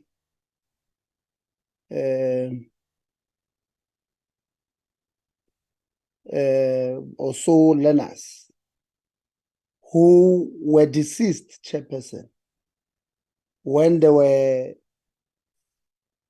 uploaded on the systems of these sitters. This year, the number is increased to around 172 learners. And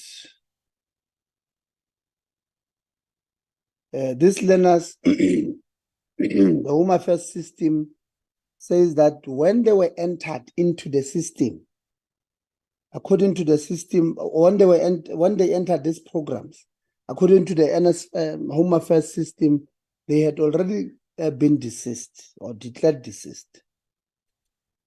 FoodBev has got about 25 of them. ETDP has about 80 of this. MQA 21, FPNM have got about 19, and so forth and so forth.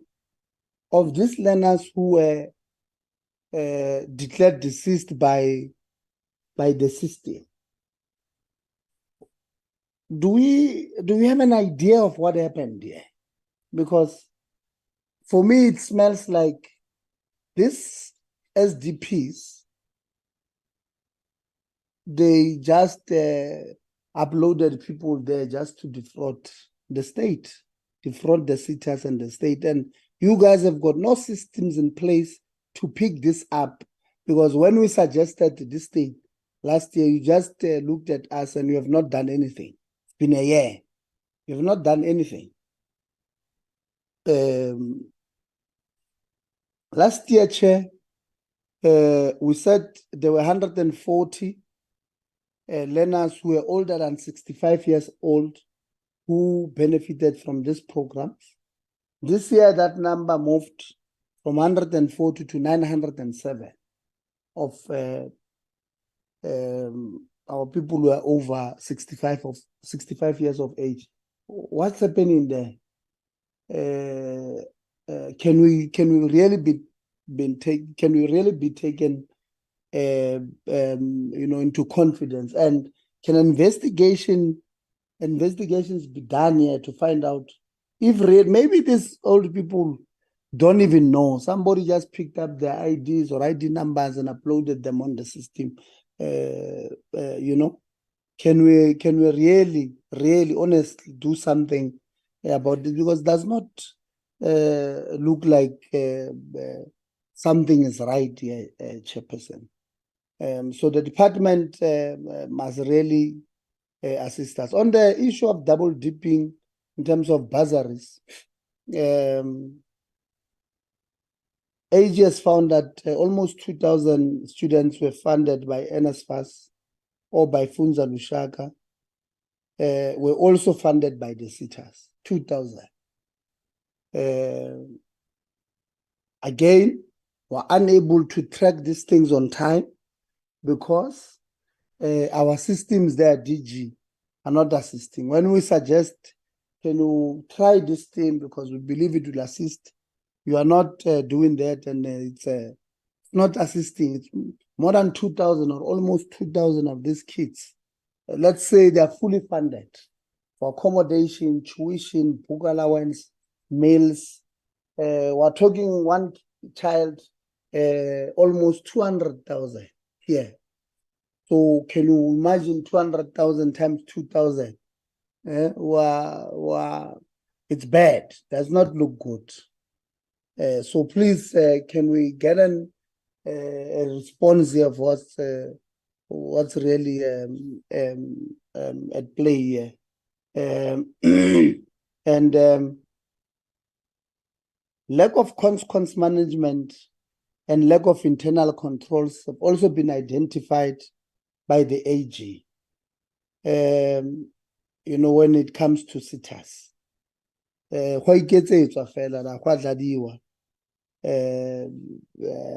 know, but why get it with state resources and no one is doing anything, DG.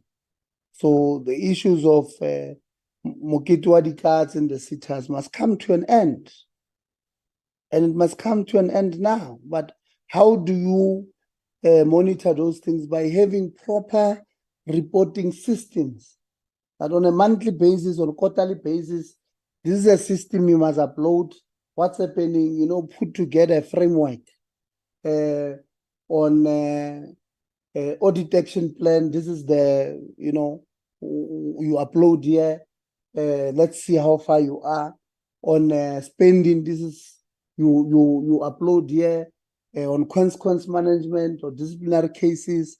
This is what you upload on this. You press this button so that the department at all material time is able to track which SITA, which TVET, which CET, which does not follow or does not report on time. And you are able on record time to just open that system and check, call them in and say on this day, CEO, board chair, whoever, audit committee, come and explain what is this thing. So keep them on their toes. They're able to know that they must account for public funds that our people, are paying through taxes. But if we're just working at this snail pace, after some time, maybe you look at your program, you think, no, I'm around, I'm not overseas, or I'm not in, where are you? In Whitby, what is that? Not Windhoek. Let me call them because I'm not in Windhoek, Namibia. Let me see. No, it doesn't, it can't work like that. We must have proper systems where, we have DDGs, where on a monthly or a quarterly basis, they are able to be called in to account on X, Y, and Z. And then you already, you are able to know. I mean, when we're doing quarterly reports, Chair, we said it here that the department is not going to achieve its targets around November last year. DG, you said to us, no, you are going to do them. Some of them can't be achieved in the first quarter because they are annual, they can only be achieved in December. But here we are. The report says about 50% achieved. So can we, honestly, man, can we try and do what we are supposed to be doing to achieve our targets, service our people in these institutions and entities, make sure that we are doing what we are supposed to be doing. We don't want to leave the meeting having been stressed. When we deal with this process, every time we must go book massages because you guys are stressing us. You are giving us stress. Thank you very much, Chair. Thank you, Honorable Itia. Can I note, Honorable Pillay, is there a new hand?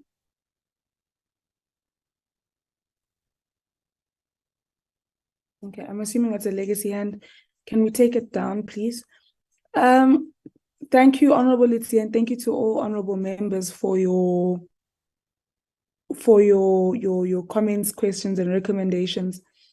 I must also stress on my side, DG, that it is quite worrisome that although the number of targets we've had, let's take it from our administration, so from 2019-20, 2021, 21-22, 22-23. In 19-20, we set targets at 50. we had 50 targets. 2021, we had 90 targets. 21-22, we had 87 targets. 22-23, we have 111 targets. Now, in terms of achievement, when we had 50 targets in 2019-2020, we achieved 80%. And then I'll go lower. So it's 71%, 73%. And then this year, we've achieved 54%.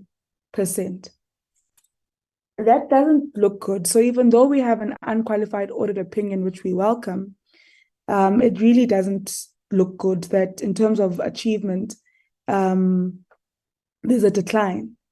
I also am then sharing the same sentiments that when you look at the budgeting then, or the usage of budget in all these years that I've spoken to, it remains at 99.7, 99.6, 99.5, 99.6. So we are almost spending our entire budget, even though we're not achieving the targets as best as we can, but also, of course, acknowledging that we are getting unqualified audit opinions. I then think that, colleagues, what becomes of great concern, and I think Honorable Itzia spoke to this as well, is the issue around data. DG, you allude to the fact that the reason why you can't, there's some of the hindrances that you have as a department. I think it's slide 16. It speaks to reliability of performance information from institutional level. There's a lot here where, it sort of says, slide 5, 52% of the targets not achieved are at institutional level. And then of course the slide 16 unpacks further about a lack of integrated planning and implementation. And of course there's, then what the department has set out to be, how we mitigate on it and progress to date. And I'm glad that in the 2022-2023 performance plans, we started those slides or that presentation by speaking to the need for greater integration within the sector, because it has a great impact, colleagues. A number of the problems we've been, lamenting on really speak to a lack of coordination and integration in our sector. I mean, here certain entities are bound to fail to account because they don't have certain information that they need. NSFAS is failing to do its work in terms of disbursement of allowances, allocating funding to students because of a lack of an integrated data system. CETAs are duplicating finances or funds because of a lack of an integrated data system. So I'm glad that, DG, you are noting this as a department, and there is some progress, but we must stress that it's something that you need to continue to harbor on. And of course, noting that in your performance plans of 2022-23, you stated this as an integral part of whatever work or plans that we have as a department. We do hope that then the next performance report would really show that we collectively were concerned about this.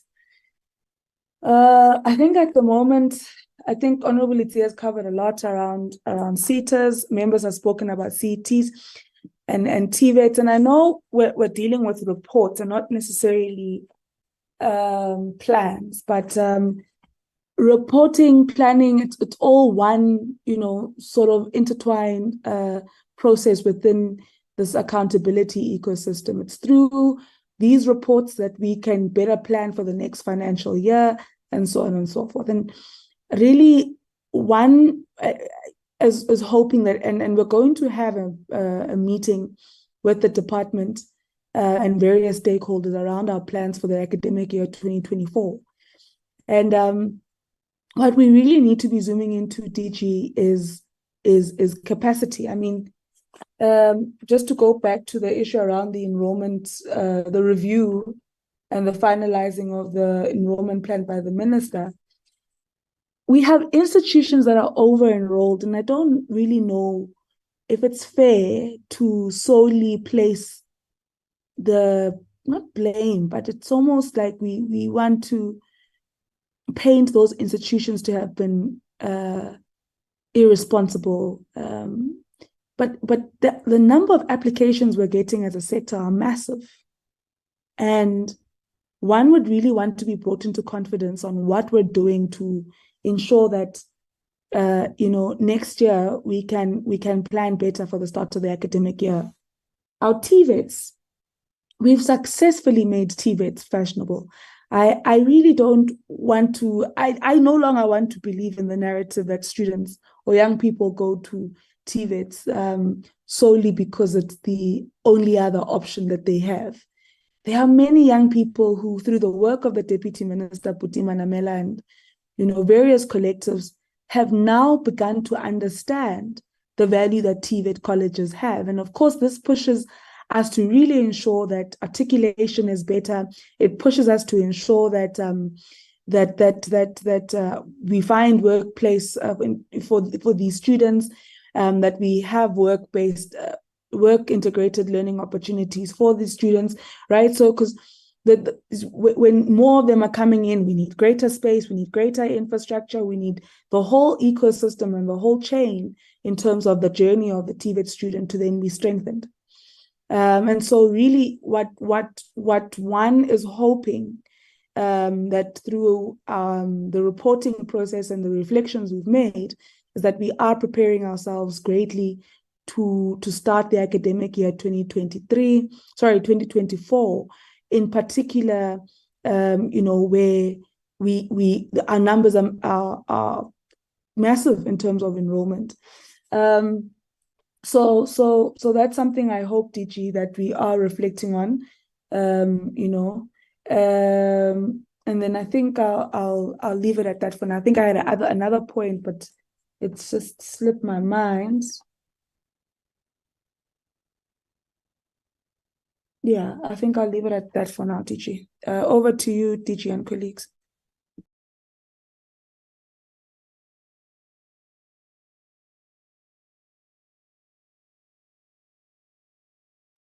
Thank you very much, Chair. I just want to check, Chair, with you how much time you are giving us to respond, just to guide us. If we can finish our segment with yourselves by 1, that will be fine, DG. All right. Thank you very much, Chair. I can assure you that we will deal with the questions sincerely and honestly, and with the integrity that is required.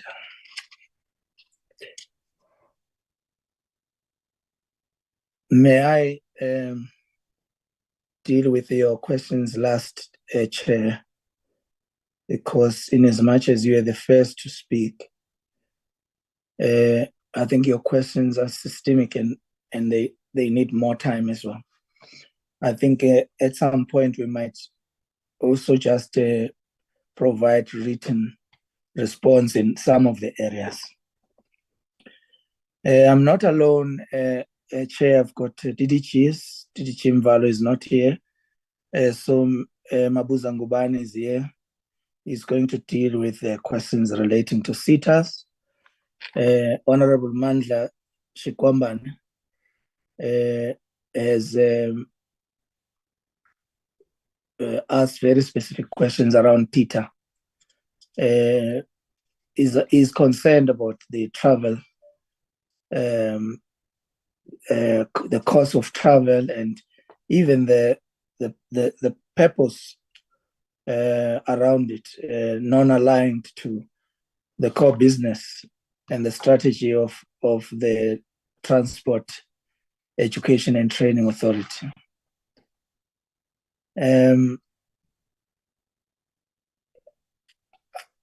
Mabuza Ngubane will respond to that. Honorable Chantel King,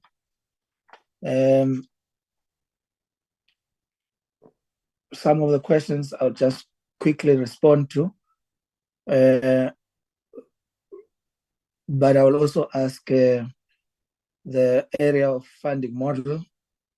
I'll ask DDG Sokikwa to respond to that.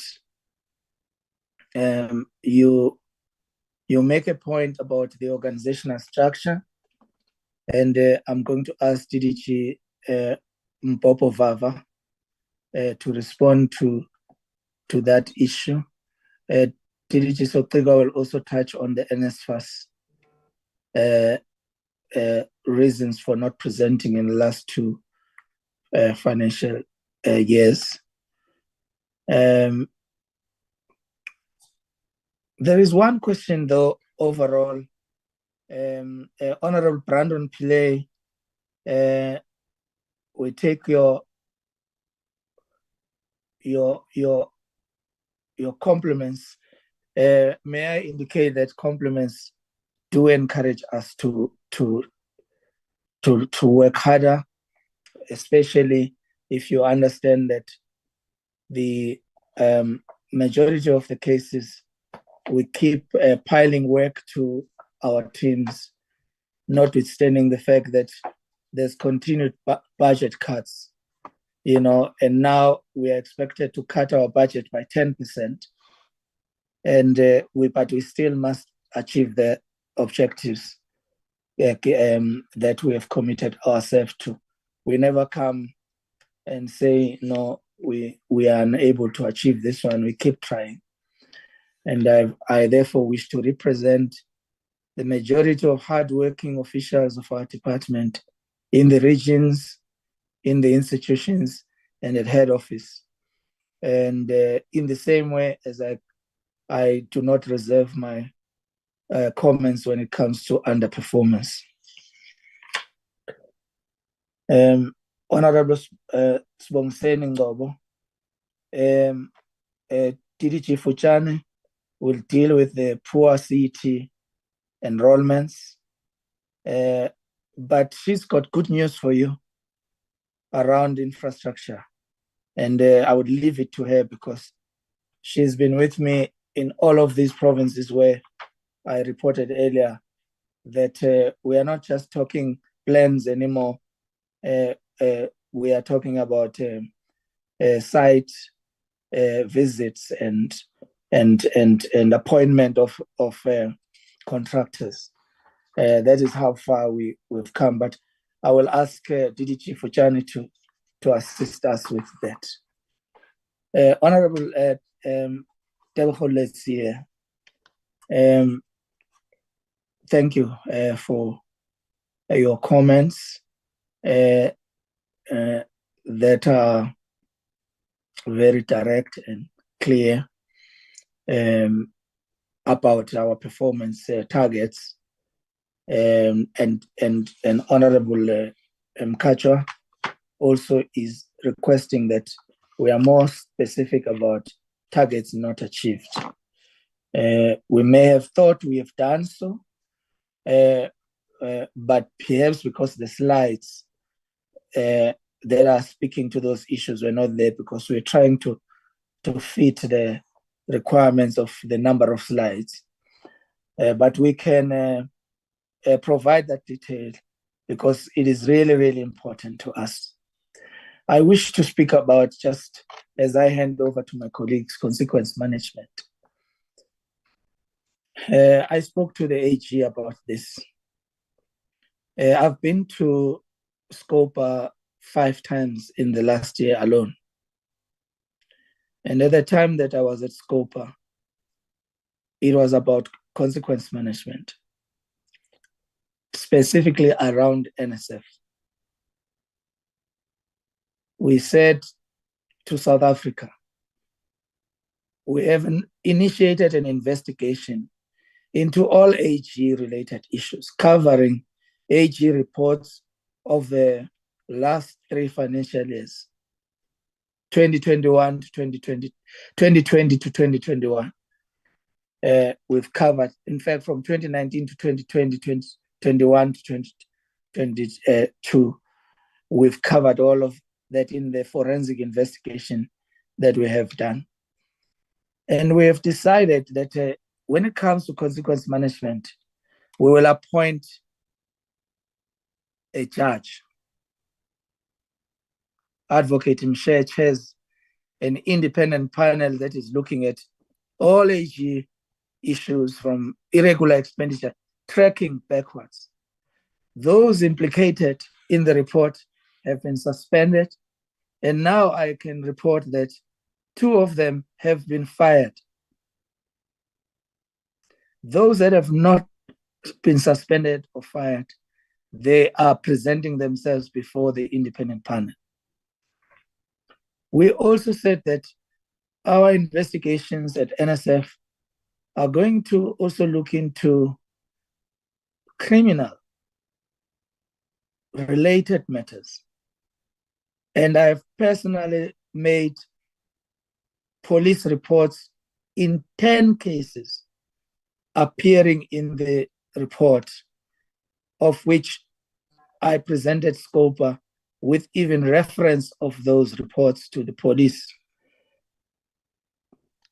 General Libya at SAQA confirmed that the report by the department and assured us that this report will also further be reported or be investigated criminally. We went further to say there must be also civil cases pursued. We would like that the money is followed. And I think the work of SIU is well known in this regard, not only in NSF, also in universities that are implicated. We have presidential, proclamations declared in this regard. So when it comes to the Department of Higher Education and Training, consequence management is not theory, it is practice. I have reported this to the Auditor-General, and I can see the Auditor-General has toned down the report in response to what I have indicated in my submission, because the Auditor-General recognized that there is consequence management in our department. But the Auditor-General also did say to me, on MIs, there needs to be follow through, and the Auditor-General has given me time to deal with the material irregularities that are cited.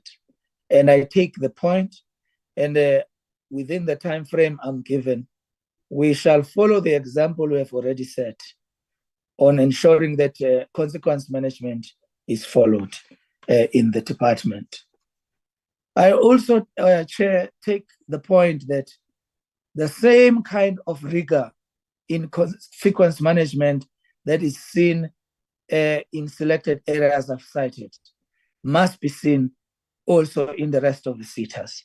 I take this point, Honorable Chair, but I wish to also add that for the first time in the history of our department, there is now a service level agreement between the DG and all CEOs of all SETAs, precisely on the issues that have been cited by the AG in previous years. I have received feedback from the AG regarding the service level agreement, and the AG is indicating that in some cases, the service level agreements that I've signed with our CEOs needs to be tightened in areas. And I hope that in the current audit, there is evidence of the work we are doing to tighten the SLAs, particularly in the area as AG is reported, that deals with the scope of the work. DDG Fuchane will deal with the CET funding model as well, which both Honorable Ngobo and Honorable Mkachwa have cited. But I do wish to say, Chair, all these achievements that we have presented here today, they are not ours only. They are your hard work. They are a product of the contribution you make. We take our portfolio committee seriously. We work hard every day because we are here in the public service for the greater public good. I will start with DDG Fuchane. CFO, you will be the last to comment because I need the issue of the mitigation strategies on the Auditor-General's report to be covered very clearly. Honorable Chantal King, DDG's Mbobo Vava will cover the CSIR building, the audit action plan by CFO, and Soqikwa, the NSFAS related questions, including the DDG Vava, the organogram as well. We are not defending. We just want to show where we are struggling, what are the struggles, and how we are dealing with them. And we trust in doing so. We still have the support of the portfolio committee in making sure that we achieve these targets for South Africa. Thank you. Tembisa.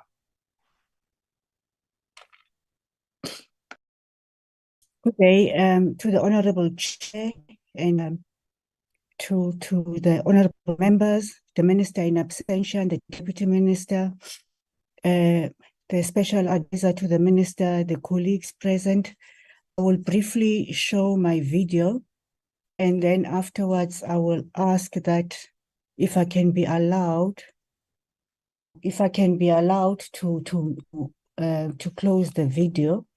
Good afternoon, ladies and gentlemen. I hope I've covered everyone.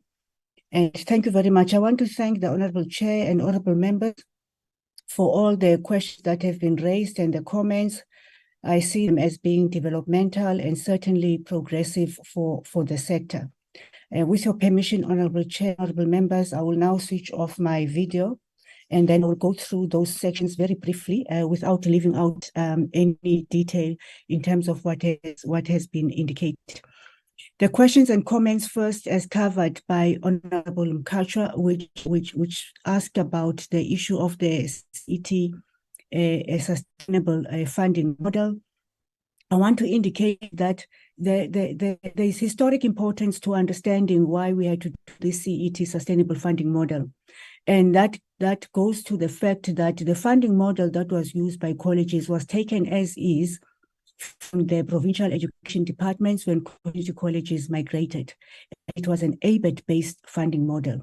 It was not the kind of a funding model that is suitable for the shape and the size and the form that we want currently and also envisage for the future of our community colleges. And hence this funding model was then developed. It's a funding model that is developed that will take all different programs into consideration, the nature of those programs, so that it's not only your ABET type of programs that should be considered for funding. Indeed, an important question has been raised that talks to whether this sustainable funding model fits into the overall PSEC system funding model that is spoken to. I'm very pleased to indicate that through the leadership of the Director-General, and of course through the work that is done by Dr. Soqikwa, the issue of the funding model is taken into consideration for the PSEC system or PSEC sector as a whole, so that even the CET funding model can be incorporated into that funding model that is currently being developed by the department. In relation to the question on the enrollments and the concerns raised about the enrollments, indeed, the current enrollments, the enrollment figures are of a major concern to the department, to the branch, and particularly to myself. However, I must indicate that, and I think this was well articulated, I think it was by Honorable Ngo, when indicated from even the previous year that the enrollments have not been met, and also indicated by Honorable Kachwa. There's a history to this that we must please also take cognizance of, and that is that when these colleges migrated from provincial education departments to national, to DHET, they migrated with terribly and highly exaggerated enrollment of our students. The baseline is incorrect. The baseline is double, in some cases is triple of what was actually available in the colleges. Unfortunately, at the time of the migration, no audit was done in relation to this, and including verification of these enrollments by the college principals, who are the custodians of the students in the institutions.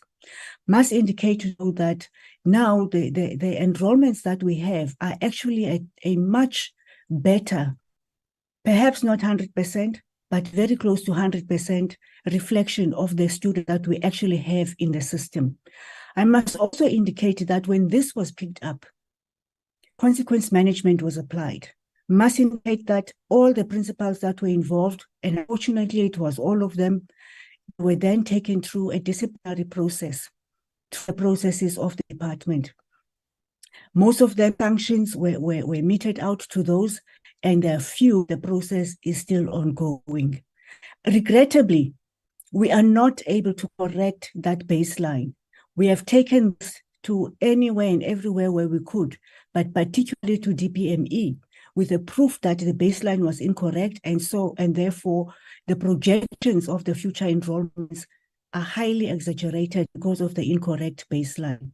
We've also taken this issue up with National Treasury, but DPME has been steadfast, and they're standing firm on the fact that that error cannot be corrected, because that baseline and the targets is now aligned to the NDP 2030 targets, and those cannot be altered.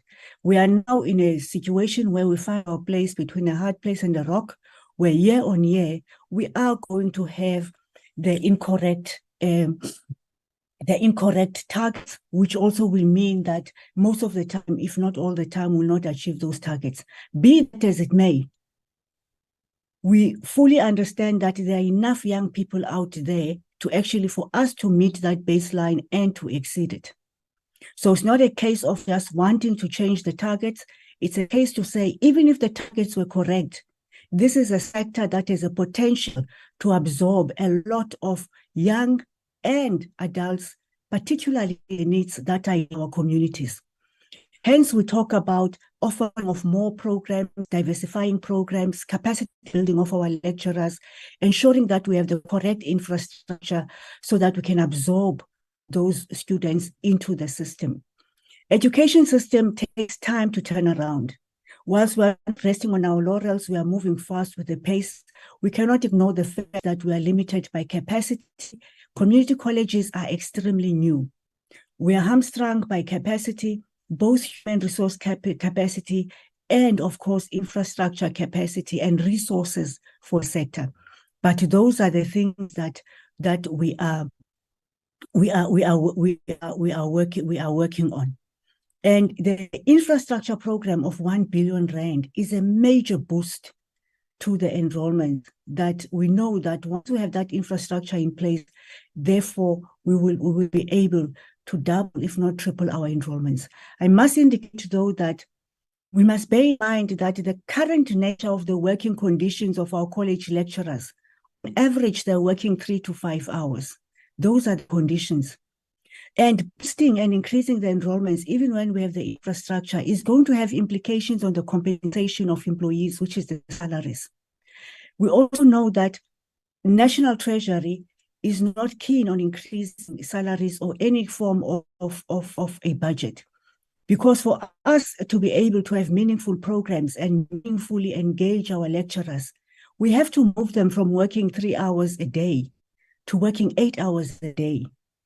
Currently, actually, the 3 hours is not even sufficient for the cohort of students that we have in our colleges. And that talks again to funding that we will require from National Treasury in terms of the salaries. The SAQA funding and the NSF funding is assisting a great deal. In fact, were it not for the SAQA funding, and particularly for the NSF funding, for the occupational skills programs and the non-formal programs, I'm of the view that the students that we have in the system would be even less than what we currently have. So they've made a great contribution in terms of the improvement in the enrollments. We do have strategies in place that are looking at saying that, yes, we have minimal resources that are available, but it does not mean that there is nothing that we can do with what we have. We have support of our TVET colleges, we have support of NSF, we have support of CETAs, and now we have the boost in terms of the infrastructure funding. And going to, again, on a similar issue as raised by Honorable Ngobo, when he spoke about the baseline, and I think I've made a reference to the baseline, and he asked whether we have a DHET infrastructure development plan for community colleges. Yes, sir, we do have. In fact, we're implementing that plan as it is. We've also looked to say, in addition to building these new colleges, these community colleges, what can we do with other existing community learning centers that are dilapidated, that have in excess of 1,000 students, that are in dire need of being revamped and revitalized, because they are showing us a potential for growth, a potential for us to be able to assist even more students. And we have a plan in place where we say we are building some colleges, centers that will be new. At the same time, we are looking at centers that have high enrollments, where, of course, we own the land where those centers are located. We can be able to renovate and revamp them, because then they can accommodate additional students.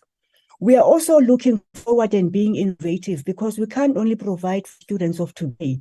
We have to provide for students of the future, to say what are the ICT infrastructure systems that we can have in place. Because some students can learn, can have some distance learning students. We can have online learning that takes place. We have partnerships with NESA currently, where we are training thousands of our lecturers on basic digital literacy skills. We have a partnership with the CPUT, where they're taking our materials and they're putting it on a digital learning platform.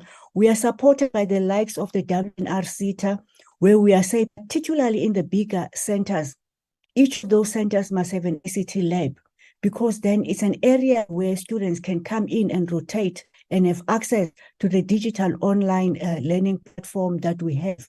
And therefore, we can reach even more students. We have the program that the Director General spoke about. The Director General presented on this program to the President yesterday at Cabinet, and it was so well received. Already, just at launch and at implementation in this financial year only, we're starting with 1,000 students, which of course we are going to grow exponentially going forward in terms of the civic education program. This program, yes, it looks at citizenship, it looks at developing responsible citizens, them knowing their rights and responsibilities, issues of democracy, gender-based violence, and also dealing with the social ills that we face in the country. But we're also looking to say, how can this very same program assist these young people and adults to gain meaningful, sustainable livelihoods? And it's one of the key outputs that we are looking at in terms of these programs. Honorable Ngobo asked about the 2 qualifications, whether it's offered at all community colleges. Colleges, when they apply for new programs, it's college specific. Because with the community colleges, we want the community college to look at their environment, to look at the needs of their communities, and offer programs based on their community needs. Therefore, it's actually 4 that have been achieved, were college specific in terms of the programs. One was the Eastern Cape Community College, where they're offering leather craft. The other one was Gauteng Community College, where they offer cell phone repair and welding. Must indicate as well, with the cell phone repair, those students that are in that program are given a toolkit, something that we have copied from TVET colleges, best practice, which is working well, that some of these skills programs, when these learners graduate, they must graduate with a toolkit. So these students in Gauteng were exiting with a cell phone repair accredited certificate, by the way, by the MICT CETA, are also leaving with a toolkit. As they're in the program, they're starting to fix cell phones. As they leave, they can also be able to fix cell phone and get some sustainable livelihood. Mpumalanga is furniture making, which is a new program. We have a beautiful story from Mpumalanga of furniture making, where a student who's an elderly lady did furniture making and did upholstery. And she testified that for the first time in her life, in the first week of doing this program, she had an income of 700 Rand that she could use to feed the kids. Perhaps for you and I, it is not much of money, but it is a lot of money for a person who did not have anything and had moved from 0 rands to 700 Rand in 1 week. Yes, the weeks will not always be the same, but now she has a skill, she has a certificate, she has the ability. She even makes cushions. And some of us, we still love those big continental cushions, and she makes those. And she also does not only the scatter cushions, she also does furniture making. It's one of the success stories from Mpumalanga. And the last one that I'm going to make an example of the four qualifications that have been approved is from Northwest, where they are doing electronics. We have a similar target for this current financial year. And with these programs, we are looking at quick wins for our community colleges. Qualifications or skills that whilst they're in the program and immediately when they exit, they can earn some form of a livelihood. And the last one, Honorable Chair, honorable members, was the issue that was also raised by Honorable Ngobo. And this was on the conduct of exams, whether the regional managers monitor these exams. Indeed, Honorable Ngobo, they do. The regional managers, they monitor the conduct of exams, as we do as a community colleges branch, and of course the TVET branch where the exam section is located. So the exam centers are being monitored. Our biggest challenge is that the exam function, whilst the community colleges were migrated. Sorry, TJ. Let's round off. We have lots more questions to answer. Thank you, but DG. I'm happy. This is the last one. This is the last one I'm finishing. Thank you, DG, and thanks, apologies, Honorable Chair and members and the DG for taking time. On the last one, our biggest challenge with the exams was the fact that the exams was migrated only last year. And the biggest challenge was around issues of infrastructure, particularly the storing of question papers. But it is a matter that we are working with, supported by colleges and provincial education departments. Thank you very much, Honorable Chair, and sorry for taking long. Apologies, DG and honorable members. Thank you very much. Okay. DG Mpopova.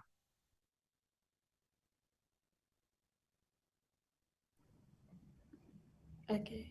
Thank you very much, DG, and good day, Honorable Chairperson and the members of the committee. Chair, I will not show my video because we have a problem here with the network. DG, I'm going to respond to 2 questions. The first one relates to the organizational review process by Honorable King. I think this is just to give progress so far as to where we are with the process. Let me start by saying that the reason why the department saw it necessary, or rather the minister saw it necessary for us to review the structure was that we had to align it with the white paper on PSET, the national plan on PSET, as well as the current strategic plan of the department, as it was not aligned. The structure was approved in 2019, and therefore there was a need for the minister to review the structure. The consultants who were assisting us, Chairperson, have since finalized and submitted the report. We also submitted the report to the minister. However, I do want to say that we had to, take a step back and see how we can trim down on the structure, as it would, exceed the current COE budget that we have. And therefore, we are currently in the process of doing that review. We're hoping that by end of November, we would have completed the process. We do need to consult, branches again in the process of trimming down the structure.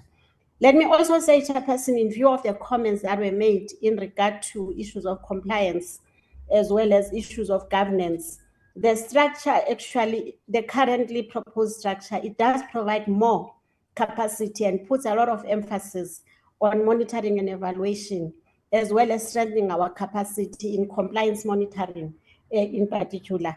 We, for instance, looking at governance, increasing our capacity in the governance functions, but also consolidating the functions that are performed, across the 4 core branches in the department, and consolidate those functions so that we have a consolidated approach in governance and compliance monitoring. So far, that is where we are, Chairperson. We hope to complete the exercise by end of November. DG, I just want to also respond to the second question by Honorable King on the CSIR. It was a comment, rather, that the buildings are not, up to scratch. Let me say, Chair, here we are assisted by the Department of Public Works. They follow their own due processes in regard to evaluating the facilities that are, offered to the department. And we rely, therefore, on the Public Works Department to say, yes, indeed, the facilities, can be used by the department. We did send our own professional team to go and look at the buildings. And as far as, they were concerned, we had no reason to be concerned about, the quality of the facilities that are offered by the CSIR. Thank you very much, TG.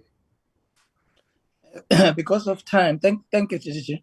Because of time, Chair, I'm going to ask the CFO to cover 2 key issues raised by Honorable Letsie about the disparity between good performance in expenditure, but poor attainment in terms of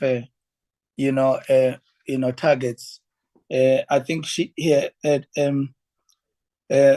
Mr. Cairns will respond to this, but also Mr. Cairns may as well also deal with the rest of other issues financially that have been raised. We'll conclude from that point and maybe request, Chair, with your permission, to respond in writing in the rest of other matters which we have not been able to because of time. Chair, thank you. Lucian? Thanks, DG. Thanks, Chair. What we've done so far, Chair, is to develop an audit action plan. It's a direct outflow from the findings of the audit. So it actually contains more than what is in the audit, in the annual report, because it also accommodates the findings that the Auditor-General had raised that they didn't necessarily pull through to the annual report. And that audit action plan has all the detail in terms of what was the finding, and then it also requires then us to identify the root cause right through to what is the management action, as well as to, we would also identify whether this finding was a repeat finding or a new finding. We look at those particular actions. And what we've done so far is we've already received inputs from each and every branch. And I have already, from our office, have set arrangements with the branch heads and the relevant managers, just because I think it's very important that the branch heads are also important to identify. In many instances, the challenge is the incorrect assumption of what the root cause is, and then you find it very difficult to get to the point of finding what the management action is.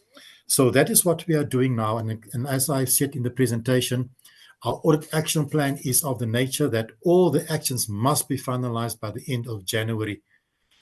In conjunction with that, with the Office of the CFOs also, in partnership with the planning branch, look at an improvement plan. So it's more than just having a table to indicate that you've resolved the finding, but also now we're requiring that you need to indicate what are we going to do to improve on this, to work towards what we've set as a clean audit for the department.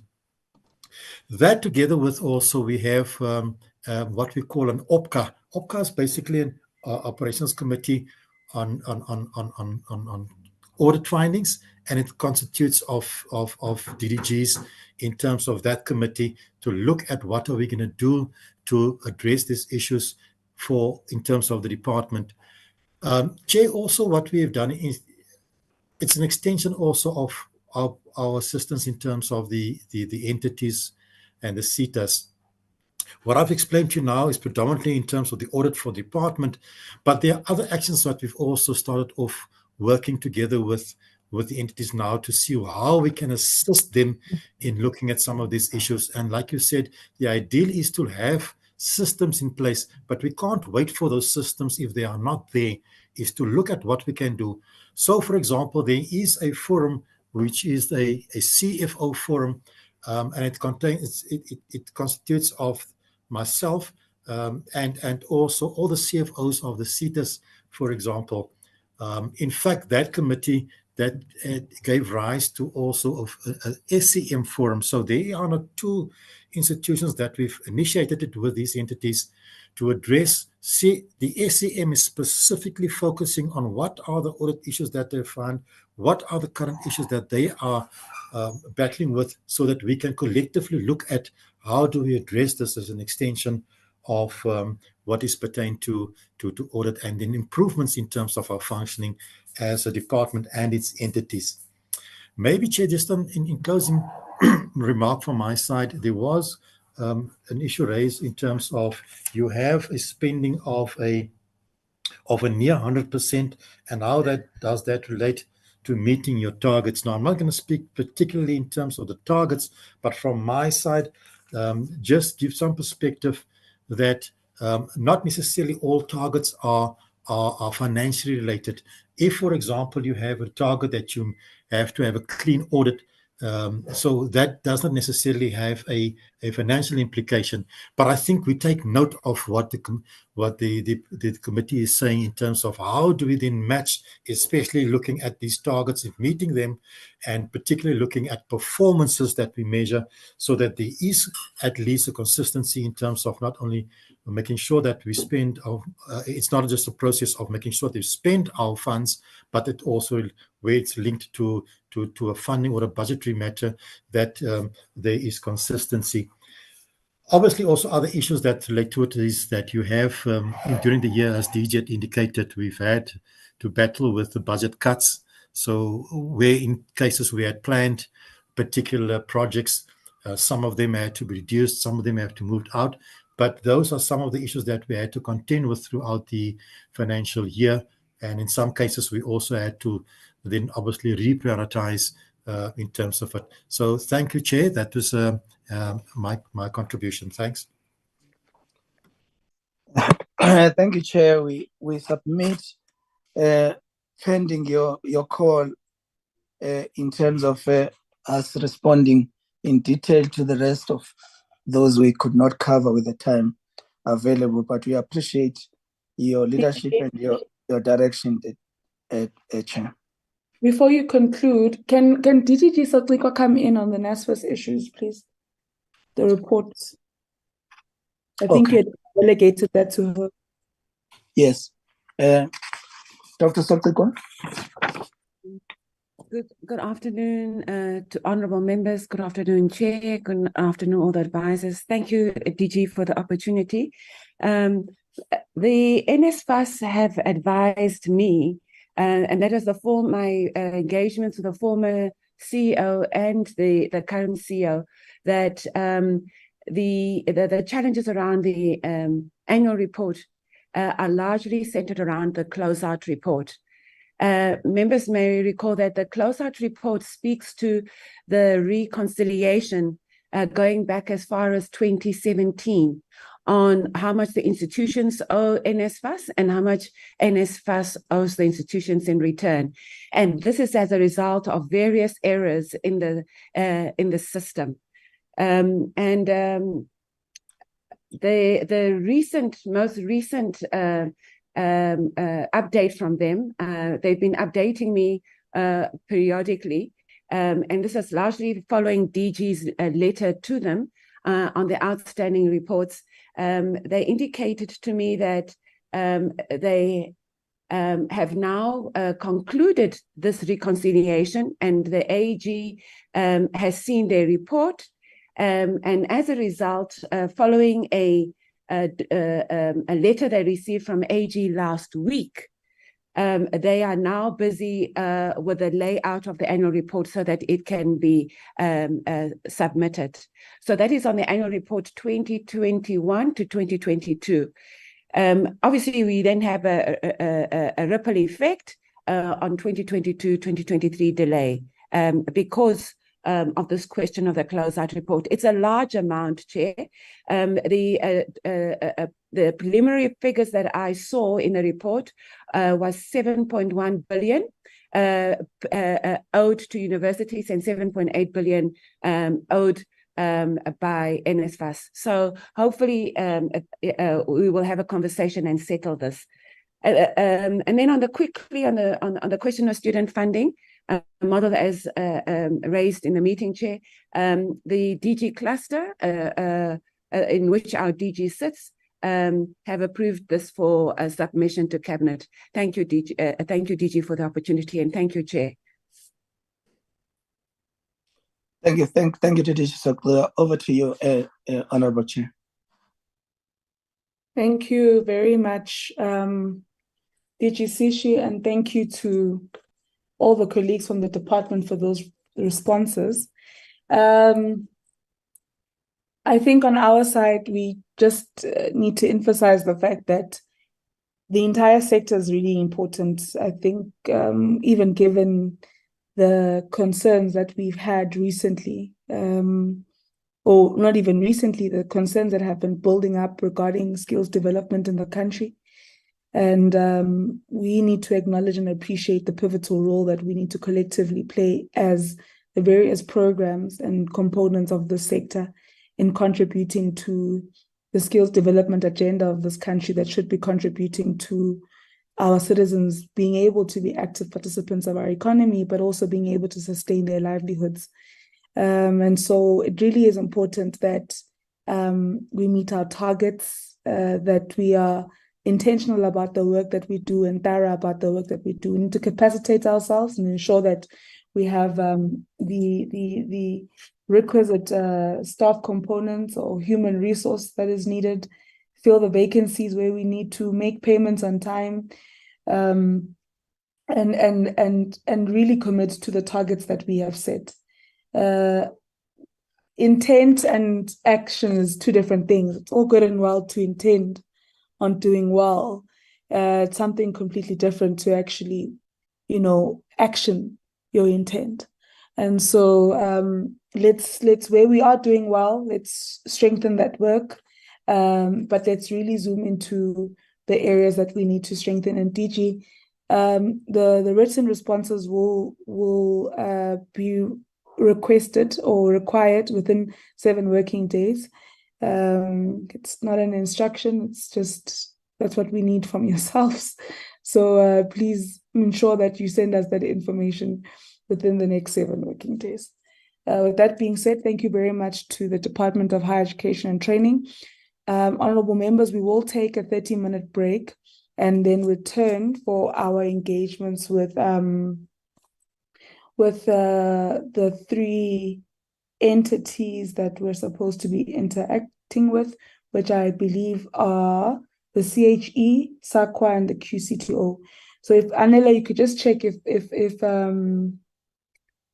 CHE will be ready within the next 30 minutes, then I think we can schedule them for 13. Let's start at 13:45.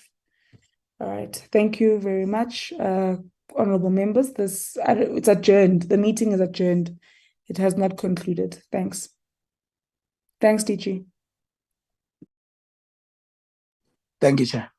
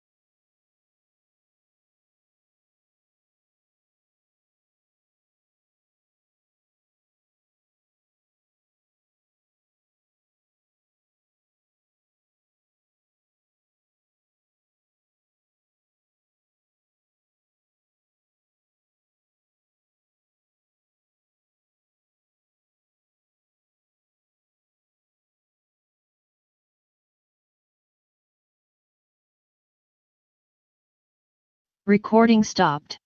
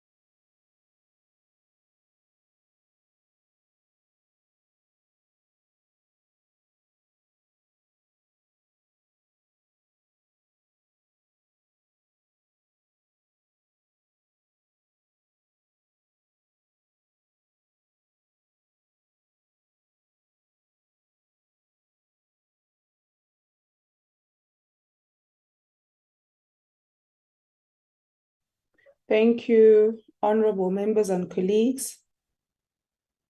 I think we can start our meeting. We will be starting with the CHE, followed by SAQA and then the QCTO. I would like to welcome Reverend Memani Sedile to welcome or introduce the collective, and then hand over to Dr. Green.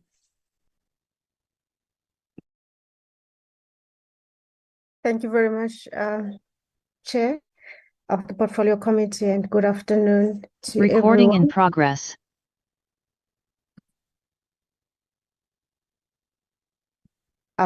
Thank you, Chair. The team that we have today, it's myself, as you've introduced me, and then we've got Dr. Green, the CEO, and we have Ms. Mahongwa Kokejo, the Member of Council, and also Chair of the ICT Committee. And then we also have Dr. Thulaganyo Muthusi, our CFO. And then I will go straight into introducing the presentation, and then Dr. Green will take over. If you can move the slides, please.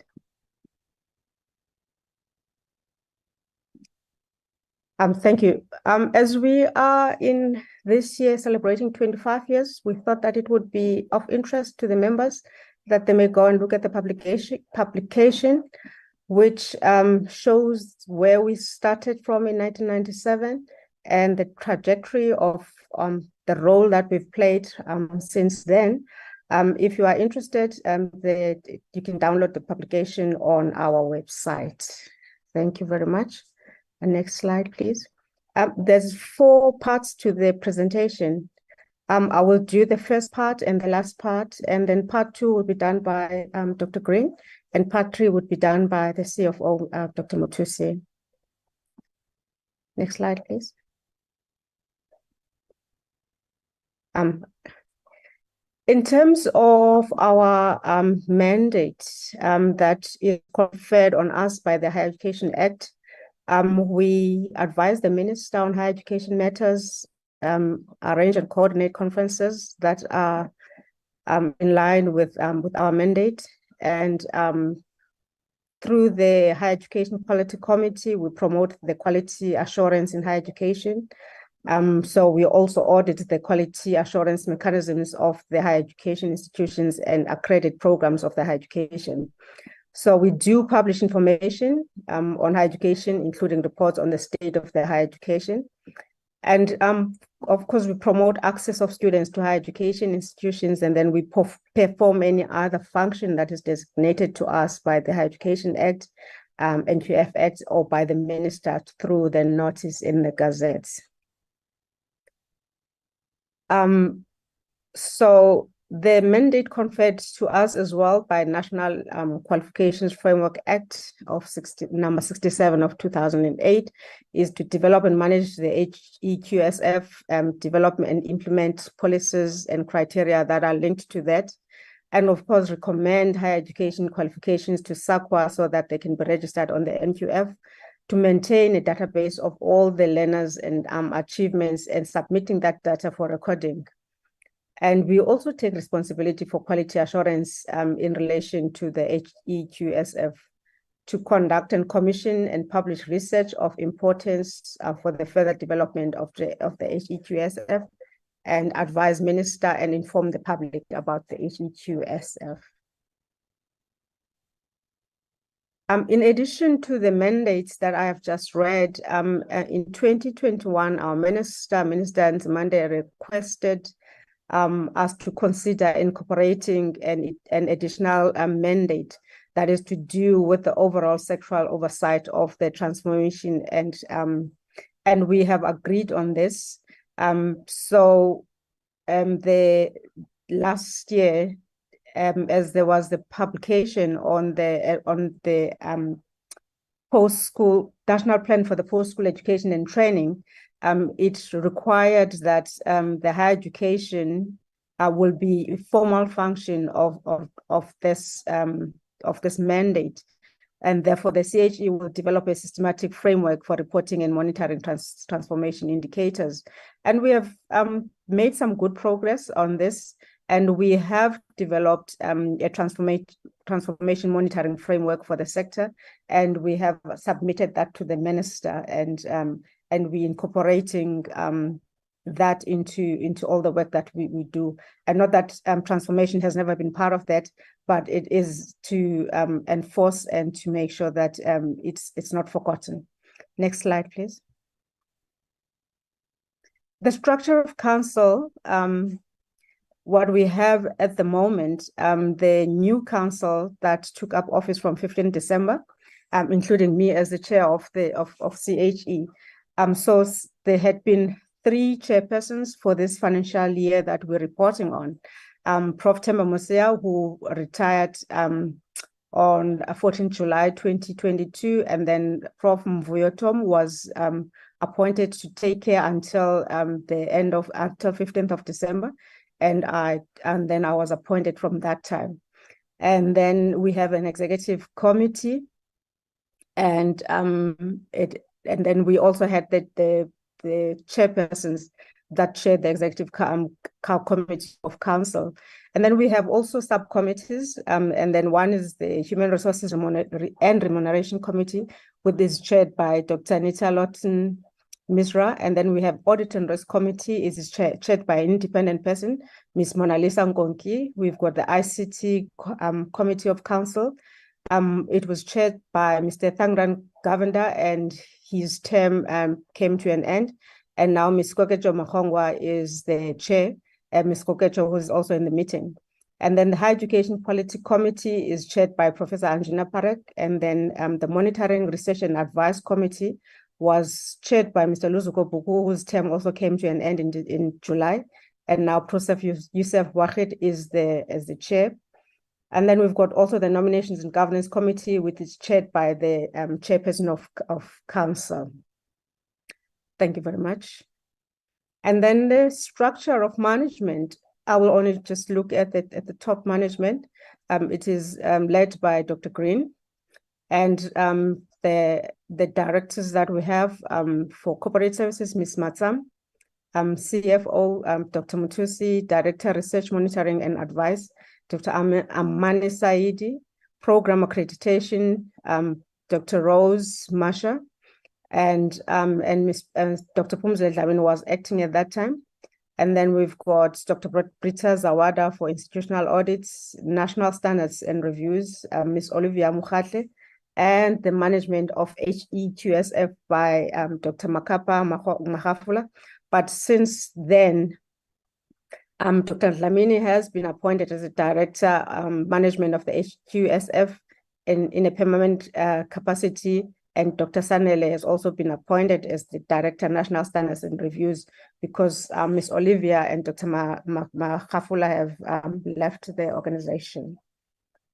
And at the moment, this is one of the times that we have the full complement of the directors, and that will make the work easier. Next slide, please. What is the strategy plan 2020 to 2025? The vision of the CHE is to be innovative, quality higher education responsive to the needs of the society. And our mission is to be an independent statutory quality assurance and advisory body for all South African higher education and transform lives in pursuit of an equitable, prosperous, and innovative society. And to fulfill this role, the CHE leads and manages external quality assurance, regulates qualifications through HEQSF, and to be an intellectual hub for higher education research, monitoring policy, and critical discourse. And of course, we advise the minister on all higher education matters. To achieve the vision and mission, we have set the following values for ourselves: innovation, integrity, equity, respect, and accountability. For 2020 to 2025, we had set the following outcomes. The CHE is an effective custodian of the HEQSF. And to do that, we need to manage and develop and implement the HEQSF policies, qualification standards, and to maintain data in order to meet all the goals of NQF and PEP set and National Development Plan. Second outcome is for us to have a comprehensive and coherent quality assurance system for the higher education sector. And we need to develop and implement a new quality assurance framework for effective and efficient internal quality assurance and external quality assurance for the sector. Number 3 is to be a reputable center of intellectual discourse, knowledge generation, and advice on higher education, so that we can revitalize and strengthen the research, monitoring, evaluation, and advice capabilities of the CHE. And outcome 4 is the governance, compliance, and risk management. To set the strategic direction, policy, and tone for good governance, statutory compliance, and risk management of the organization so that it can support us to discharge the core functions of the CHE. And the last one is to sustainable, responsive, and dynamic organization, so that we can design and implement an organizational architecture, business processes, and capabilities, and infrastructure to support all our strategy of the CHE. For us to be able to achieve the outcomes that we have, so we have 4 programs that we follow. Management of the HQSF and quality promotion, the quality assurance, research monitoring and advice, and also corporate services. And each program has got several sub-programs, and there is a relationship between all these outcomes, programs, and functions of the sub-programs, as in the next slides that we're going to see. The slide is slightly busy, so I'm not going to try and read it for you, but I'll just explain how it works. For instance, the first one on the strategic outcome, that we want to be an effective custodian of the HEQSF, and it falls under the management of the HEQSF program and the 4 programs that I mentioned. So the sub-programs under it would be qualification standard development, data management, policy development and review, partnerships and collaboration, quality promotion, and capacity development.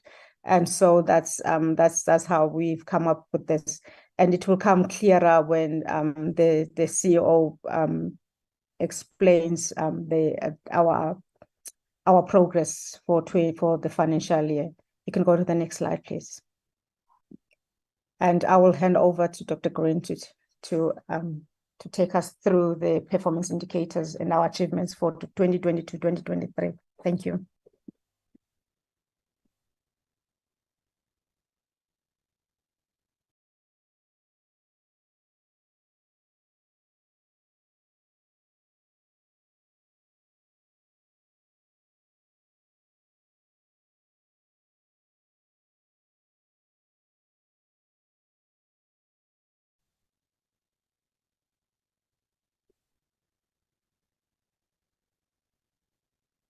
I'm trusting that you can hear me now. We can. Thank you. My apologies for that. Good afternoon, Honorable Makatwa, members of the Portfolio Committee, colleagues from the Ministry Department, and colleagues from SAQA and our other quality councils. Thank you for the opportunity to present the annual report of the CHE today. And I'm just going to talk to the non-financial performance indicators and our performance against them. In the year under review, we had set 47 targets or indicators in our annual performance plan. And I'm really pleased to say that we've achieved 46 of them, not having achieved one. And so an overall 98% achievement rate in terms of the indicators. As our chairperson, Reverend Memani Sedile, has indicated, these indicators are spread across 4 implementation programs: management of the HEQSF, quality assurance, research, monitoring and advice, and corporate. The one that was not achieved was in relation to management of the HEQSF. and it's a specific target that relates to the development of a reviewed higher education qualifications sub-framework. This process has been underway for a number of years already, at least since 2021, but it has been quite an intensive process, which has involved quite substantial research, benchmarking, consideration of international practices, looking at the challenges around implementing the HEQSF in the South African context, which led to quite a substantial research report that was used as a basis for further consultation with the sector. And on the basis of that report, we are now actually reviewing the HEQSF itself. We do have a very early draft of the new HEQSF document available, but it still has to be interrogated closely by CHE structures and then consulted widely. We are hoping that we would have this published by the end of March. That is a target, but we will need to see how the consultation goes in relation to that. But this was the only target not achieved for the financial year. I'm not going to go through all the other targets that were achieved. I think the members have had a chance to actually engage the annual report in some detail. Just to highlight a number of, I think, a few standout ones. The transition to a new council has been really effective. We are stable in terms of our governance structures, a strong governance in place at the CHE. The tradition continues, led by Reverend Memani Sedile, and all our governance committees are fully operational, meeting and providing the oversight that's necessary. Another standout activity in the last year was the development of a new HEQUA system to receive information, data from the private higher education institutions to pass on to SAQA in terms of registration of student achievements on the National Learner Records database. This is now fully under the control of the CHE, fully operational, and we're able to meet our mandate in this regard for the private higher education institutions. We have published a policy on articulation into and through higher education, workshop that policy, engage institutions on its implementation, and currently in the process of developing a good practice guide on articulation in and through higher education. We are very well under control in terms of our accreditation obligations. The process is now happening much more smoothly. We are able to turn around accreditation applications in much shorter times than was previously the case. And our focus will continue to be on this. We want to get a turnaround time of 6 months in the near future, so that we don't have delays in new areas of study coming into the higher education system. The institutional audits, colleagues will know, are underway. All 26 public institutions have now had the institutional audits done. Their site visits have all been undertaken. The first reports are starting to come through. 10 reports have been finalized. Colleagues can find them on the website of the CHE, and over this next year, the others will be finalized. For those institutions where the reports are finalized, they are already in their quality improvement processes, needing to develop a plan for the CHE that addresses all the issues that the audit picked up, so that the CHE will monitor improvement in relation to those areas over the next year for those institutions. We've released a number of important publications: the doctoral review report, a review of higher education 25 years into democracy, a really successful conference on access and success in postgraduate studies was held at the beginning of the financial year, attracted very many delegates. In that financial year under review, we also were able to produce 5 pieces of advice for the minister, 2 that were requested by the minister, and 3 proactively by the CHE on areas that we thought were important as a basis for advice. The QAF implementation preparation is happening quite smoothly.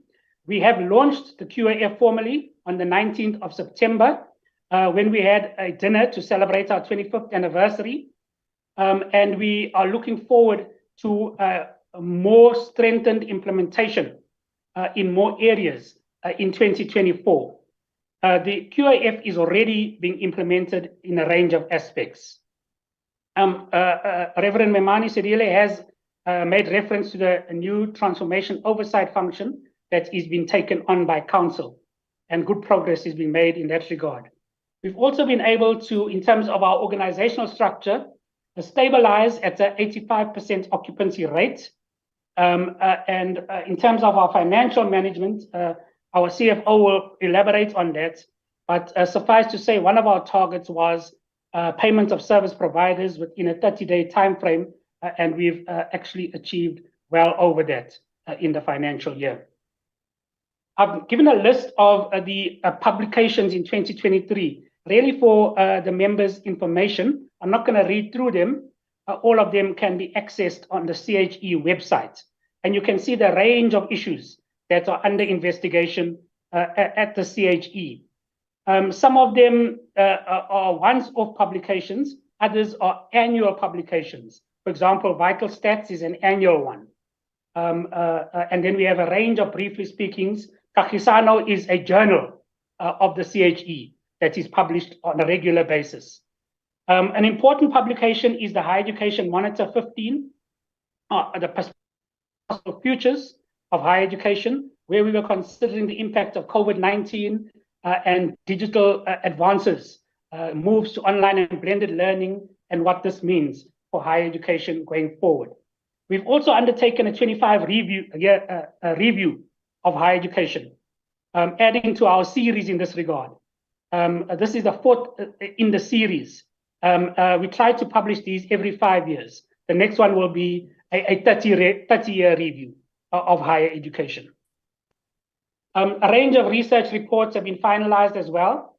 And colleagues can then see that the research leg of the work of the CHE is gaining momentum every year, is being strengthened every year, and starting to develop a much higher profile. One of the key objectives of our strategic plan. And you can see the number of reports. A good many of these actually underpin the advice that is provided to the minister. So our advice to the minister is always evidence-based, based on research and engagement with the sector before the advice is provided. Our post-occupancy, you can see, is reflected here. 15% vacancy rate, so 85% occupancy rate. And our ability to actually fill our organogram is compromised by funding. So we have a limitation on our compensation of employees' budgets imposed by Treasury, which actually makes it impossible to completely fill our organogram. We have to use contract staff in some cases, and very much high reliance on peer academics for some of the work. It is an issue that we want to engage all our principals on in the coming year in relation to creating a sustainable organizational structure for the CHE. Thank you, Chairperson. I will stop there and hand over to our CEO, Dr. Matusi. Thank you, CEO and the Chair, Reverend Memani Sedile. And thanks to the Chair of the Portfolio Committee, honorable members that are here today, and AGSA officials that are here, DHET officials that are here, and other sister departments that are here. I'll just take you through the budget, the finance slides quickly. The first slide is just to depict the budget against the revenue that we have received. It's just an indication in terms of how much we did receive. You can see that the bulk of the budget comes from the grants that we receive from DHET and National Treasury, while the other income resources are from accreditation fees and other income, interest received in terms of what we have at the bank, conditional grants which relates to the QAF, which the CEO was highlighting, and also the surplus of rollover of funds. If you recall, last year, the year before this one, we had a rollover of 21, and then it was approved by Treasury, and that was fully spent. We can go to the next slide. This is an explanation of the variance that was highlighted in the previous slide to say the revenue from exchange transaction was lower than the budgeted amount due to the reduced number of application of accreditation programs processed for the year under review. And the interest received, which relates to the interest, was more than the budget, hence it was increased during the year, attracting higher interest because of what amount that was available in our bank. The balance on the unspent conditional grant was explained in terms of the QAF. It will be utilized for 23-24 for the project that is still ongoing, as per the explanation from the CEO. The next slide. This slide is trying to just give an indication to the members of this portfolio committee with regard to the budget against the expenditure incurred, with the very two critical descriptions, which is the COE and goods and services.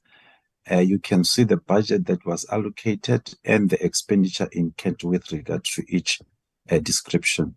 In totality, we had an amount of 45 million for COE, but with the expenditure of 45.4, with a variance of 152. And this is a result of posts that were vacant during the year and not filled timeously. And goods and services, we had 62, and then the expenditure was 56 with a variance of 6. The explanation will be explained in the next slide. We can go to the next slide. The reasons that is explained in the previous slide is explained here, that the employee costs were unspent due to the accumulation of funds on the 3 vacant funded posts that took some time to fill, and there were some unforeseen delays in filling this post during the year under review. The 3 funded posts for the benefit of the members of the portfolio committee was 1 researcher post from research monitoring and advice, 1 director post for management of HQSF, and 1 director post from quality assurance. The next slide. This slide is explaining the variance with regard to the goods and services, and the variances that was explained in the 2 prior slides was more attributed to unspent by the following programs: administration, research and monitoring and advice, management of HQSF, and quality assurance. For program accreditation, as per the slide, is more on the legal fees, where our legal fees went drastically down because of we didn't experience any litigations compared to the prior years. And less travel expense for governance committees because most of our meetings are held online, while there was less payments made for substance and payments to the peer academics and honoraria for QAF project. Repairs and maintenance with regard to our building was unspent, which results in a saving from reduced maintenance of the building and savings for centralized service requested for the period under review, which is relating to the freight, stationery, office supplies, cell phones, and internal audit. And for program research and monitoring, the variances, the explanation of the variances, payments made to peer academics for the review of the enrollment planning. Next slide. With regard to the program management of HQSF, is about 5 bullets as indicated. It was more on the issue of traveling for capacity development and also for the peer academics with regard to the reviewing of the HQSF policy, savings on outsourced services, which regard to the HQSI development, data management support, and system support. The other one was the less payment for the honorarium vouchers for national events. There were no international registration fees paid for the year under review, and no printing and publications of articulation report for the period under review. And I think this relates to what the CEO was explaining in terms of other planned targets that were not achieved. Program quality assurance, there was more on less spending on the honoraria payments made to the standard development working group and peer academics for the IAB LLB reviews as panel members. The next slide. Just for the benefits of the members of the portfolio committee is to say, to reflect the total cost drivers for CHE for the year under review, which relates to the general expense. They are listed as such. The first one is the peer academics. You can see that the spending is the 3%, and I think is aligned to what the CEO was indicating, that we are using more of the peer academics because of the type of the work that CHE is doing. For IT, IT expense, obviously, because we are IT reliant on IT in terms of our work. And this IT expenses include license fees, because we have so many of the software that we are using as a CHE, computer consumables, internet subscription, contract on support for HUQC online system, and contract on support maintenance. Travel at 9%. This relates to the traveling that is incurred mostly by the governing structures that we have in place, which was lesser. Consultancy services and subcommittees. This relates to consulting services that includes the payment of the VIP payroll and HR consultancy, and also payment to the government subcommittees such as accreditation committee, women resource recruitment committee, and etc. Printing and stationery at 5%, while remuneration of council members and committee members is at 4%. The 4% is shared between the remuneration and outsourced service. Venue and catering also at 4%, while the auditor's remuneration is at 2%, together with the training of employees within CHE. So these are the cost drivers for CHE for the year under review. Next slide. The irregular and fruitless wasteful expenditure. As CHE, we have not seen any irregular expenditure incurred as per the note number 26 of the annual financial statements. Fruitless and wasteful expenditure, there was an amount of 20,220 as per the note number 25 of the annual financial statement. The expenditure was more in relation to the flights and shuttle services for staff that were not utilized. Next slide. With regard to consequence management, especially for the fruitless and wasteful expenditure on note number 25 of the AFS, the amount of 20,000 related to 4 cases of flights and shuttle services for CHE staff that were not utilized, as I indicated in the previous slide, with the exception of 1 case of a shuttle service amounting to 2,930, which was written off or condoned. The costs of the other 3 cases involving missed flights and associated costs were recovered in full from the officials concerned. Irregular expenditure, I'm happy to announce that up to now, CHE has never incurred any irregular expenditure as per note number 26 of the annual financial statement. Next slide. This is just an indication to the House, especially to the portfolio committee members, on the report of the Auditor-General of South Africa, that for the year under review, we did receive a very clean audit report. There were other issues that are important matters that we're supposed to consider. Mostly they did not affect the financial statement per se, but it was more on the schedules that we submitted to the auditors for them to can check and verify. The first one was about the fixed asset schedule, and also the VIP report schedule, and also the incomplete revenue transaction recorded in the current financial year, and non-compliance with PFMA Act number 1, National Treasury Note number 3. Just to explain to the House that you'll see that every year, even in the prior year and the year before that, most of the issues raised by the auditors are not recurring. So these are new items that were picked up by the auditors. So we are working closely to make sure that there's no recurrence of the same issues from the prior year. Next slide. This slide is just an indication of the strategic audit action plan to address those that were highlighted, which were other matters. All of them are done to ensure that I think there's a mistake there of March 2024, supposed to be April 2023. for the first one to ensure that all supporting schedule, okay, yeah, is correct because the schedules are done on an annual basis. Sorry for that.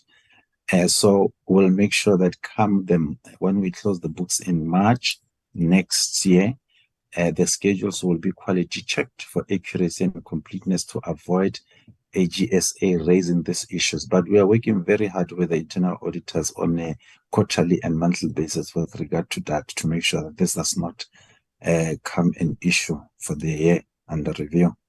The recompiling of the revenue recollection monthly and quarterly and annually to be able to actually recognize and record cash when it's received.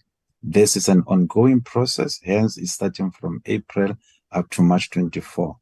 And the last one is the SBD form. This is mostly supply chain issue that all suppliers, and I think it relates to what was raised in the previous slide about the issue that was raised by the auditors to say, when there's any continuation of the work, the SBD forms, even though a service provider was appointed at the initial stage where the SBD form was done, when there is a continuation, we still need to require the service provider to complete another SBD form.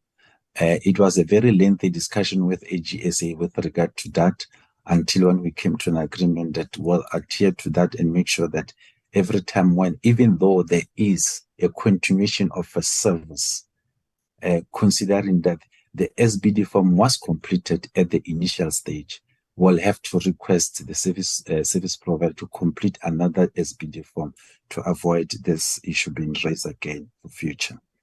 The next slide.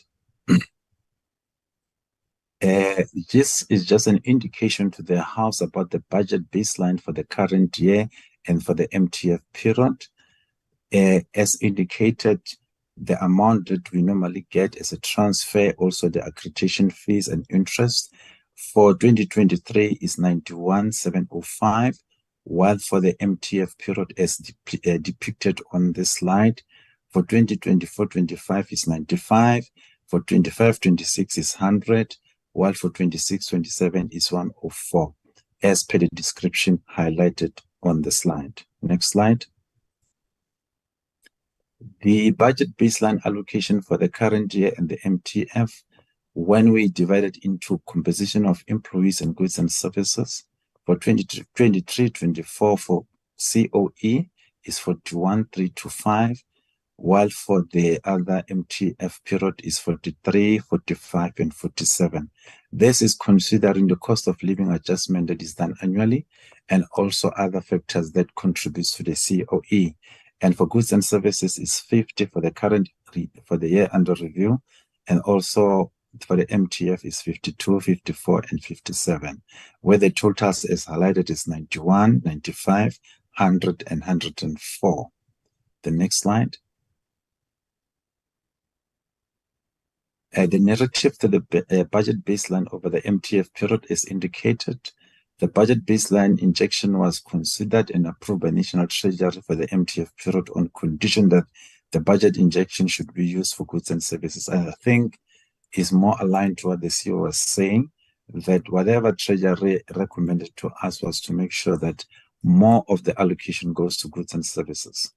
The requested budget baseline injection will ensure the following: continuous implementation of the CHE mandate, implementing the strategic plan that we have, and implementing the approved quality assurance framework by all core programs with support from program administration. Next slide. The risk associated with the budget baseline for the MTF period for 2024 up to 2026-27, as the CEO indicated, the CEO budget does not cater for the following: all posts on the current approved organization structure. Hence, some staff are appointed as peer academics on a fixed-term contract. The annual performance bonus salary scales are based on the employee annually performance outcomes and increase in the annual cost of living adjustments are determined between Department of Labor, National Treasury, and labor unions. I just want to stop here and try to explain that sometimes when the budget is completed at the time when CHE completes this, the negotiation between National Treasury and trade unions comes after the budget has been done. So sometimes we tend to have a backlog of paying our employees with regard to the cost of living adjustment. The ratio between the CO and goods and services for the current year and MTEF period is 45 for the COE and 55 for goods and services. Next slide. In terms of the MTF period, the risk associated with that for goods and services, the goods and services budget does not cater for or is limited in relation to all institutional sites visits that are required for effective implementation of quality assurance functions, including travel expenses associated with this. But what we are doing with the little that we have, where some of the sites visit, we have done tests in terms of the visual sites visit by core programs to see if this thing is working. Quality assurance is a peer-driven exercise, and budget for the peer academics to be involved in quality assuring activities is limited. Additional functions and activities that CHE is requested to undertake are outlined in the planned APP. I'll hand over to the chair, Reverend Voyo Sedile. Thank you very much, Tuli. I just want to reflect a little bit on some of the challenges that we are experiencing. The budget allocation is not sufficient to enable us to undertake all the work that we're responsible for, and also to enable sufficient number of staff to be in place to do work. As Tuli has just explained, the cost of employee to goods and services budget ratio is a factor that limits the ability of us being able to do the work. As you saw, that is 45 COE to 55 goods and services, but the challenge is that the work of CHE is human driven. So it stands to reason that our cost of employee would be much higher than normal norms that are used to measure that. So this leads to us to be reliant on using service level contracts, and also using peer academics to do the core work, and also areas like IT where we cannot get we cannot employ people, so we have to use the contractors. And then the resourcing of the additional transformation oversight function will require some more funds, which we cannot cover with what we have. And there's also contestations on mandate with some professional bodies create conflict and confusion in the sector. What do I mean about this? There are some legislation and some acts that are even before 1994 that gives authority to some bodies to have quality assurance, and it is confusing, and so that's something that needs to be taken care of. And also the fraudulent offering of qualifications by bogus institutions continues to be a challenge, as it seems that people or the public is not aware of looking into that before they register with those institutions. We also well poised to introduce further aspects of the new quality assurance framework in 2024, as we have just launched the new QAF. And then the conference that we have, the annual conference that we have, will take place in 28 February to 1 March 2024. And the theme would be deepening the discourse on academic freedom, institutional autonomy, and public accountability in South African higher education.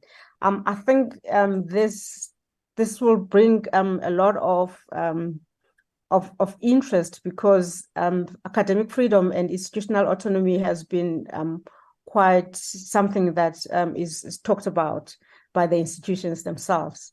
Next slide, please. In in line with what I just I spoke about and the CFO, the funding needs of the CHE, that the funds are really under severe strain due to a range of factors, the growing mandate of the scope. It has grown over the years, but our budget has not really grown in line with the mandate. And some additional mandates have been added. So the responsibility, such as the HQSF as a quality council and the new transformation oversight mandate, have been added. So they also need more funding. Also, the investment in digital technologies is vital for the CHE to carry its work, especially in the 21st century and in the context of the fourth industrial revolution. Because we cannot not invest in technologies when our stakeholders have invested in that, and also because we haven't got enough human capacity.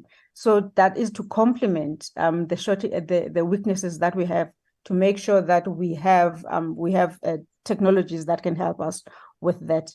And we also need an organization that's fit for purpose. So we are looking at the structure that would do that, so that we can fully and effectively execute our work, especially with the quality assurance framework that we have just launched. Therefore, it is critical that the budget of the CHE is looked into, so that we are able to do our work and make progress in the digital transformation strategy that we are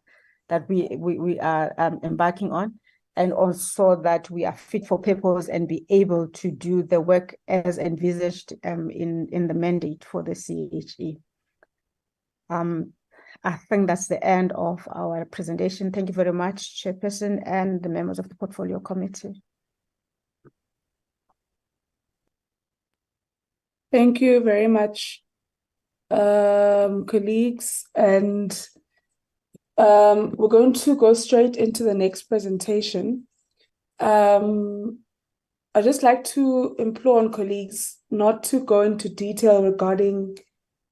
Can we stop sharing screen, please? And then can I please be given hosting rights as well?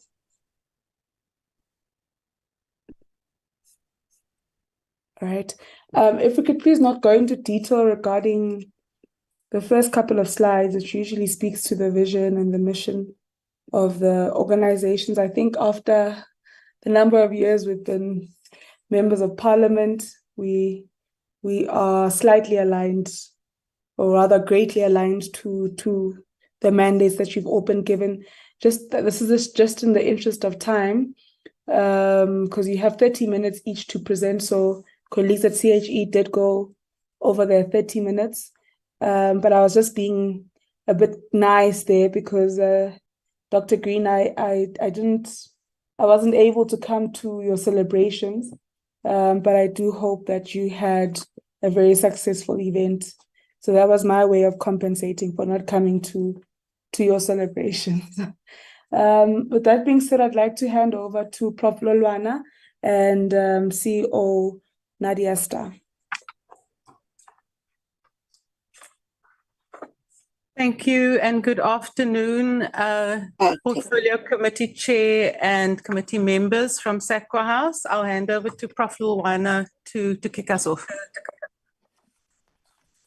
Thank you very much, Chairperson of the Portfolio Committee and the members of the Portfolio Committee. I hope you're going to be nice to us as well, because we're nice people.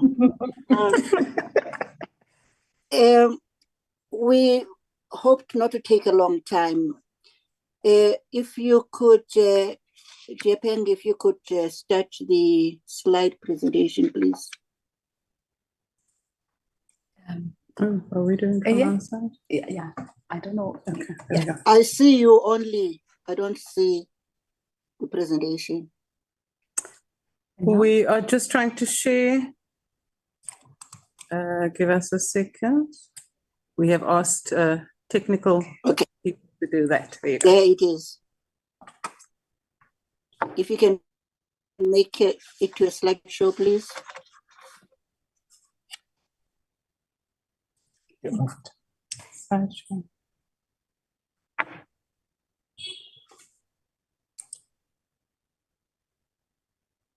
thank you very much. I would like to introduce the team that is present for this presentation. We have got myself and the 3 members of the senior staff at SAQA.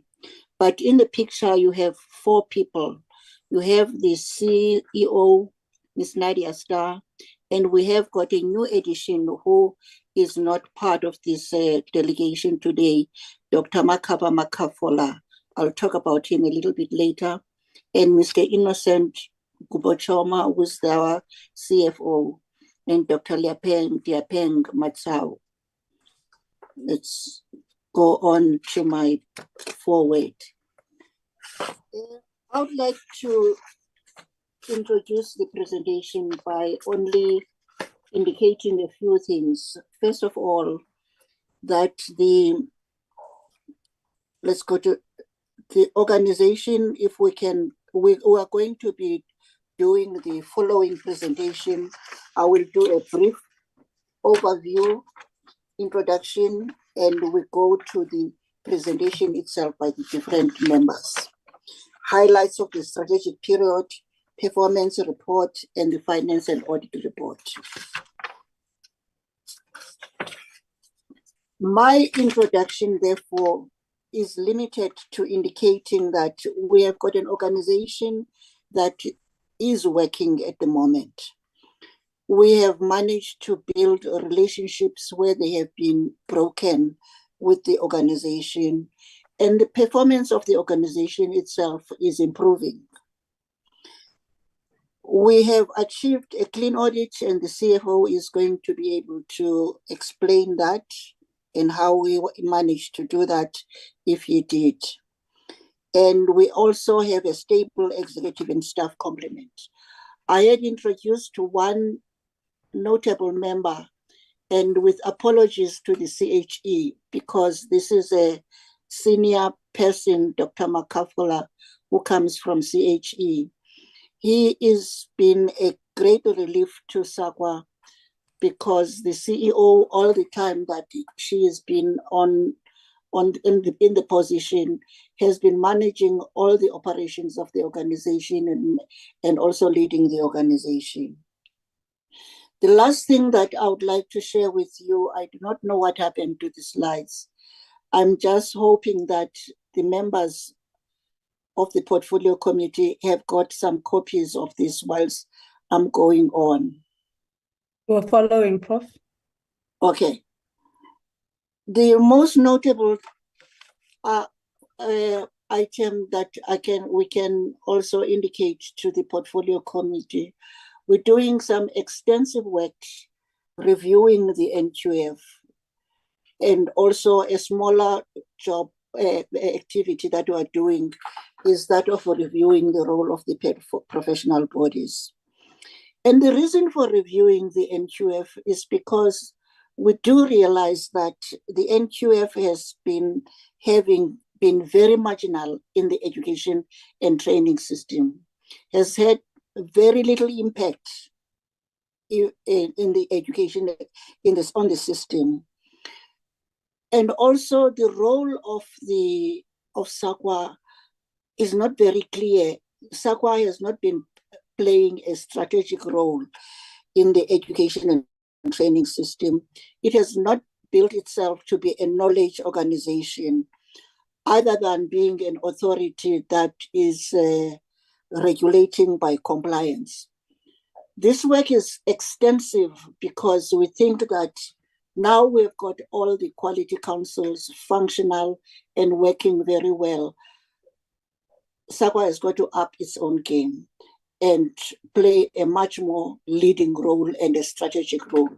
That work will be finished later in the year, and we'll talk about it more in the year to come. I hand over now to the CEO to be able to make her presentation. Thank you very much, Chair. Next slide.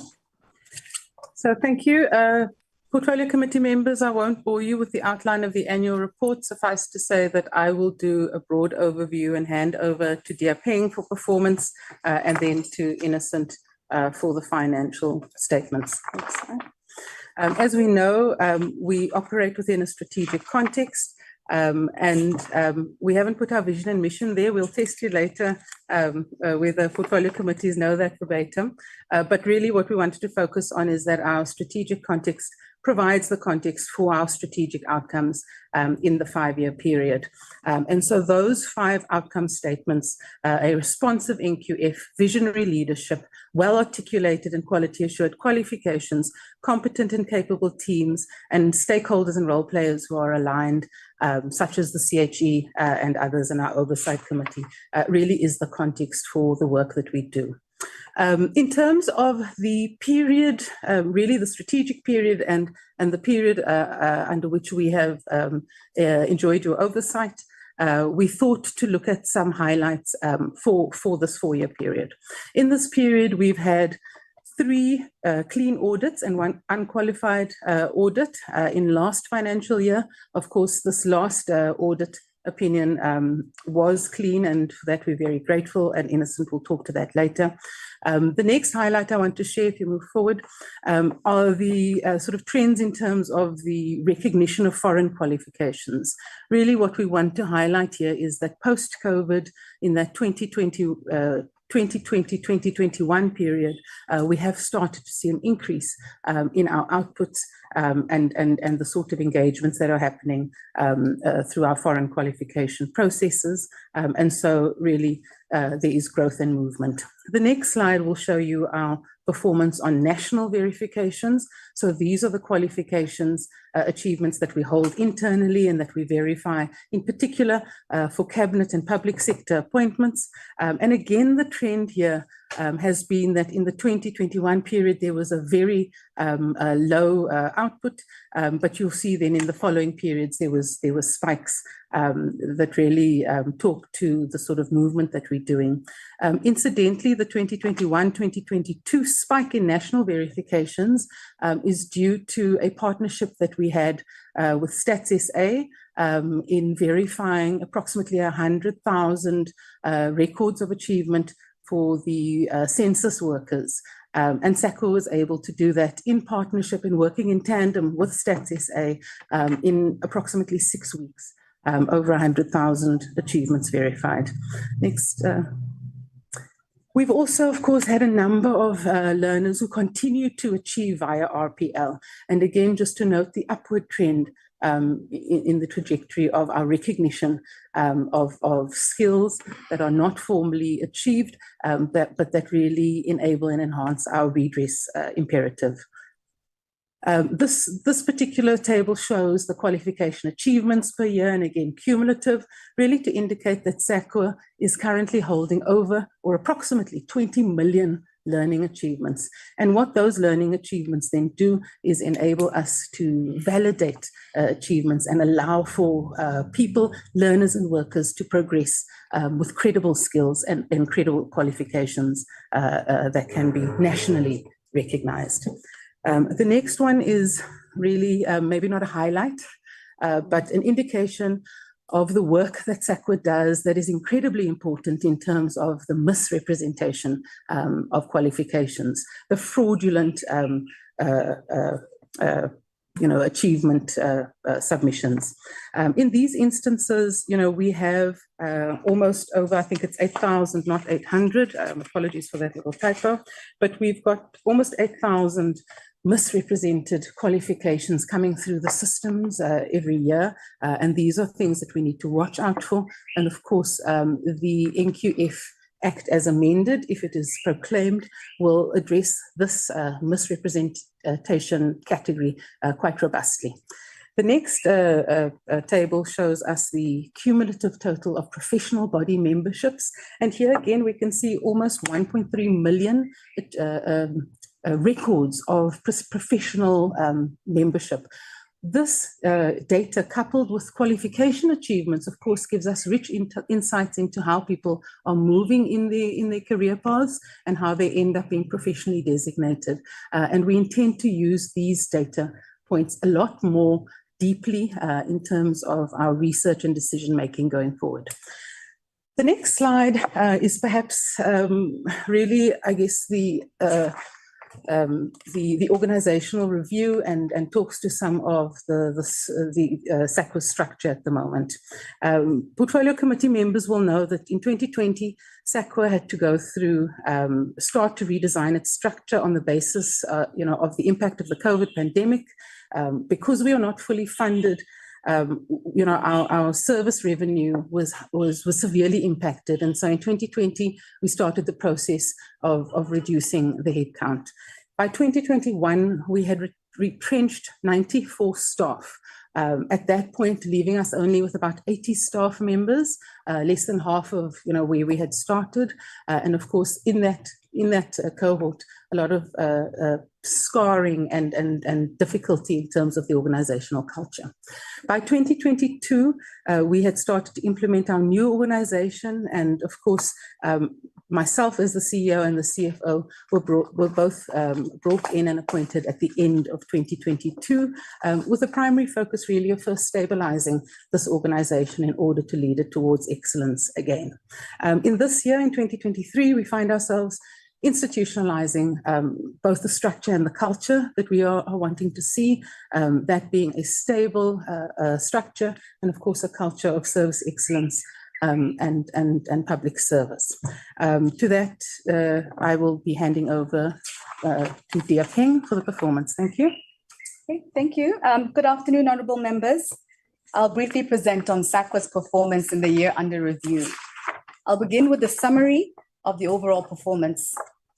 So over 1,500 qualifications were processed this year, and that's a 50% increase from the previous financial year. 90 professional designations were registered or re-registered, and 294 qualifications were registered on the NQF. Over 650,000 learners were loaded on the NLRD, with more than 700,000 qualification achievements recorded. And over 120,000 learners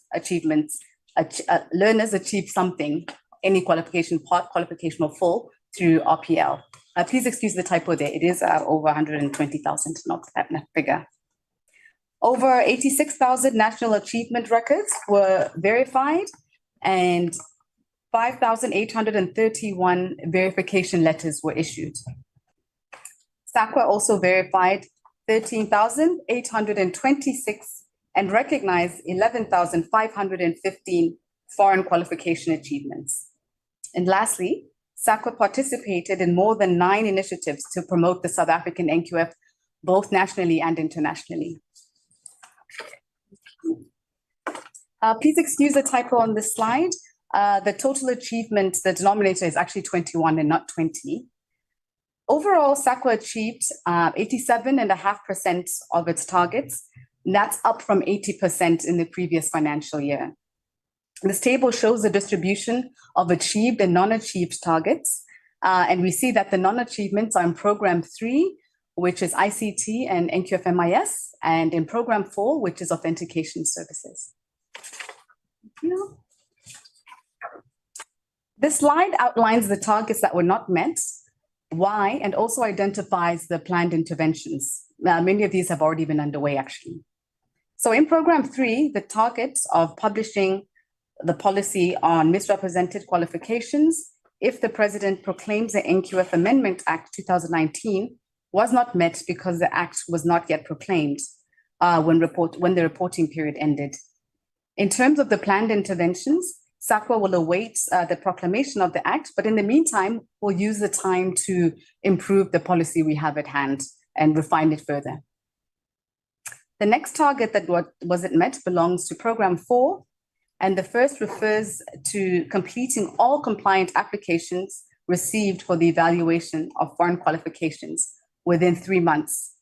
The target was not met because the evaluation of foreign qualification relies heavily on third-party institutions, which frequently means delays. In terms of interventions, SAQA is spending time on strengthening its networks for with foreign institutions.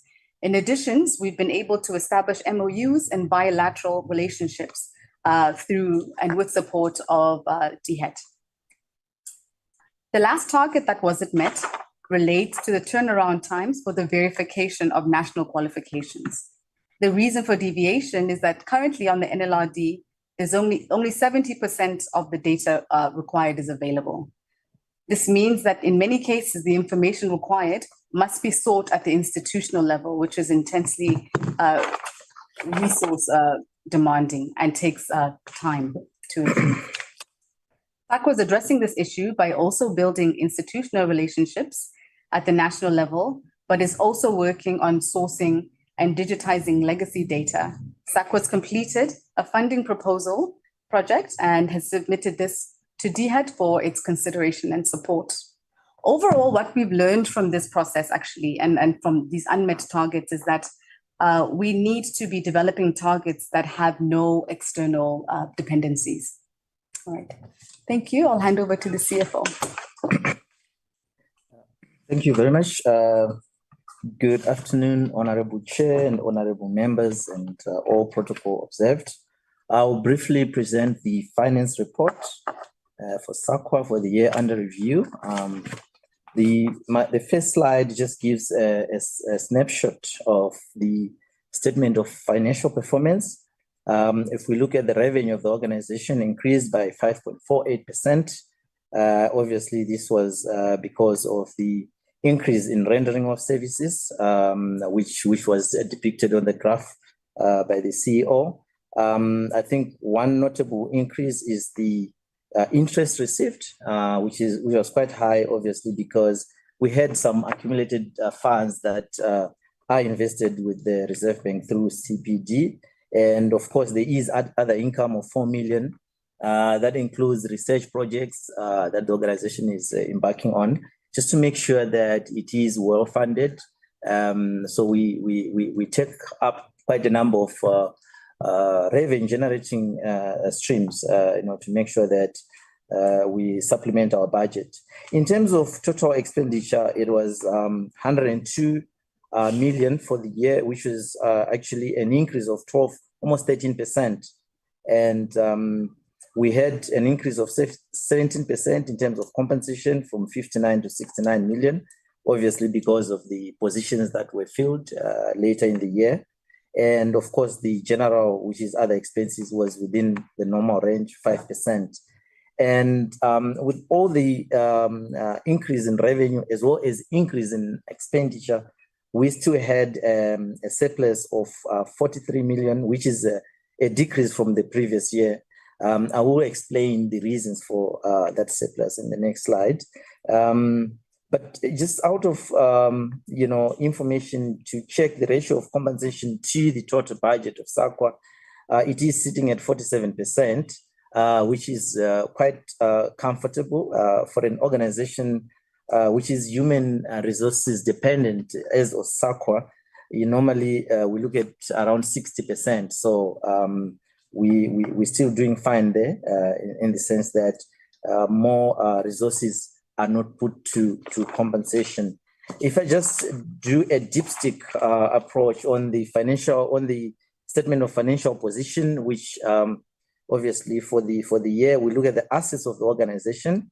The assets of the organization, total assets have grown by almost 47%, from 93 million to 137 million. And out of that is the current assets, which is mainly cash that we have with the Reserve Bank.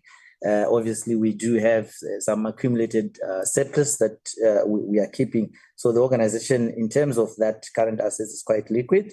Non-current assets, there wasn't much change. These are mainly our, assets. For example, like your laptops. Also, part of our software, which is over a period of a year, more than a year.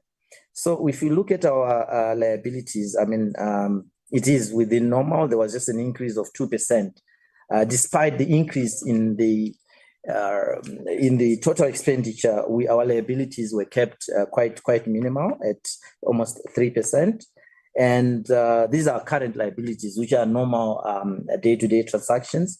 And in terms of non-current liabilities, we had none on the year under under review. So which means we don't have any long-term borrowings or long-term liabilities which are over a period of 12 months. And just to give a context to all this, what does this mean? All these figures, we look at the liquidity ratio that shows today, if our creditors are to say, SAQA, please pay us now, we'll be able to pay them 7.5 times, which means we are covered 7.5 times. That is quite a healthy situation in terms of the stability of the organization, cash flow, and so forth. So we are quite happy with that scenario. Moving on, if I just give a brief on the reasons for incurring a surplus, we also had quite effective cost management across the board. Obviously emanating from the streamlined organizational structure, there was quite a number of savings that were realized from there. Income generated from the rendering of services has significantly exceeded the budget amounts, and obviously coming out from that period of COVID, the activities are picking up. And in this current year, we have reflected this reality in terms of our budget, in terms of increasing so that it matches the reality that we have. We also had some staff vacancies during the financial year, senior for that matter, which were only filled later in the year. And that contributed to some cost savings. I think there were about 3 senior managers positions that were vacant during the year. Also, part of the major cost of SAQA has been the cost related to the building. It's an aged building. It's a senior building, so to speak. And the building related projects have been placed on hold due to the obviously continued search for the buyer for the SAQA premises. This, I think, was reported last year that there was an approval for the building to be disposed of and so forth. So we're still in that process. These things take quite some time. Obviously, after COVID and people using virtual, it's quite difficult in the market to be able to find suitors for this building, but we are hopeful. Then, having looked that we have some surplus, what are the project or initiatives that are being financed by the surplus funds? So we have provided funds to cover for provisions and contractual operational commitments. These are normal commitments that we have at year end that obviously we need to cover. We will not have paid for them, and we need to cover for those.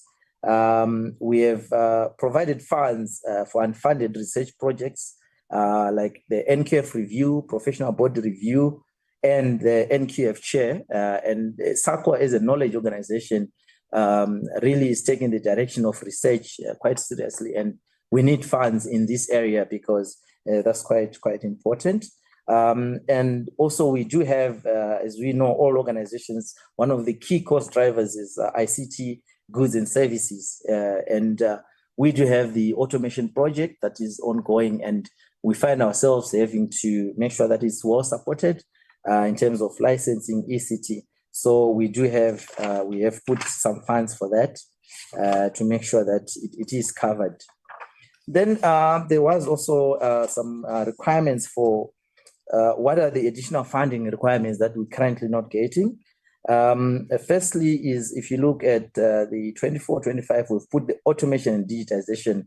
This is not to be confused with our automation that is going on. This is for digitization of manual records, and this is mainly records, teacher records that are lying in provinces, in boxes all over. So we projecting that for the 2 years, if we could get, about 13 million, we'll be able to digitize those records so that they are electronic in our systems. Then the issue of verification of South African qualifications. This is a service that SAQA feels strongly that it should be provided for free to the South African qualifications. And currently we are levying a fee for these verifications, and it's part of our budget. But if we could get that funding, then we'll be able to provide this service for free to the citizens, I think, which will be quite a good initiative for SAQA. Then we do have the NQF chair again, which is research, which has been outlined for the next 3 years. These are the amounts 6.3, 6.9, and 7.6 that would require to make sure that that is realized. My next slide talks on the audit outcome. Of course, we're quite happy that we're able to get the organization back to audit outcomes, which we have achieved in financial year. So there was an improvement in our audit outcomes from unqualified to clean. And we thank all the SAQA structures that assisted in making sure that we work towards that and stabilize the organization. There was no irregular or fruitless and wasteful expenditure that has been incurred. Our annual financial statements, annual financial performance information, and compliance with legislation, there were no significant audit findings identified. In terms of internal controls, we had no deficiencies identified, and the SAQA team is committed to maintaining a clean audit outcome going forward. Coming to the question of Honorable Letsie, which is Project Phoenix, which sometimes I call it Project Letsie because of his passion, for making sure that this project comes to fruition. I am happy to report that I'm putting a technical roadmap, which I'll just quickly touch on, in that we have finally done a soft launch within SAQA in this October, just last week. And what we're doing with this soft launch is we're doing targeted customers through zoning. So what are we aiming to achieve? We're making sure that we're doing performance testing and stress testing of the system, and then we get feedback loops to ensure that the product quality. This is what we're going to do. This is what we're doing between now, October, and until April, to ensure that the system is foolproof, is ready for going to the market. Sorry, until January, where we are going to be doing the foreign verification. Right now we are focusing on foreign qualification, and then we'll have the foreign verification launch to go to the market in January. So between now and January, we're making sure that we will do all the necessary processes like your stakeholder communication, and we're also going to decommission the old system. But we're doing this, we are not taking the big bang approach. We've seen how the big bang approach systems fail, and the agile approach that we're taking is quite good because we'll be able to respond to any bugs, any problems that we have. Right. After January 2024, we do have a major part of the automation system, which is our data validation and submission tool, which is currently being developed as well. So this is to ensure that the data loads from all our service providers is done through this tool. And in fact, this will be our main controller for the data that comes into SAQA. So it is being developed. We're going to launch that in April 2024. And then finally, in June 2024, we'll do the part of registration and recognition. We're going to go to market. We're going to do integration and onboarding, professional bodies, and all the data suppliers. So in brief, Chair, this is the technical roadmap, and we are happy that this is, after all the delays, and we have reported on this before, after all the delays that have happened, I think we're quite pleased with the work that is happening. We would have wanted it to happen earlier, but I think it is better to be late and have a proper system that is credible, because just going to market with a weak system might be problematic. During this, when we've done this big project that we're doing, we have actually looked at what are the additional funding required for this system, because it's not just going to be a static system. This is a developing system that we are going to use, actually is the central focus of SAQA. So we have sort of estimated that additionally from what we have, we're going to need about 15 million for API development, that is for data validation and verification. What these APIs, what do we need them for? For example, Home Affairs, we need database integration for verification. We need, for example, banks for high volume transactions. We're already talking with one particular bank, when they issue out credit, they obviously want to verify their clients. So we are just imagining ourselves in 2-3 years' time when we have all the banks on board using this system. You know, it will be quite great for us. We look at the CETAs, all the learner achievements. We need to have an API that links with those databases. Then we look at pre-employment screening for both public and private institutions, linking to the SAPS database. So as well as we look at the verification database, develop a new database and move away from currently vendor dependence. That has been a major problem for us, and we are capacitating our ICT because that is a very risk part of the organization where you have to depend on vendors, and sometimes they hold you at ransom. So we want this capability in-house, and we're building a very strong team. We've already hired a senior manager for projects. We've hired cybersecurity expert. We are hiring developers so that we can also develop these systems in-house rather than going to the market. So I'm quite happy about that, and the board and the CEO really support those initiatives. Then we looked at as well, what do we need with this system? We look at it that we need data warehouse and document management, and we're looking at 25 million. What will entail that? So basically what we're saying is we want to create a central data repository or storage in the NKF MIS department for SAQA databases. Right now, we've got quite a number of databases across SAQA. So the data will be extracted through backend, cleaned, loaded on the NKF MIS staging area, and then transformed into business intelligence and report.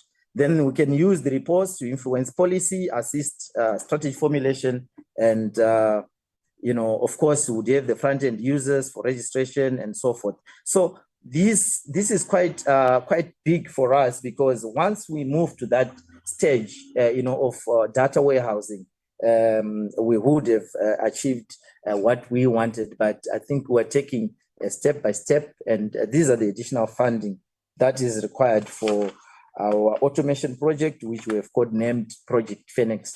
With that, Chairperson, honorable members, I think I have done justice in time, and I pause for that. Thank you.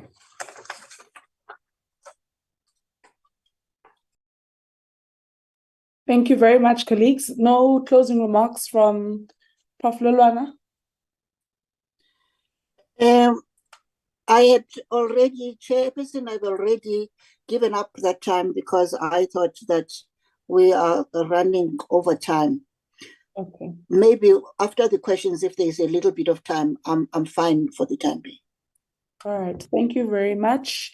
I'd like to then hand over to our last entity to present, which is QCTO, Mr. Dlamini and Mr. Naidu.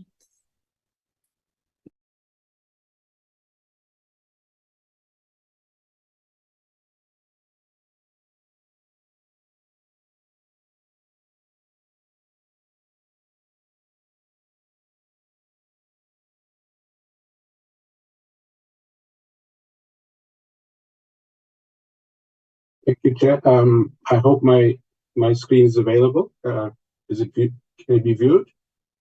Yes, you can just make it bigger, like put it on slide mode. Yeah, I'll do that.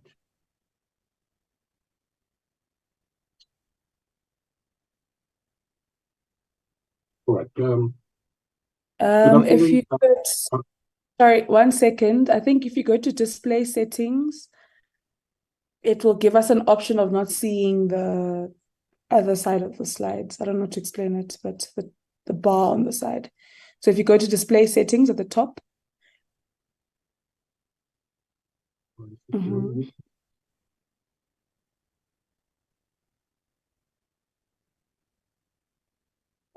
And then I think it's that one. Thank you. Thank you, Chair. Chair, I'll let the Chairperson of Council go, and then I will go. Yeah, as I said, good afternoon, Honorable Chairperson, Ms. Mkatra, and the honorable members of the Portfolio Committee. I would like to take this opportunity to thank the Portfolio Committee for the invitation to brief the committee on the QCTA annual report for 2022-2023 review period. Chairperson, let me also express my sincere gratitude to the Minister and the Department of Higher Education and Training, the Honorable Minister, Dr. Nzimande, Deputy Minister, Mr. Manamela, the DG, Dr. Sishi, as well as acknowledged Professor Lolwane, Chairperson of SAQA and the SAQA management team, as well as Reverend Memani Sidila, the Chairperson of ACGH and the CHE, management team. So, Chairperson, today I have my CEO with me, that is Mr. Naidu, and the CFO, Mr. Mapos. So if you can just slide through the next slide, please. So, Chairperson, as I said, I'll just briefly touch on it to say that the vision of QCTA, of course, is to make sure that we qualify skilled and a capable workforce. And it is also imperative of the medium MTSF framework 2019 to, I think there's an error there, with respect to improving TVET provisioning. Of course, the strategic planning for 2021 to 2025 of the DHET, the Department of Higher Education and Training, with its emphasis on the more responsive PSET system, expanded access, improved success, efficiency, and quality of PSET provisioning, and also recommendations contained in the National Plan for Post-Education and Training for 2021 to 2030. So a few remarks from my side, Chairperson. The theme not only declares the intention of QCTO, but it is also reflected in the work and achievement of QCTA for the 2022-2023 reporting period. And in the annual report that has been audited, members will also notice that we have, for the 7th time, achieved a clean audit. In addition, we have achieved 93% of our performance target, that is 26 out of 28. And in 2021 to 2022, it was 77%. Also, advocacy and implementation of the OQSF, that has also been one of the highlights.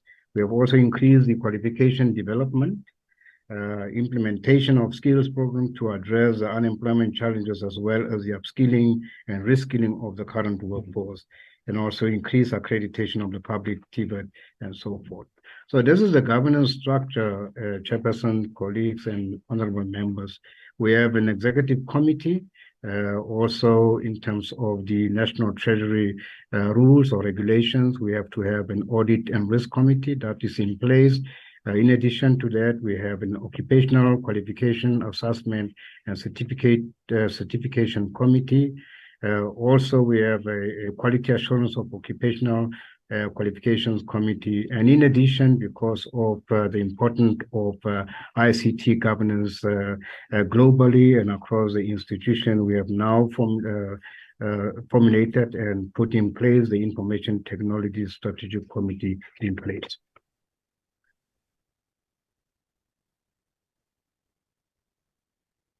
So with that, Chairperson, I'm not going to deliberate a lot on the senior management structure. I think it speaks for itself. On the slide, we have the CEO with us. We've got Paso also in our meeting, and we have also 3 senior management. That is the Chief Director, Mr. Lata, responsible for occupational qualification management. Mr. Mbue, Chief Director, Occupational Quality Assurance, and we have Ms. Kondowe, who is responsible for corporate services as the Chief Director. Yes, Chairperson, I think the other colleagues have emphasized the importance of funding, and we're also more or less in the same position that we have to, for us to realize our full potential as QCTO in the PSET sector, this is one of the binding constraints in as far as funding is concerned. And also just to indicate that the main source of funding remains at by 0.5% in terms of the skills grant regulation. So for 2022-2023, the QCTO has applied for funding. That was about 163 million, but we only granted an amount of 96 million. So already that difference is putting a strain on the institution. So the fiscal grant from the Department of Higher Education and Training for 2022-2023 was 28 million. The draft SETA grant regulations recommends a 1% allocation to SETAs, and as the council, we are eagerly awaiting the approval of that regulation. The NSDP 2030 also indicate that QCTO funding will be reviewed to enable the council to fully execute its mandate. And of course, that may also have some unintended, issues in as far as if we don't meet or fully execute our mandate, they may attract a non-compliance in terms of the legislation. So the funding model needs urgent attention, Honorable Chairperson and members, especially in view of expanding the mandate of QCTO with respect to the work being done with the TVET and CET colleges. So with that, Chairperson, I will then hand over to the Chief Executive Officer to take the committee through in terms of the annual performance plan and so forth. Thank you. Thank you, Chairperson. Good afternoon to the Chairperson of the Portfolio Committee and to the honorable members. I will just present an overview and the performance management, and then I will hand over to the CFO. I know our presentation is a long one. It has 53 slides, but I promise you I'm not going to go through all of them. Many of them have been included just for the sake of completeness in the event that any member has any questions around any of the targets. Certainly, I'm not going to go through all of the targets in any detail. Chair, just continuing on the theme of our report, we were able to achieve our targets, and we had to, in order to do that, we had to implement a number of risk-based quality assurance mechanisms, and that was due to the funding limitations. So we had to be a bit innovation in terms of our accreditation processes. We are piloting and actually perfecting the online accreditation processes as compared to virtual presence at a particular venue. We have also done this to promoting a standardized national quality assurance framework. I am pleased to indicate, Chair, that we are working very closely with the SETAs and have, established working service level agreements and MOUs with the SETAs, and this is starting to mature and lead to a more standardized quality assurance framework. The year was also driven by our implementation of the OQSF, that's the Occupational Qualifications Sub-Framework, which you would recall, Chair, we had named this the game changer in the PSET sector, and we really do believe that it is a game changer in the PSET sector in terms of the qualification types that we could offer. We have also, the work has been guided by implementing Vision 2027, and we did elaborate on Vision 2027 when we briefed this committee on our strategic plans previously. And that is just about the collaboration with our quality partners, which are essentially the SETAs. The vision outlines how we will work in conjunction with the SETAs based on the current funding model, and I will allude a bit more to that. Chair, what we have seen is, I think I've jumped to one slide, but I'll just go over that. We've seen an increase in the uptake of TVET and CET colleges, but we will, here it is. Steep increase in the uptake of occupational qualifications, especially in the TVET and CET colleges. And Chair, I followed from this morning, the DHET presentation, the emphasis on TVETs and CETs, and I'll give some data around that. I must admit that this was made possible through the easing of the funding programs, PQM funding regime of the department, as well as the phasing out of the N1 to N3 programs, which means there's a greater move towards occupational qualifications. We have also seen an increase in the number of TVET and CET colleges that are accredited to offer the shorter skills programs. We continue to foster our international engagements and partnerships. We have been working quite closely with the International Labour Organization, the GIZ, as well as the British Council, and as well as more recently, not in the year under review, the Welsh, as well as with other countries, especially our neighboring countries. We have hosted at least 3 of them already.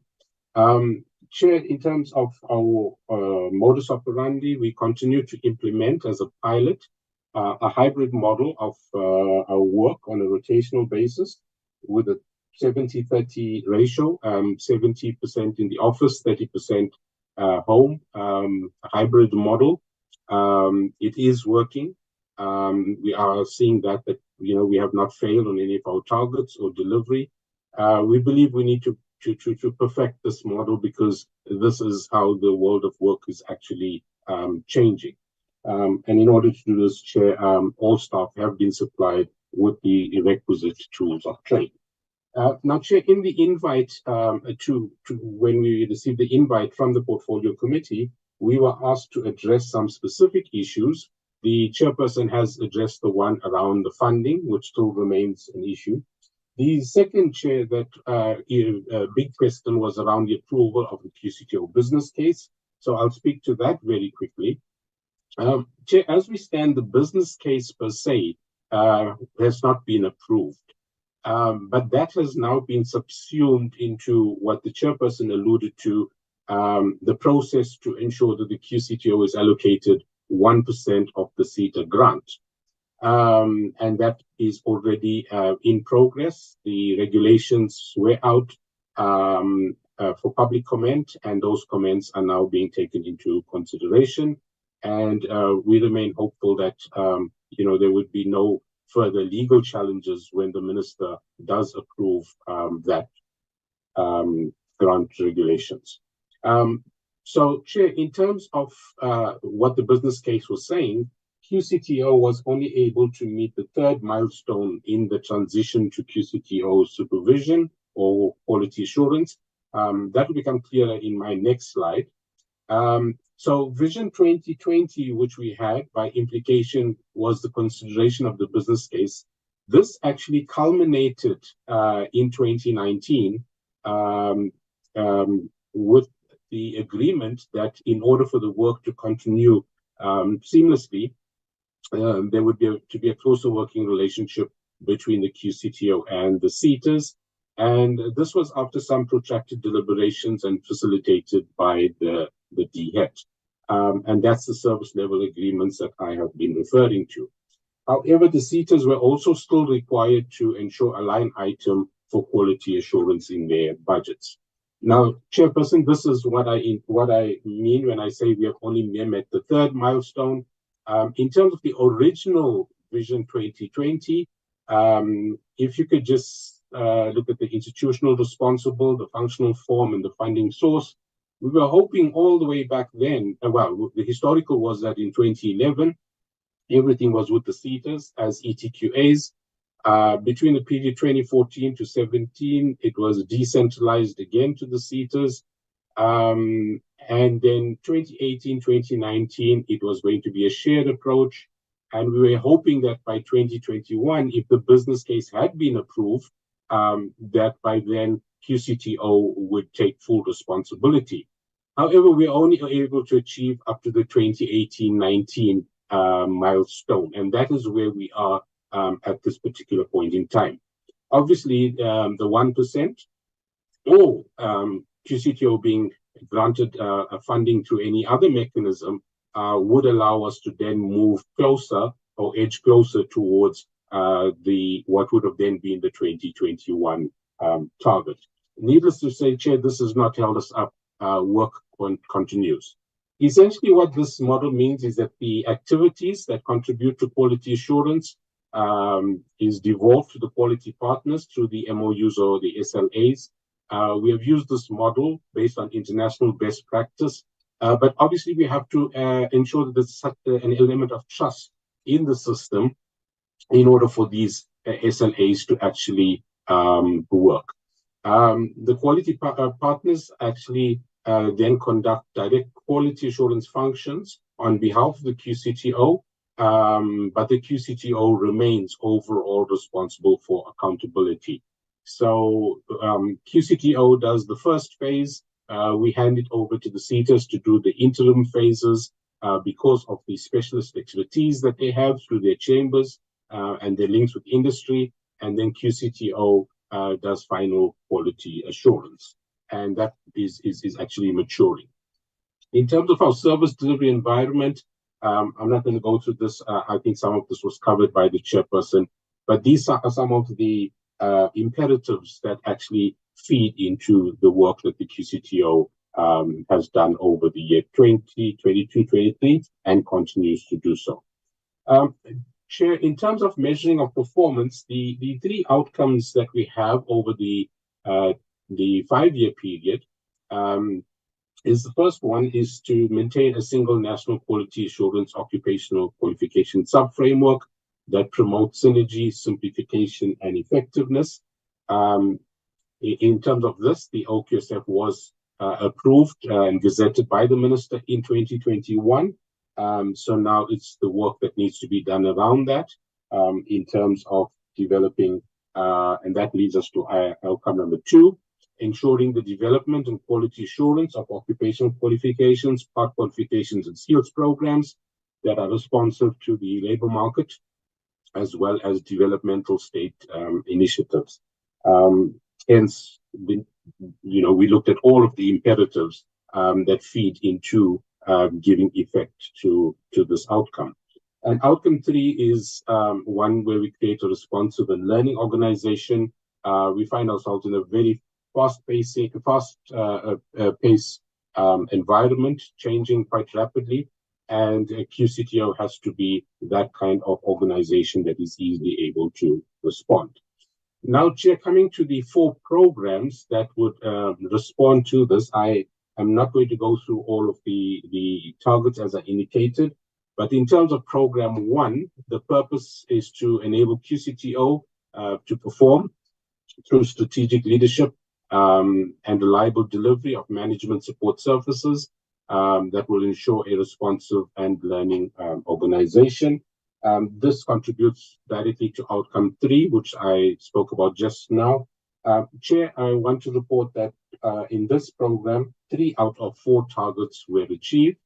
The one target that was not achieved is 1.21, and that related to the implementation of the master systems plan. We had set ourselves a target of 100%. We achieved 72%.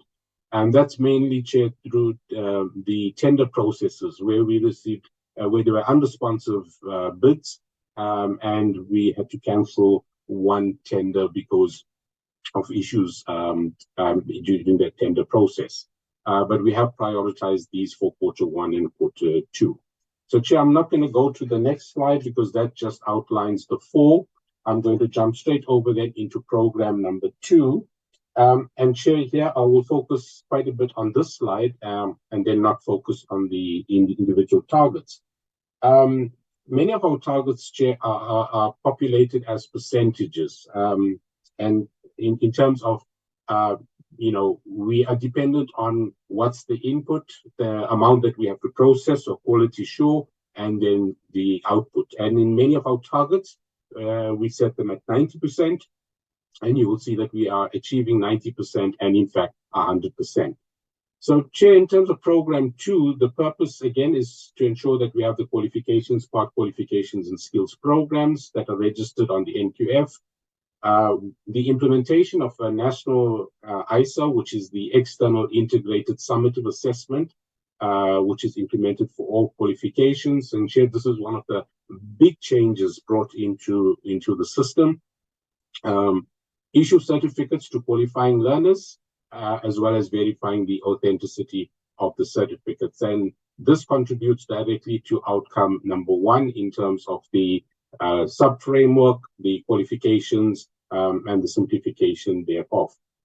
Chair, I'm happy to report that in this program, we achieved 10 out of 10 targets. But in showing those achievements, Chair, I want to follow a different approach, and that's also to highlight to the committee the trajectory that the QCTO is on, and this versus the issues that we raise around our funding.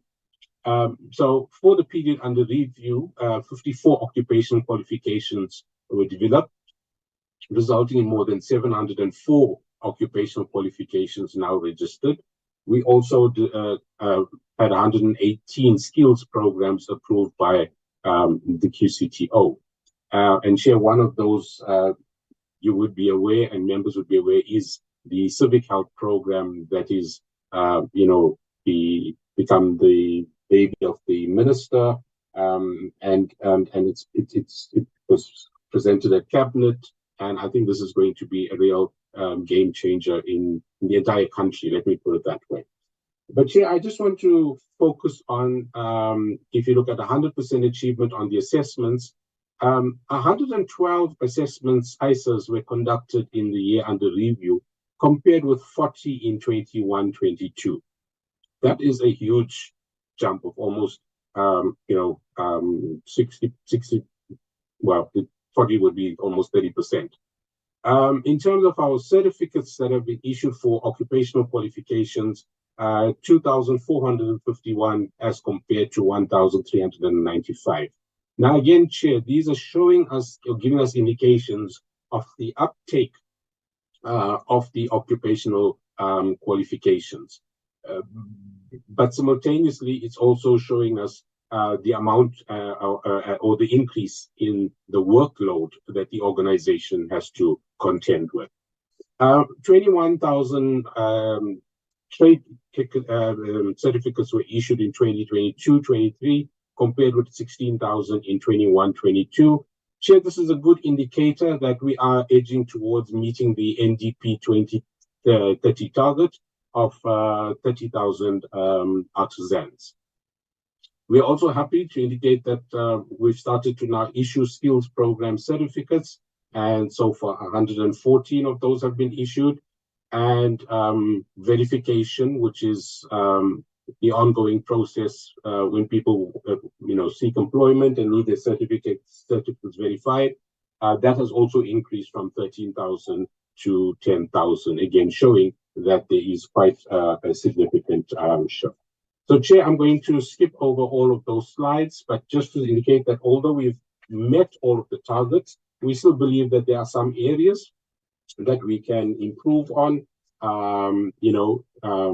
We want to fast track the deregistration of historically registered qualifications, or re-register them where needs be, to develop and review occupational qualifications linked to the economic reconstruction and recovery skills strategy.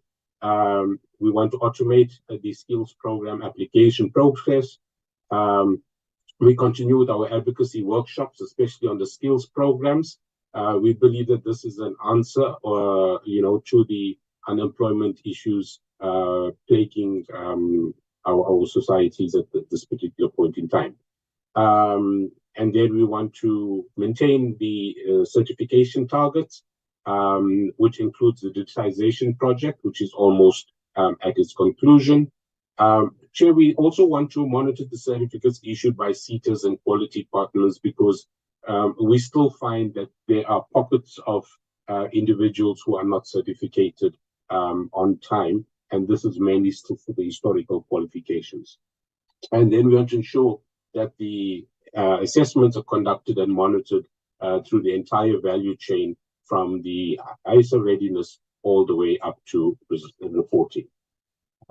Chair, I will now go to program 3, and this is really also one of the huge programs within the QCTO, and that is to establish and maintain the standards for accreditation and at the assessment administration within the OQSF. To elaborate on that, it's to establish and maintain standards for the National Quality Assurance System for all qualifications on the OQSF. Secondly, to establish and maintain standards for a national accreditation system for all qualifications registered on the OQSF. It might sound like I said the same thing, but the first one was the quality assurance, and then it was the accreditation. The third was to monitor the uptake of occupational qualifications and skills programs by the various institutional types. This contributes to both outcomes 1 and 2. And Chair, here I'd like to indicate that we've achieved 11 out of our 12 targets. Just one target which was not achieved, and I'll speak to that. But again, here, Chair, same. If you look at the SDP accreditations and the increase, 1,622, as compared to 911, and that is a huge leap in SDP accreditations. Included in that, Chair, I might add, is TVETs and CET colleges. This is the aggregated number. So I'm sure members would be happy to learn that in terms of TVETs and CET colleges, we have 14 TVETs and CETs that have been accredited for skills programs, 29 for trades and engineering, 9 for business and general studies, and that's for the new occupational qualifications. We have 21 TVET centers accredited as assessment centers for engineering, and another 20 centers, TVET centers as assessment centers for business and general studies. So, Chair, I think we have finally broken into the TVET and CET skills sector. The other highlight, I'm sorry, there's a repeat here, 179 SDP accreditation for skills programs as compared to 90. So also a good trajectory here in terms of the skills programs. And then the historically registered ones we were hoping would go in the opposite direction with fewer coming in. But Chair, we believe that this is just something we would have to live with until the complete phase out of the historically registered. And then we had 371 assessment centers accredited as compared to 254. And then we've also increased our quality assurance from 204, from 123 to now 204. Chair, the one that was not achieved in this, if I can just get to it quickly, is the one around skills development programs, quality assuring providers that are offering skills development providers. And the primary issue here was that we did not receive information that there were learners in the system, which actually then activates it. So, Chair, here it is. It's 3.24. It's not achieved. We had set a target of 75%. We achieved 65%, 11 out of 17. But Chair, here we got some measures that we will implement to ensure that SDPs are uploading their learner enrollments, which then triggers in the QA processes. Chair, I will then quickly go on to program 4, and I think we can just round off after program 4. This is our research and analysis to establish and maintain our standards for quality assurance to research, monitoring, and evaluation. Chair, I just want to indicate that again here, all of our research for the year is published in an annual bulletin. Of interest would be the bulletin of last year, which had this one particular research, which was interesting to us, where we benchmarked the OQSF against 5 frameworks. They are listed there. I won't go through all of them. The overall conclusion there, Chair, is that the OQSF compares favorably against the other sub-frameworks. So we are on the right direction. Broadly speaking, there are some differences, But if you look at it more narrow, we are talking about the same things. These are just the indicators there, which I will not talk. In terms of our human resource, Chair, in terms of our employment and vacancies, Chair, the middle block is if we had the business case where we had 246 posts, our vacancy rate would be 57%.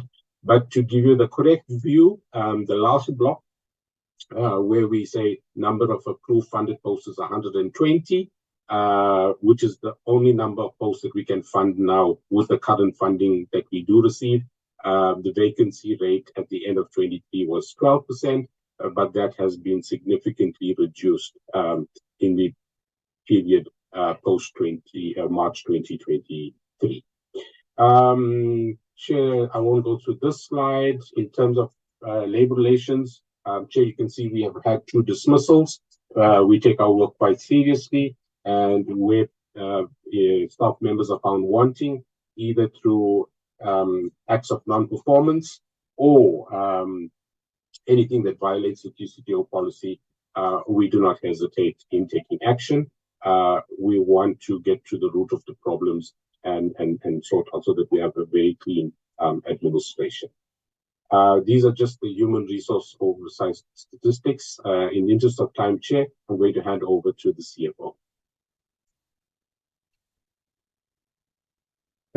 Thank you, CEO, and afternoon to the chairperson, members of the committee, our minister, deputy minister, and other fellow colleagues from other entities.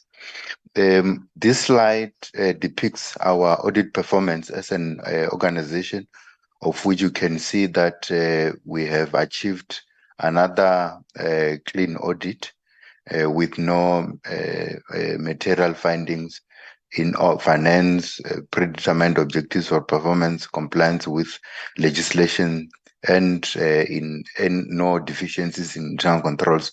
We also did not incur any irregular, fruitless, and wasteful expenditure.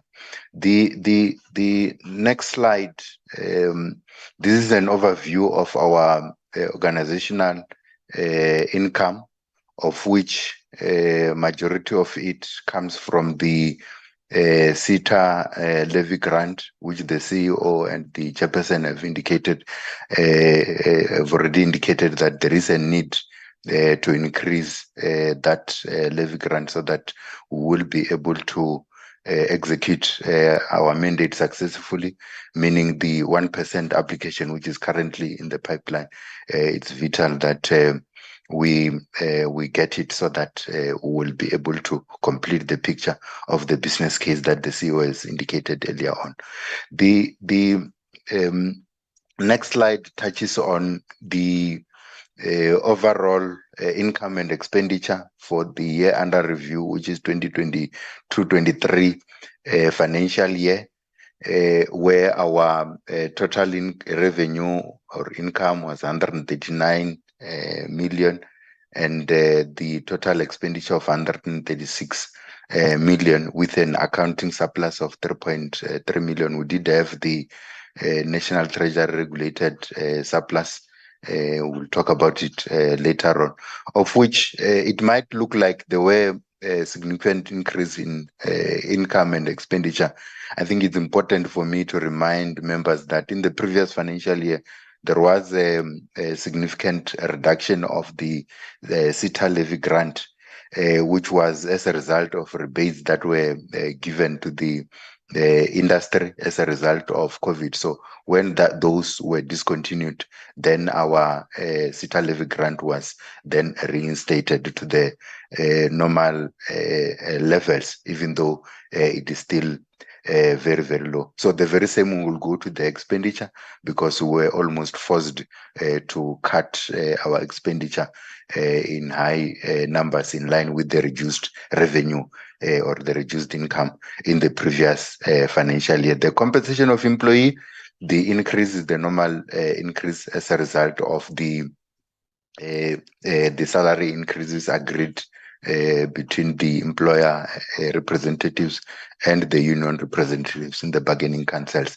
The next slide, which is the slide on the screen now, this is just the summary of our financial position as an organization. You can see that there are no major changes between last year and this year, of which the only material variance is on the non-current assets, where majority of our assets were written off or they reached their useful life in the previous financial year or fully depreciated, of which the process is underway to replace them in the current financial year.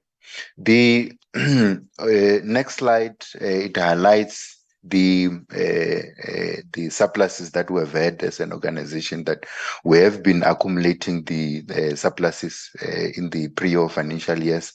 Mainly that will be utilized to acquire our office building, the building that we currently occupy. We have made negotiations with the owners in the past that they should sell the building to us, of which there was that agreement, of which we had done the application with our mother department, the higher education department, and it was approved in that regard. And since we did not have or do not have sufficient funds to fund the entire purchase price of the building, a portion of it, roughly 60 million of the 90 million, will be financed via or through a bond, of which, as we all know, that the PFMA requires that when you, Section 66 in particular, when you are acquiring any form of a loan, you need concurrence from the National Treasury for that particular loan, of which the application has already been lodged through our higher education department, and we are awaiting approval in that regard so that we can continue. And it is important that we buy this building as an organization so that in the main we can save on our rental expenses, of which currently they are very, very, very high. In fact, they are a major part of our expenditure. And it will also assist us in generating additional income, since we may have one or two subtenants in the building. Even currently, we're not fully occupying it. There is a portion which is occupied by the British High Commissioner, which we may continue to leasing it to them. And we also, this building also assists in providing office accommodation to other sister departments. The higher education department in particular, most of the time they do their executive meetings in our offices, so that will assist. Maybe even colleagues from SAQA who have indicated that they're having challenges with their dilapidated building. They may, when they are hosting meetings, they may request, we may grant them permission to host their meetings in our facilities accordingly. This slide on the screen, it outlines our overstretched and stressed revenue streams, of which 75% is funded by the SETA levy grant, as already indicated.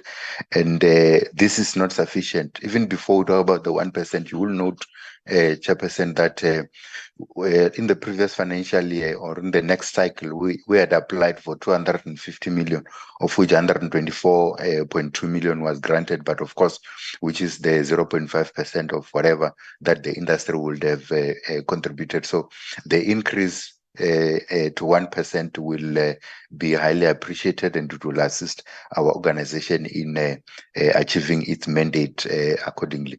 I will pause here. Over back to you, CEO and Chairperson of the board. Thank you, Chair. That concludes our presentation. Okay, thank you very much, colleagues. From the QCTO.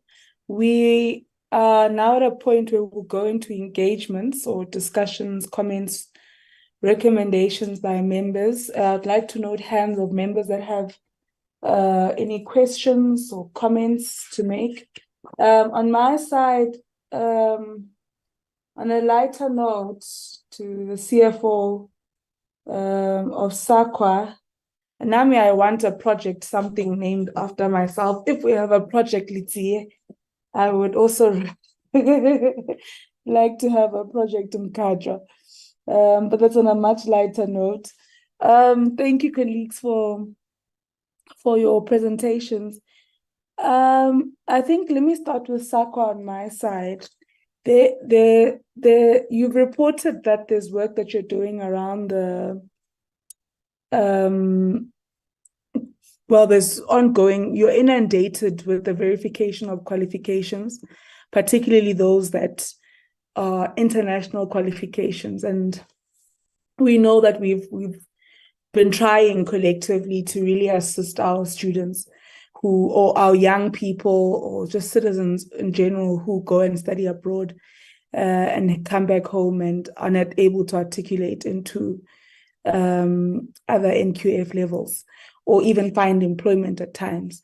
And so I wanted to, we welcome the work that you're doing around that, and kind of also welcome your thinking around not having a big bang approach, and but really trying to steadily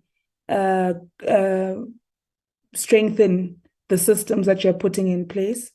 I think there's an entity of ours in the sector that we've cautioned against. We usually say, don't go for the Rolls Royce or the Lamborghini, just go for a Toyota or a VW, and let's start there and make sure that that system works, and then let's progress as we go and we're able to get the foundation and the basics right. So we welcome that as well. But I wanted to ask, recently as Parliament, we ratified the what is this thing that was done in Paris? Sorry, let me just find the right.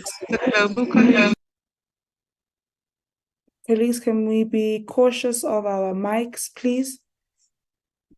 But recently, as a committee, we presented to the House the report on our engagements around the Global Convention on the Recognition of Qualifications concerning higher education. And I, as one was going through the report and preparing, I wondered if we had actually engaged yourselves. And I don't, in that meeting where the department presented this convention to us, I think it was just them, and you weren't there. And I think from what I understand, the convention to be trying to do, you would become quite a pivotal role player or stakeholder in that. And so one would want to know if you've been doing any work around that, because that would tie into, your interventions around the qualification of the verification of foreign qualifications and the systems that you're putting in place. Because I won't lie, when we shared this, the resolutions of this convention with citizens, they really were excited to know that there is some sort of work that's being done to help them with this particular challenge that they're being faced with. So one would just want to know if you've been interacting yourselves, or if you've had any interface with the convention, and if it by any chance is related to the work that you're currently doing in beefing up your ability to verify foreign qualifications. I'd like to also note that across the board, it seems as though funding is a challenge. I think from every entity that spoke, CHE, SAQA, QCTO, you all spoke about funding being a challenge. And so, so that's something that the committee is noting with great concern as well. And then, I think I'll leave it at that for now. Maybe some of our colleagues will touch on the other matters. I think I'd made notes on CHE, yes, just to, of course, acknowledge or commend your clean audit. And also commend the fact that you've been able to recoup monies that were lost through fruitless and wasteful expenditure from staff responsible for incurring this expenditure by missing flights and so forth. Yeah, so those are just some of the two matters that one wanted to acknowledge from the CHE. I'll come back to QCTO in a bit. But for now, let me then hand over to honorable members. Let me note Honorable Sibia, Honorable King, Honorable Pillay, and then Honorable Litsie. Honorable Sibia.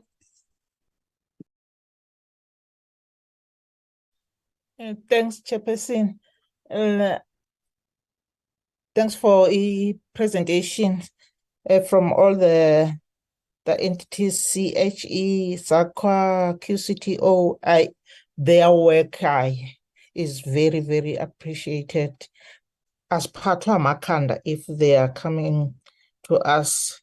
And congratulations to the 25th anniversary to CHE. And only the budget allocation to them, which is not sufficient.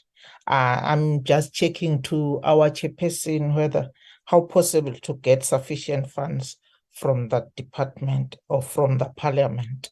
I think they must get the funds because they are not misusing the funds. SAQA, it has been mentioned that there is a several staff vacancies during the financial year. I didn't hear when to fill those positions if they are not yet filled. And the QCTO program 2, 10 out of 10 achieved targets. I really appreciate the achievements. Even in program 4 under research is appreciated. We appreciate really their work. They must keep up the good work always. Thanks, Chairperson. Thank you, Ma'am Sibia. Honorable King. Chairperson, you've covered most of my questions. I only have one.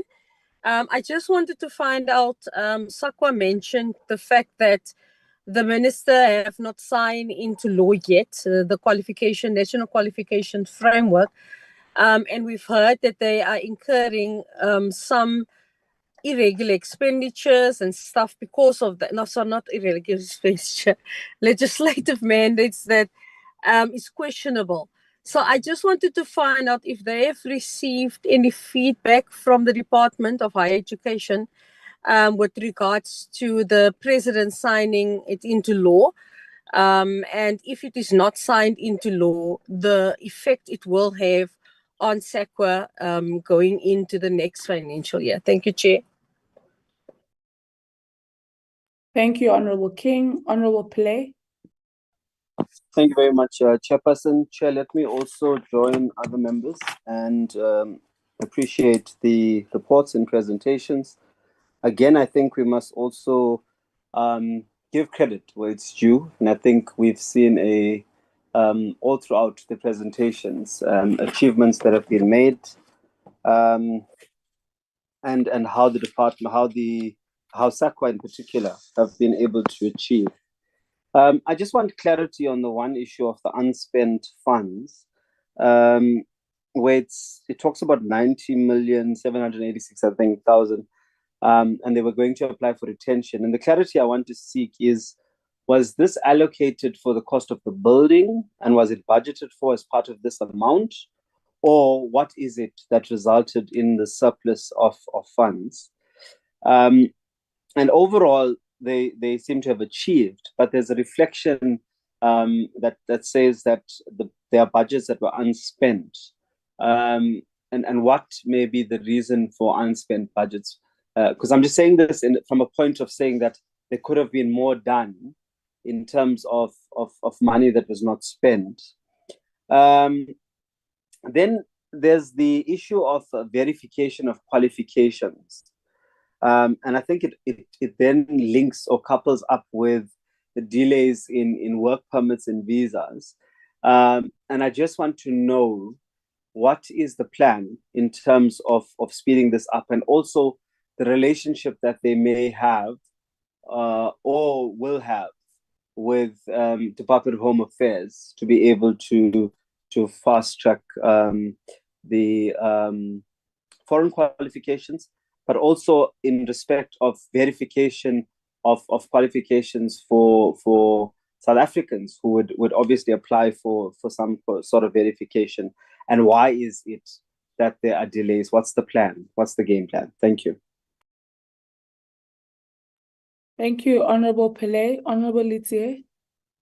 Thank you very much, Chair. It's been a long day. Good day to all the board members from all the entities led by the chairpersons. Good day to the CEOs, CFOs, all senior managers, and everybody from the entities who are here. Again, to yourself, honorable members, our capable and hardworking support staff for being here. I think, let me echo the sentiments of Mams Bia that when we are dealing with these three entities, generally we don't have too much headache. We don't drink a lot of grandpa when we are dealing with these entities. And maybe on a lighter note, to say that, Chair, maybe you must wait for the 7th Parliament to get Project Mkachwa, as we are hoping that the Project Litsia will come very quickly. Let me start with QCTO. Note that they've moved quickly to, or maybe let's first start by saying we congratulate them for achieving their 7th consecutive clean sheet or clean audit. Sorry, man, this thing of SAQA, second clean sheet, clean audit. Congratulate the team there, led by the CEO, CFO, and the board. This is what we want to see, public funds being utilized correctly, but also following all RAP standards and all of that. So I appreciate them. Also appreciate that they've moved to speed in accrediting TVET and CT college things, courses. We were happy there. Just raise an issue with them again that QCTO, your senior management looks very muscular, with very little females in your senior management, which is concerning because women come from a very dark place in this country where they were not recognized and given serious responsibilities. So when we get a chance, please let's try and look at balancing the gender there. The full potential of QCTO in the PSET sector remains constrained by the current funding model. And we note that. Want to ask them what are the alternatives they are thinking about for realizing the full potential of the entity. Should funding remain, or the funding model remain as it is? And secondly, what type of funding model will work best for the QCTO to reach its full potential? On finances, noting that the entity for 22-23 financial year, they had a shortfall of about 66 or just below 67 million from what they had initially requested. Were they able to adjust? And how did they manage that part. CEO, were the mechanism in any way helpful to QCTO, or did they cause any financial constraints based on what you said earlier? And how have the international engagement and partnership, how have they assisted the TVET and CT colleges in improving their standards and providing opportunities? What was the feedback of the sitters from the request by DHET to ensure a line item for quality assurance in their budgets? And on simplification of the operating model, will the quality partners have to be paid when they will be conducting a direct quality assurance function on behalf of QCTO? If yes, what are the financial bearings will this have on the QCTO as it has experienced not realizing its full potential due to issues with the funding model? And on program 1, a tender was cancelled, and this is one of the causes for the targets not being met. What basis was this tender cancelled for, and was there no way to get any responsive bids to tenders? We note and appreciate the efforts of QCTO to achieve all your targets for program 2 on occupational qualification management assessment and certification. And then because last year we were given more responsibilities to accredit skills program of sitters, how have that progressed? Noting that on slide 17, you mentioned that you've only approved 118 skills program. How many applications did you receive for you to accredit 118, noting that you have 21 sitters which may have submitted or which you were supposed to accredit for? And again, you had 114 skills program certificates issued in the 22-23 financial year. Again, that's on slide 17.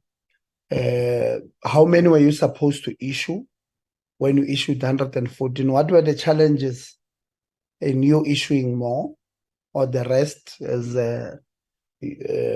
from what you were supposed to issue? What were the challenges, and how are you mitigating against that? And then maybe let's skip you, because we don't want to give you too many questions as if you have not done well. And then let's go to South African Qualifications Authority.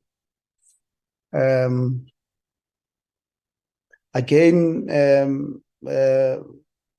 Prof. Lolwana, it's always pleasing to see a gender balance management of this entity. I know I've said it many times, but I'm not going to stop saying it, that the gender balance of SAQA is pleasing. It's led by you, board chairs, a woman, the CEO, you know, you guys are proper there. In fact, you are doing extremely well. We must continue to praise you so that you don't think for a second that the good work is not appreciated. Yeah, it's always appreciated. We also know the clean audit. We know the stable executive and staff complement on governance, good governance and performance. Maybe you can just answer currently what are the major problems around the NQFs, and why is it not responsive if it's not? And on the highlights during the MTF, regarding the foreign qualification achievements, recognized by SAQA. Why is it that the number from 2019 was extremely high, and from there it has been decreasing until now in 2023, where it is now at just below 12,000, and then we know that in 2020 we're just above 12,000. In fact, it was 12,372. What do you think has caused the decrease in the total number of national verifications for the 22-23 financial year? I'm asking this because your turnaround time might play a role, because it's about 3 months or so, if I'm not mistaken. And given that you are not the only ones in the game in verification of such, that might be the reason. But I want to hear from you, what do you think is the reasons, which will bring that thing, Honorable Mkhacho wants, that Litsia project of, digitizing this thing and having turnaround strategy of, of improving time. And then your overall performance by program, maybe you must make a presentation that includes each program and what it does and how they were able to achieve your targets. So you just do a press, what do you call it? A sheet there. And then you tell us, this is program 1, this is what it does, this is how we managed to achieve the targets and all of that. And then maybe on recommendation to you, we must just ask you to review in future your presentation to include a well-detailed report on programs to better engage, for us to better engage the documents.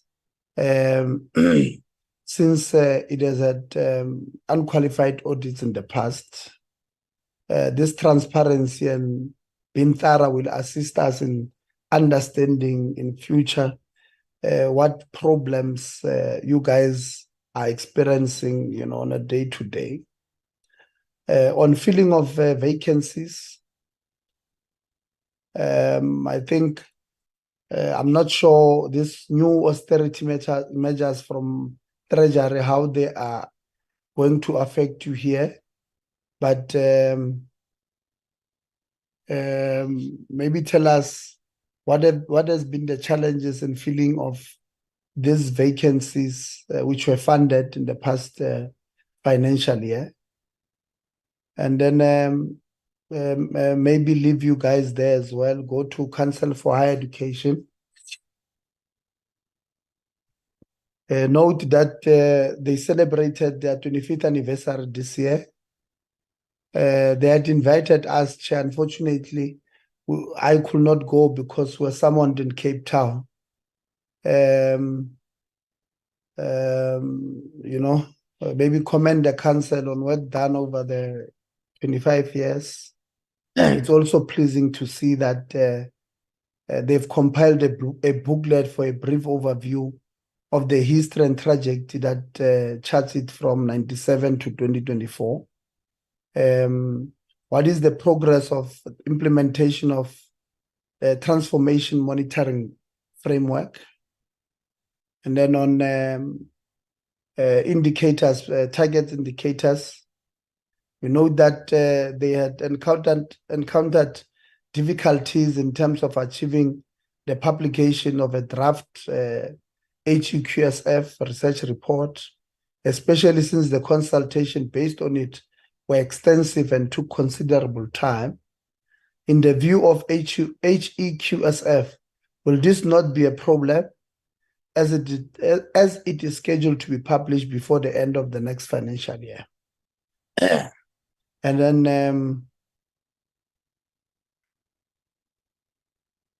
on cost of employee variances, on slide 20, on the post-occupancy, we know that CHE had stated that the compensation of employees' budget allocation makes it impossible to fill all the positions. However, here we see a variance and reasoning that are unforeseen delays in filling the posts. May they clarify the matter on vacancies and budget allocations of posts. And then want to commend them for the conference they had this financial year, which will take place at the end of February, on the 28th of February to 1 March, with a theme of that conference is deepening the discourse on academic freedom, institutional autonomy, and public accountability in South African higher education. This is consistent with the recommendation of this committee chairperson, and we want to commend Council for Higher Education for doing this. And then want to recommend that maybe they should undertake a research study on the capacity of higher education landscape and project its future supply capacity to meet the demand of higher education with a differentiated system. Thank you very much, Chair. I know there were quite a handful, but entities, we are very happy with the work that you guys continue to do there, those entities. Thank you very much. Thank you very much, Honorable Itie. Thank you very much to all honorable members for your comments, questions, and recommendations. I think we will start with, I believe the DG has asked to excuse himself. As we are aware, he did say that they're accompanying the president to Namibia. And so he has left one of the DDGs, or actually a few of the DDGs on the platform, and chief directors as well, to conclude for us in case there are some questions that we need from them. But I think overall there is a concern around budgeting, and we are noting this. Mamsibia, this one will require that all of us, when we go to the chambers, to debate on the performance of the department and its entities, that we acknowledge the fact that the sector in its entirety needs increased funding, but these entities in particular have shown that they are able to use the resources that we allocate to them, and they are pleading for increased funding and various funding interventions. Whilst that is said, though, there is a concern that we are underspending, and colleagues have to some extent substantiated on what has led to this underspending, but it is something that we are concerned about, or that we have also noted. So I think I'll leave it at that for now, so that I can hand over to colleagues to respond. I'll start at the top. So I'll start with CHE, and then go to SAQA, and then QCTO, and then afford someone from the department. Well, maybe before the department, check if there's any remarks from the AG's office, and then head over to the department. Dr. Green and Reverend Sidile. Thank you, Chair. I will start, and then I'll hand over to Dr. Green to complete some of the questions or comments. Thank you very much for the well wishes for the 25th anniversary that we had, and we were looking forward to having the members of this committee, but we do understand that there were pressing matters and you couldn't attend. And the one question on the HEQSF, that one area where we did not achieve, Dr. Green will answer on that one. On the clarification on the variance of the budget and the vacancies, He will also do that. We also note the comment that we should look to undertake a study on the capacity of the HE system, higher education system. We'll definitely take that to the council and see how we're going to put it into our program of work, and we will come back to the committee and report on that one. And Dr. Green, can you take the questions that we have been given? Thank you, Reverend Memani Sedile, and thank you to Honorable Letsi for the questions. In terms of the HEQSF review, it's not a significant train smash at this point in time, not to have had finalized the reviewed HEQSF. The current HEQSF in implementation is still current and still enables us to have qualifications of quality offered in the higher education system. The reviewed HEQSF obviously is about responding to imperatives and new developments, challenges that we've observed during implementation of the current, and so will be an improvement on the current. But the fact that it's not yet available doesn't impact severely on the system. It's also a little bit fortuitous in that the NQF is also now under review.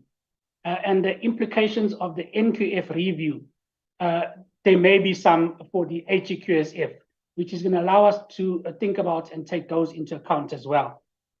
In relation to the transformation oversight and the monitoring framework, this work is under development. There is a sector-based task team in place that is assisting us to develop the framework, including agreeing on what the indicators would be and how we'd collect information on these indicators going forward. It is underpinned by a theory of change modality that allows us to exercise real monitoring going forward. We do hope to have a draft monitoring framework out in the system for consultation still within this financial year. In terms of the variance on the COE budget, I'm going to ask our CFO to just comment, but just to say from my perspective, whenever you have someone leaving and a vacant post arising, there's always a process of filling that post. That I mean, we try to turn it around very swiftly. And in fact, in the last couple of posts, we have been able to do that. But there's always a few months when there's an incumbent that's not in position.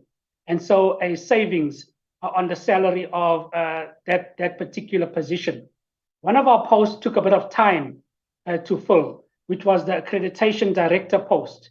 We actually had to go through several cycles of trying to identify a suitable candidate because we wanted to make sure that we had the right candidate in place.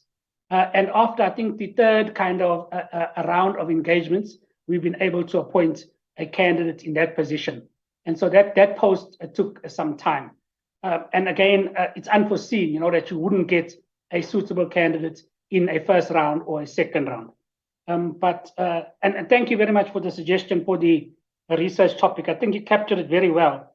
Capacity of the higher education system and its ability to meet demand for higher education through a differentiated approach, I think really makes for a good topic for taking forward through research. I don't know if the CFO wants to add. Thank you, CEO. I don't think I have much to say with regard to the variance. You covered it well. I think the reason why as a CH we're explaining unforeseen delays in filling the position is basically around what the CEO is saying. When individuals leave in the middle of the financial year, it takes time in terms of HR process to fill the positions. What we agreed upon as management is that immediately when an individual put a resignation, we need to move with speed. We recommended to HR to move with speed immediately when a letter of resignation is received to advertise the post, considering the fact that the HR process takes long to fill the positions. And I think most of the variances because of that, that sometimes the panel did not see fit that the people that were interviewed were very suitable, then they had to go for another round for interviews. And I think that is the main reason why the variants are there. So it's an accumulation of funded posts, which was advertised, but suitable candidates were at the time not appointed. Thank you, Chair.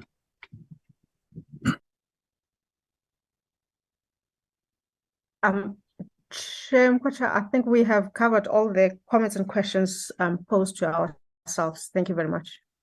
Thank you very much, colleagues. Can I then hand over to Prof. Lolwana and CEO Star? Thank you, Chairperson. I've been asked by my team to respond to Honorable, let's see, on the question that he has asked about what is wrong with the NQF.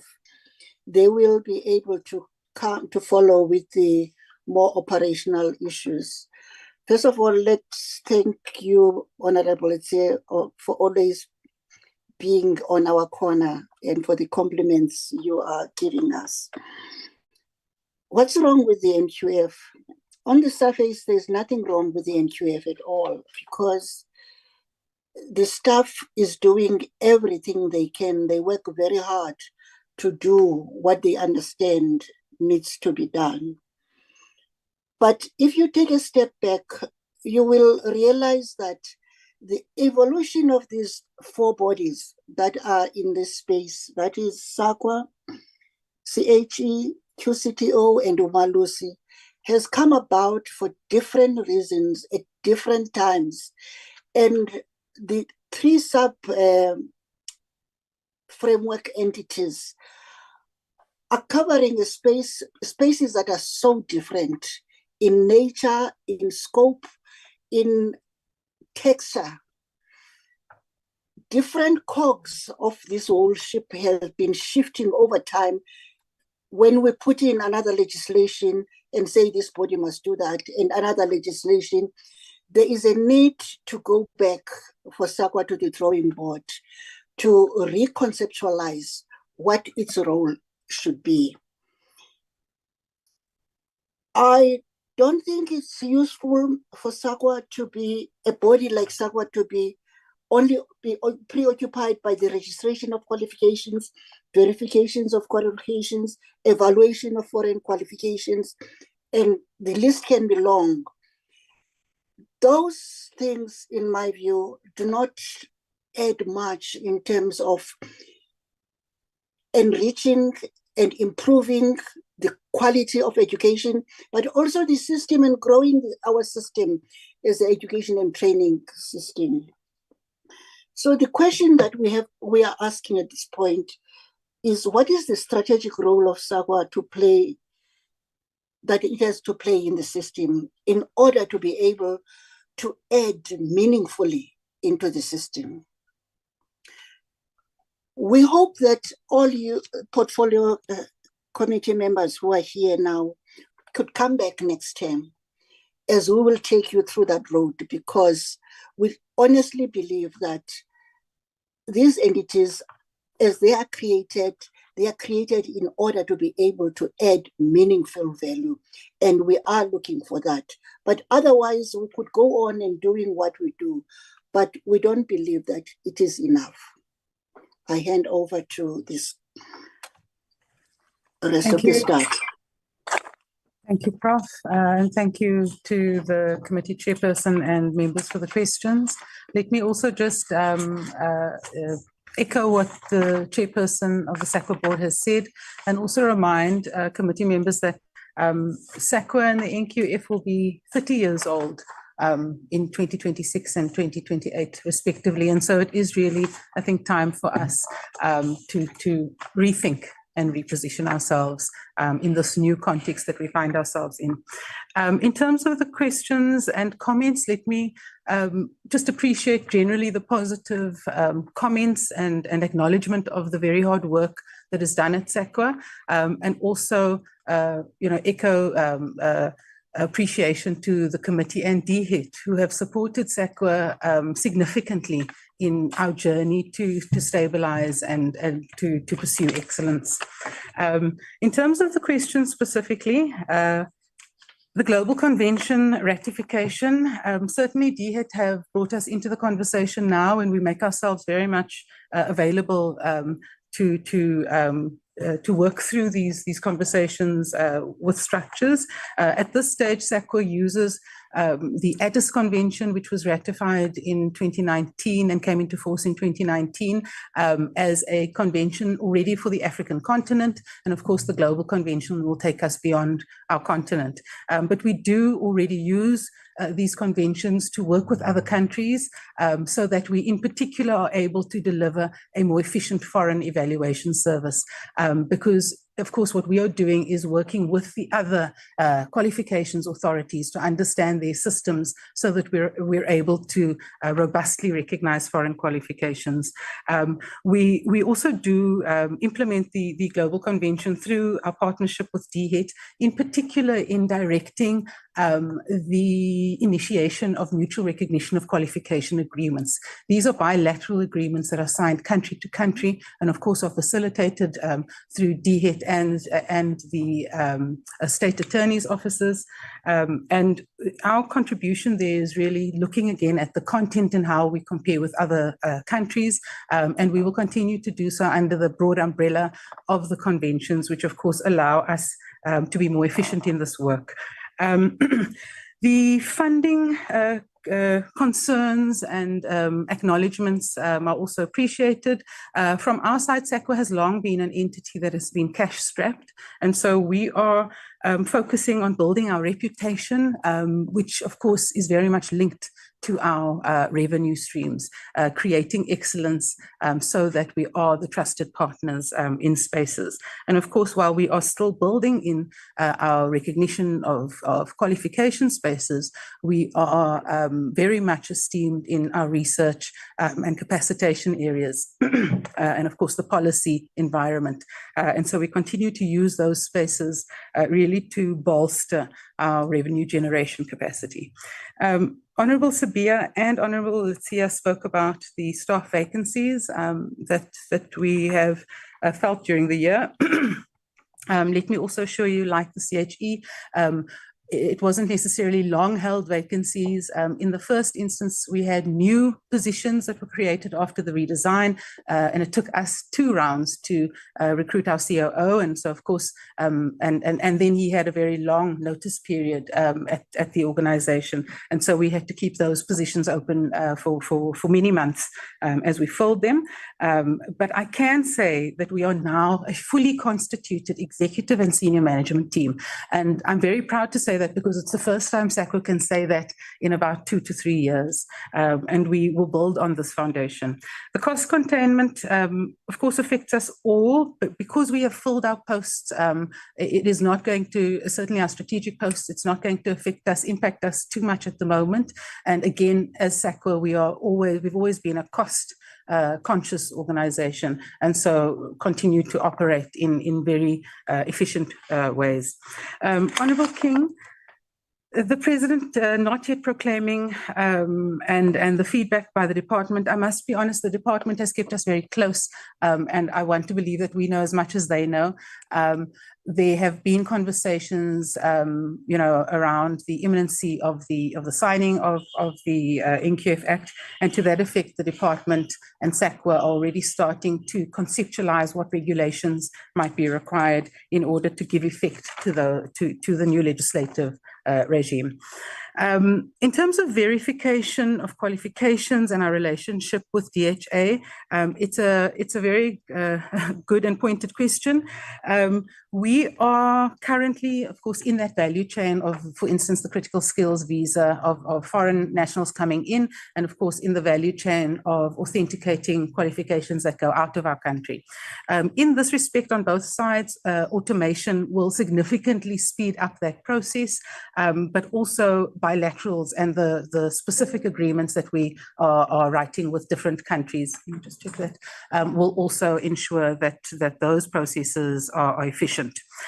We are also pursuing relationships directly with high volume countries in particular, so that we are able to concentrate where the priorities are, so that we don't stretch ourselves at this point too far in terms of countries that perhaps don't have the same volumes. Of course, in this prioritization, certain people will fall through the cracks, and we continue to work on increasing our services.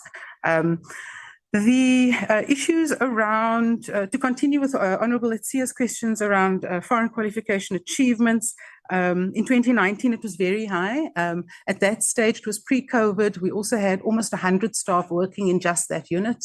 In 2020 and 2021, we reduced that unit to 16 people, 16. And so that did have an impact on why we are not able to generate as many, process as many applications, and of course reduces the dependence on us. But I must say that the automation and the additional skills that we have brought in has started to impact on that space.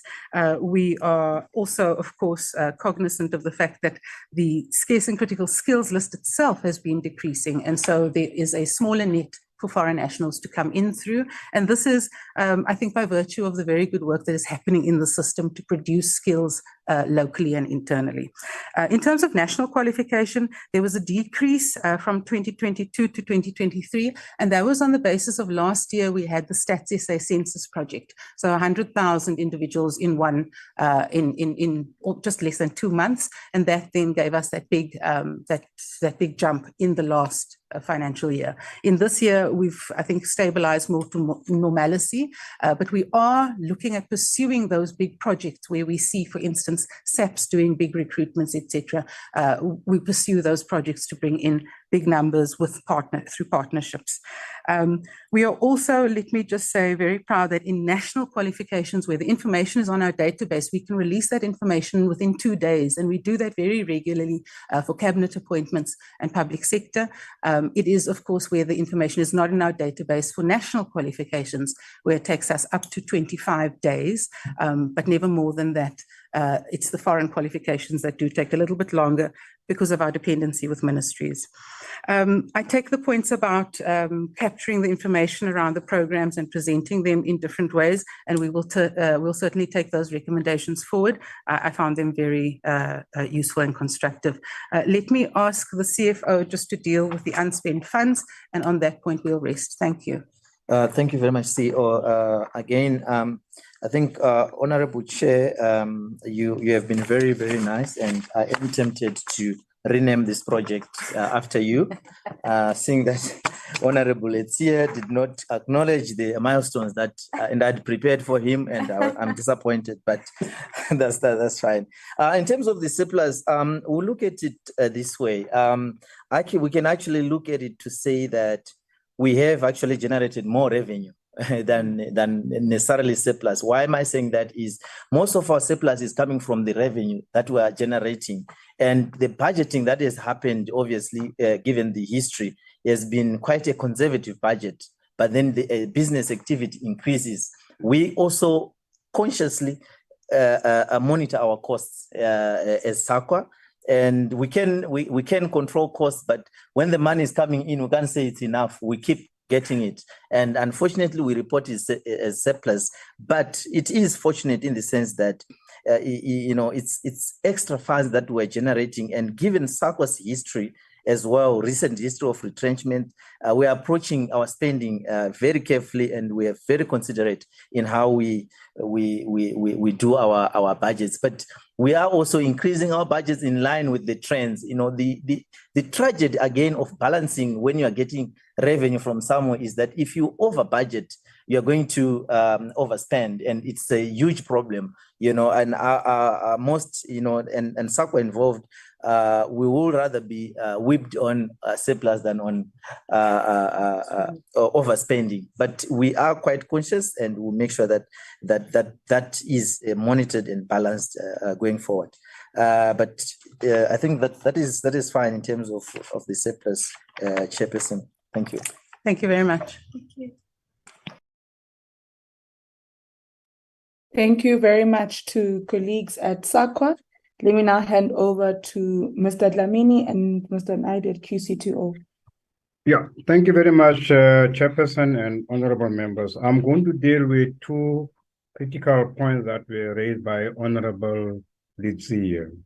The first pointed matter that the honorable member has raised was around transformation with respect to the management structure And I would just want to indicate to the honorable members that yes, at the time when I joined QCTO, I started talking about gender mainstreaming and also introducing a succession planning policy.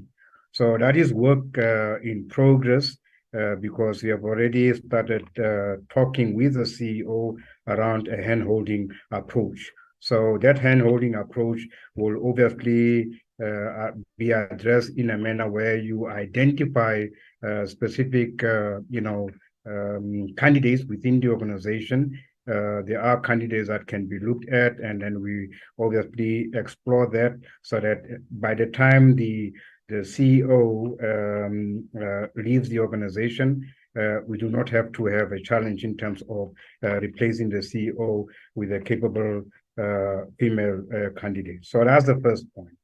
The second point that that member Lucia has raised was in relation to the funding model, the alternative funding model.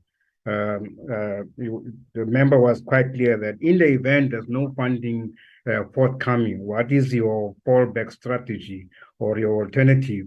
And the first quick win in as far as that is concerned, there has been progress in as far as ownership of the building, and Treasury and management is already at a stage of concluding that particular process. So if once the SAQA owns the building, that becomes a platform for SAQA to generate revenue. In other words, the SAQA has got a very, QCTO has got a very attractive building that can accommodate a number of clients from the usage of the boardroom and so forth. So that will be obviously an income generation. So we will leverage on it because it's a quick win.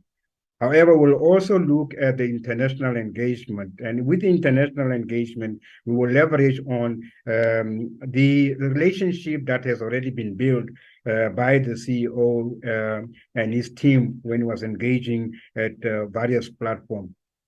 And in that regards, we are looking at some form of donor funding. Of course, donor funding, it has to be done in the manner that it does not violate the National Treasury rules or the PFMA. So that is one aspect that will be, under consideration. Of course, we'll also look at the corporate social investment and corporate social responsibility. And in that regards, we'll look at those CSI or CSR that are more focused on education and zoom into those through our marketing component and then start building relationship in that regards. And once those have been established, it will then be incumbent upon us as QCTO to also use a platform called a public benefit organization. In that regards, once we have that kind of platform in place, it will then assist us to be able to issue a certificate to any donor so that they can use that particular certificate when the company is concluding or submitting its annual tax returns and so forth. So I thought I should just cover those two aspects, and then I think the remaining questions can then be dealt with by the CEO. Thank you very much, Chairperson.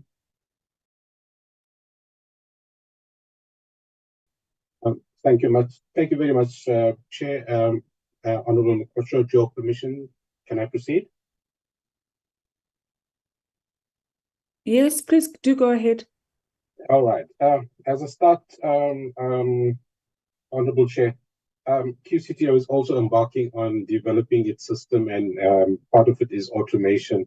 Now that the name has, SAQA was already allocated a name, I will make sure that your name gets attached to that particular project that the QCTO is undertaking. Chair, first let me thank all of the comments of appreciation regarding the work done by the entities, and here in particular the QCTO. Chair, let me go directly into Honorable Letzia's question, and the chairperson has alluded to some of the mechanisms that we could look at. Chair, let me just say that I am sitting on the committee that is reviewing the public comments on the SETA grant regulations. It is looking very positive in terms of QCTO getting a 1% as compared to the 0.5. This has even received support at NEDLAC, which then filters through to the National Skills Authority, etc. So this shows that both business and labor, have recognized the importance of an entity such as the QCTO and are supporting that. What we are afraid of is if there is another legal challenge like there was or currently still is, against the other allocations that are made that sit within that regulation. I have made a case that, can the QCTO issue not be taken out of that delegation or regulation? But we will see how that pans out. But at the moment, the outlook is looking positive. But Chair, if that did not materialize, apart from what the chairperson has indicated, QCTO has to start to look at utilizing a provision of the Act which says that QCTO can actually charge for services rendered. The difficulty will be in implementing it. The point is that under the SETAs, because of the allocations that they were getting, providers did not pay for accreditation and other services rendered. So QCT at the moment charges a very small accreditation fee to a certain set of providers. But certainly it is something that we're going to have to look into, charging for services rendered. And that will be, your accreditation, your quality assurance. We do have a certification fee. Chair, maybe I should also indicate, we are entities that are set up by the department, and QCTO is one of the unique amongst the entities sitting here, where we depend. We are so-called SETA grant entity, so we depend on that, and that we apply for every year. And I think the presentation alluded that, and that fluctuates from one year to the other, and it's not a very stable funding model. My argument, if this fails, is that the entities should be funded directly from the fiscus to fulfill the mandate that has been given to them. And we do understand the constraints, but we believe that, some sort of business case, business model could be developed so that all the entities are adequately funded directly from the fiscus to undertake its particular tasks. That for us is the alternative. Chair, the Honourable Letsia then made comments around the management and senior management, and the chairperson has addressed that. But I just want to inform members that overall within the QCTO, we have 56% female staff compared to males, and obviously we are working on improving those figures, especially in the management echelons.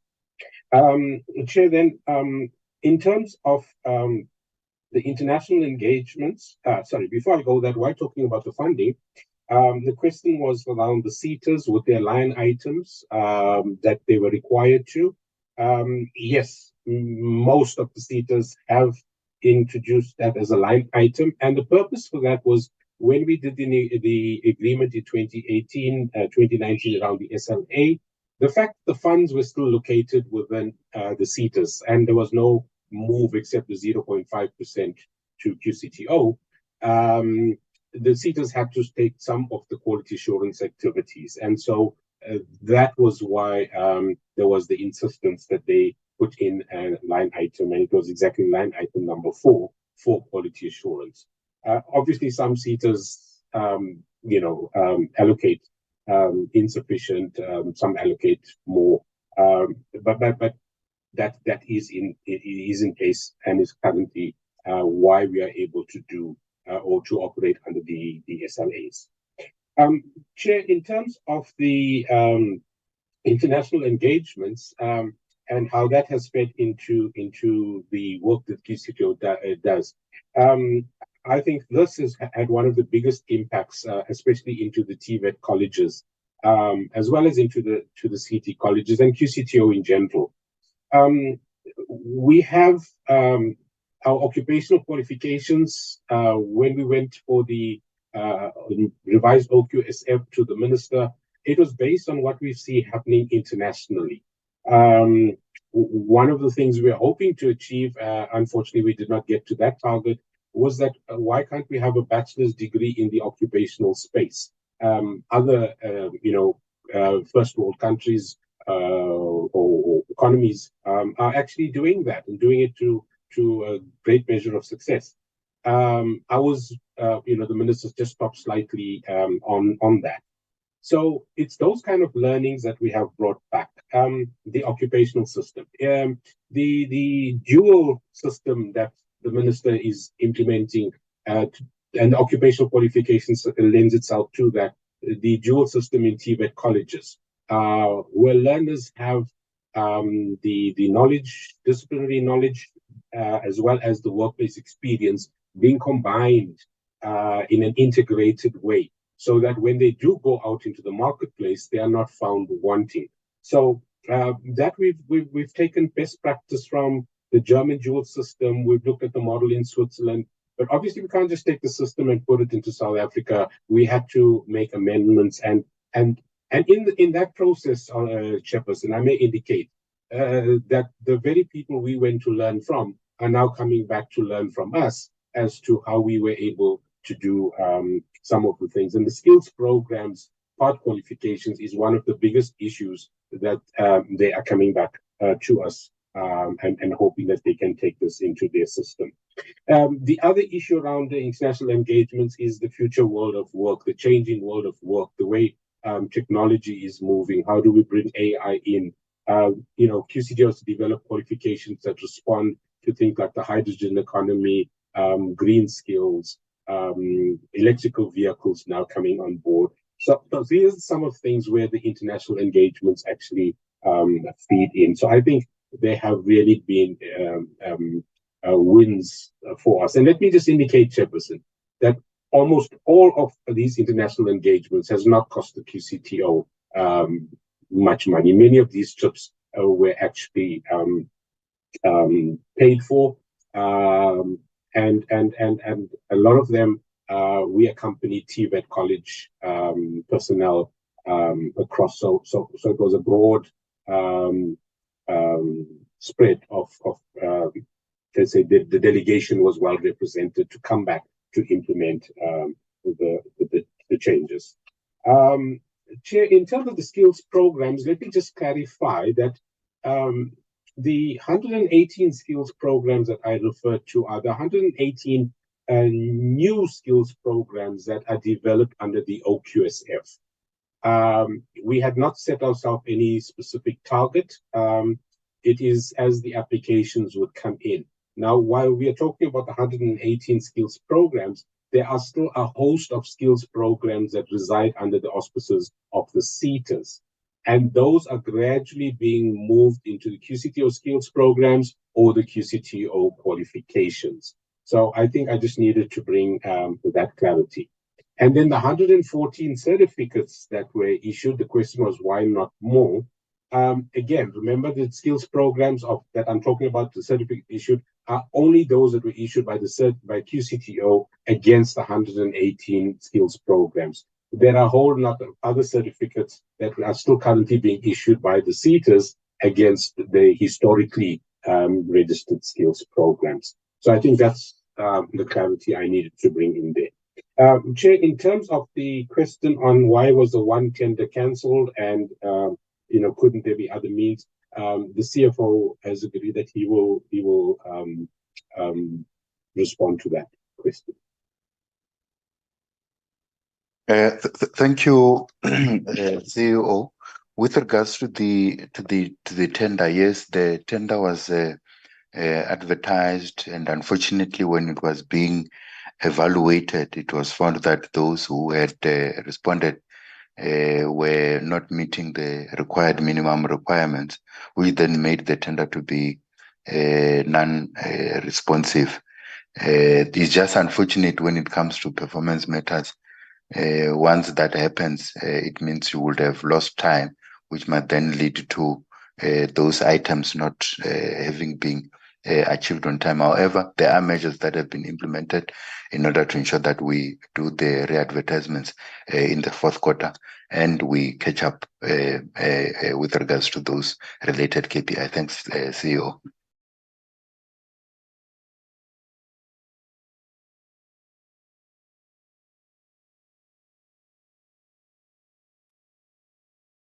My apologies, I was muted. No. Chair, I think that exhausts our responses. I hope we have done justice to the questions put forward. Thank you, Chair. Okay, thank you very much, CEO, and as well as the chairperson, Mr. Naidu and Mr. Dlamini.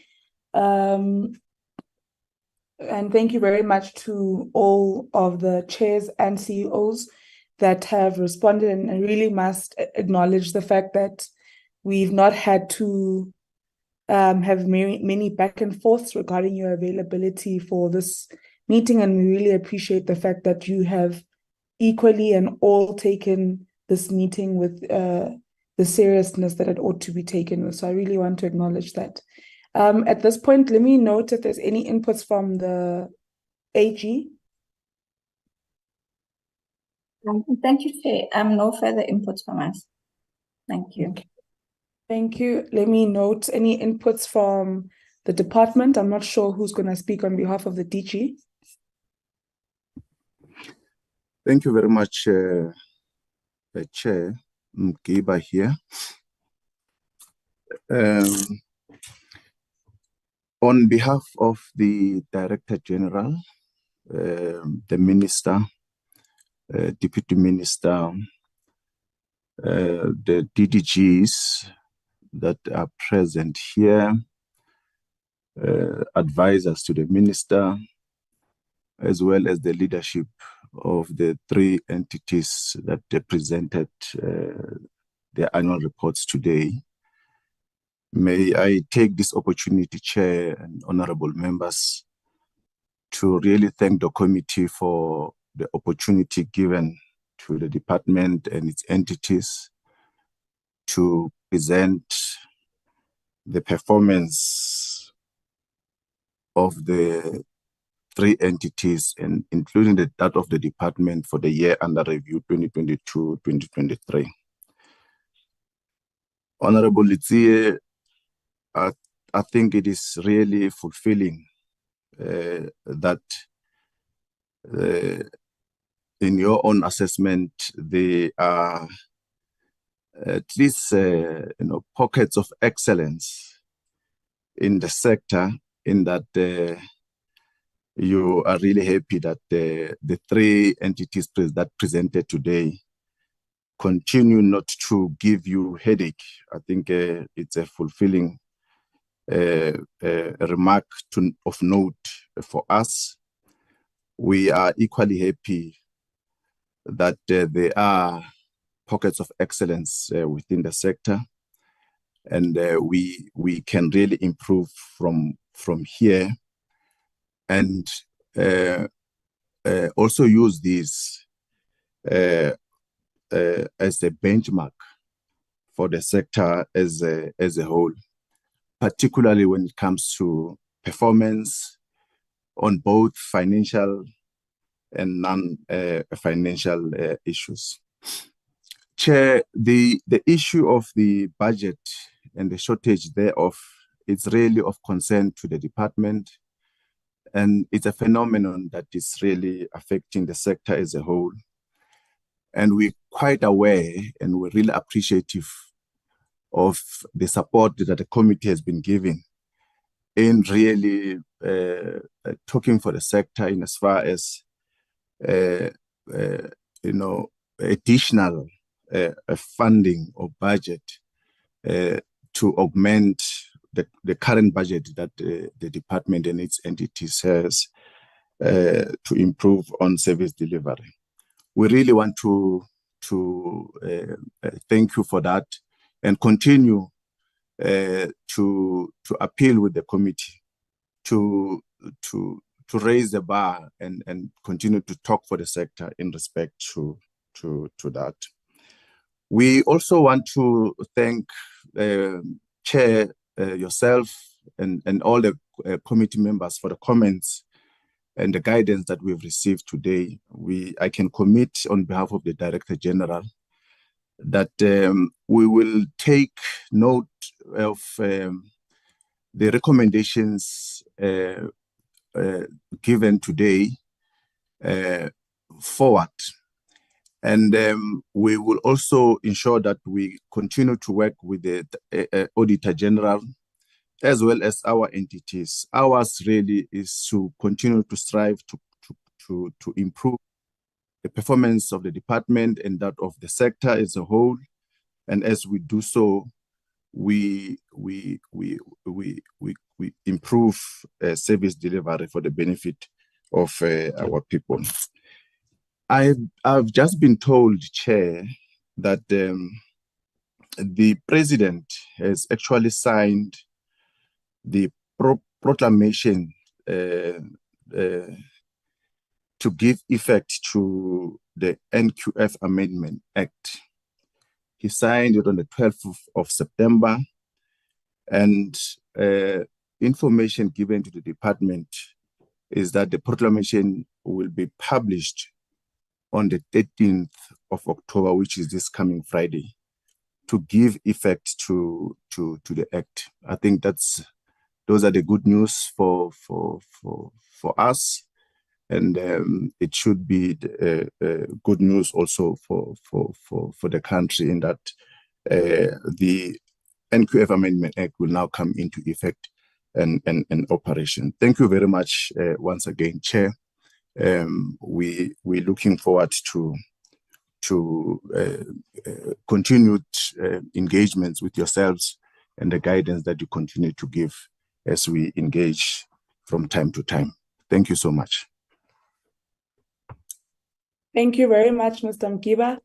Thank you very much to all colleagues, CEOs and chairs and CFOs that have presented to us this afternoon. We have concluded our meeting almost an hour earlier.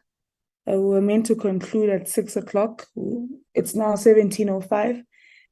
And I want to believe that we have not robbed ourselves of any fruitful engagements.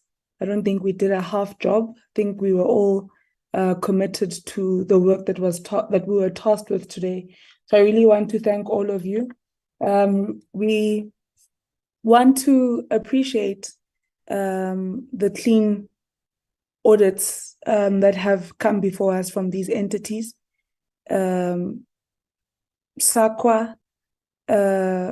we want to acknowledge the clean audit that you've received, of course, with a bit of a concern around the 43.6 million underspending, which of course you have accounted for and have acknowledged that there needs to be ways that we work around that. And then in relation to QCTO as well, want to acknowledge your clean audits as well.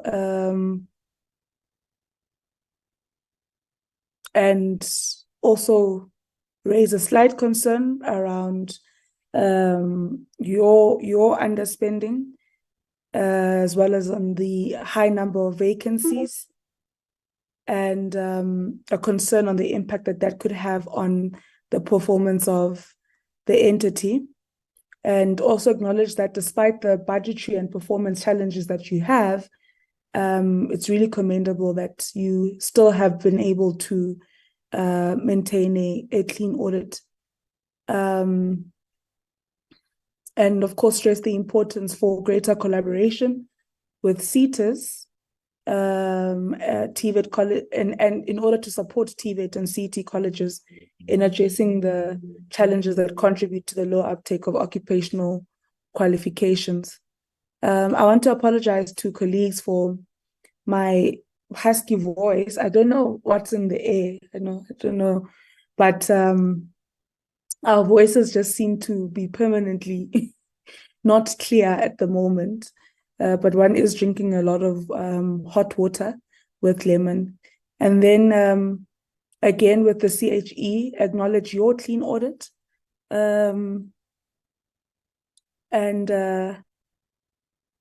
Of course, acknowledge the underspending of 4.7 million. But all colleagues have accounted for this in particular. We also acknowledge, though, that colleagues across the board, as I said earlier on, have indicated the financial constraints and just challenges that they're generally having. And so we want to acknowledge that. We want to encourage you, colleagues, to continue doing the work that you're doing, despite the various challenges that you find, to also ensure that the clean audits that you get are meaningful, are impactful. I always say to the Department of Science and Innovation that a clean audit means nothing if it has no impact on the lived realities of South Africans. And so we want to continue to stress that despite our ability to account well and, to utilize funds well, there needs to be massive impact on the ground. Yeah, I think that's it on my side. Also appreciate the sentiment and commitment made by Mr. Mkiba on behalf of the DG. That then brings us to the end of our engagements, colleagues. Thank you very much. We wish you well. And we have also acknowledged areas where you are basically lobbying the committee for its support in interventions that you need in order for you to be more impactful in your work.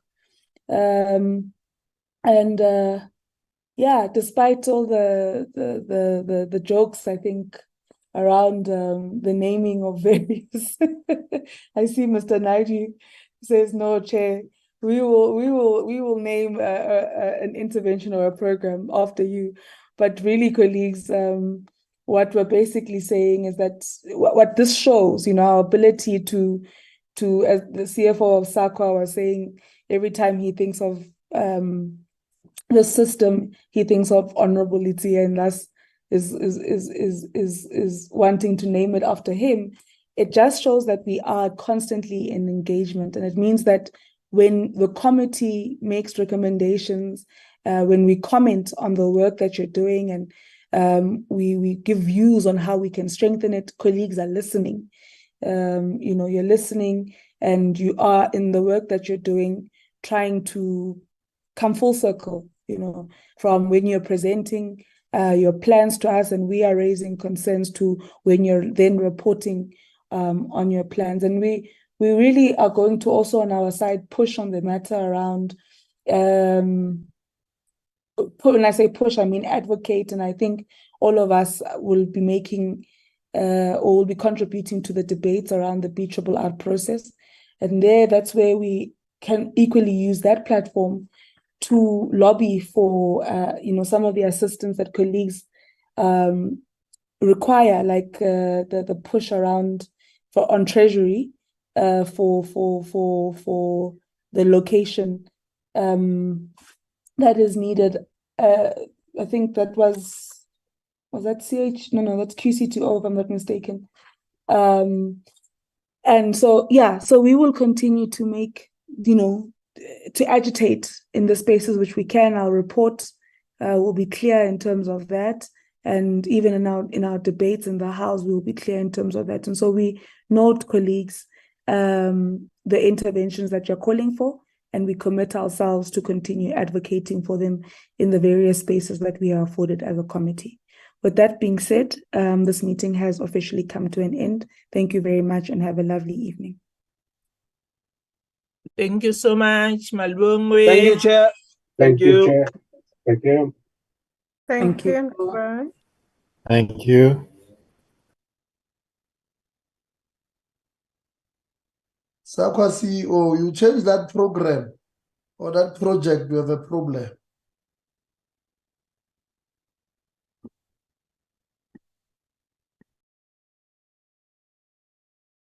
Recording stopped.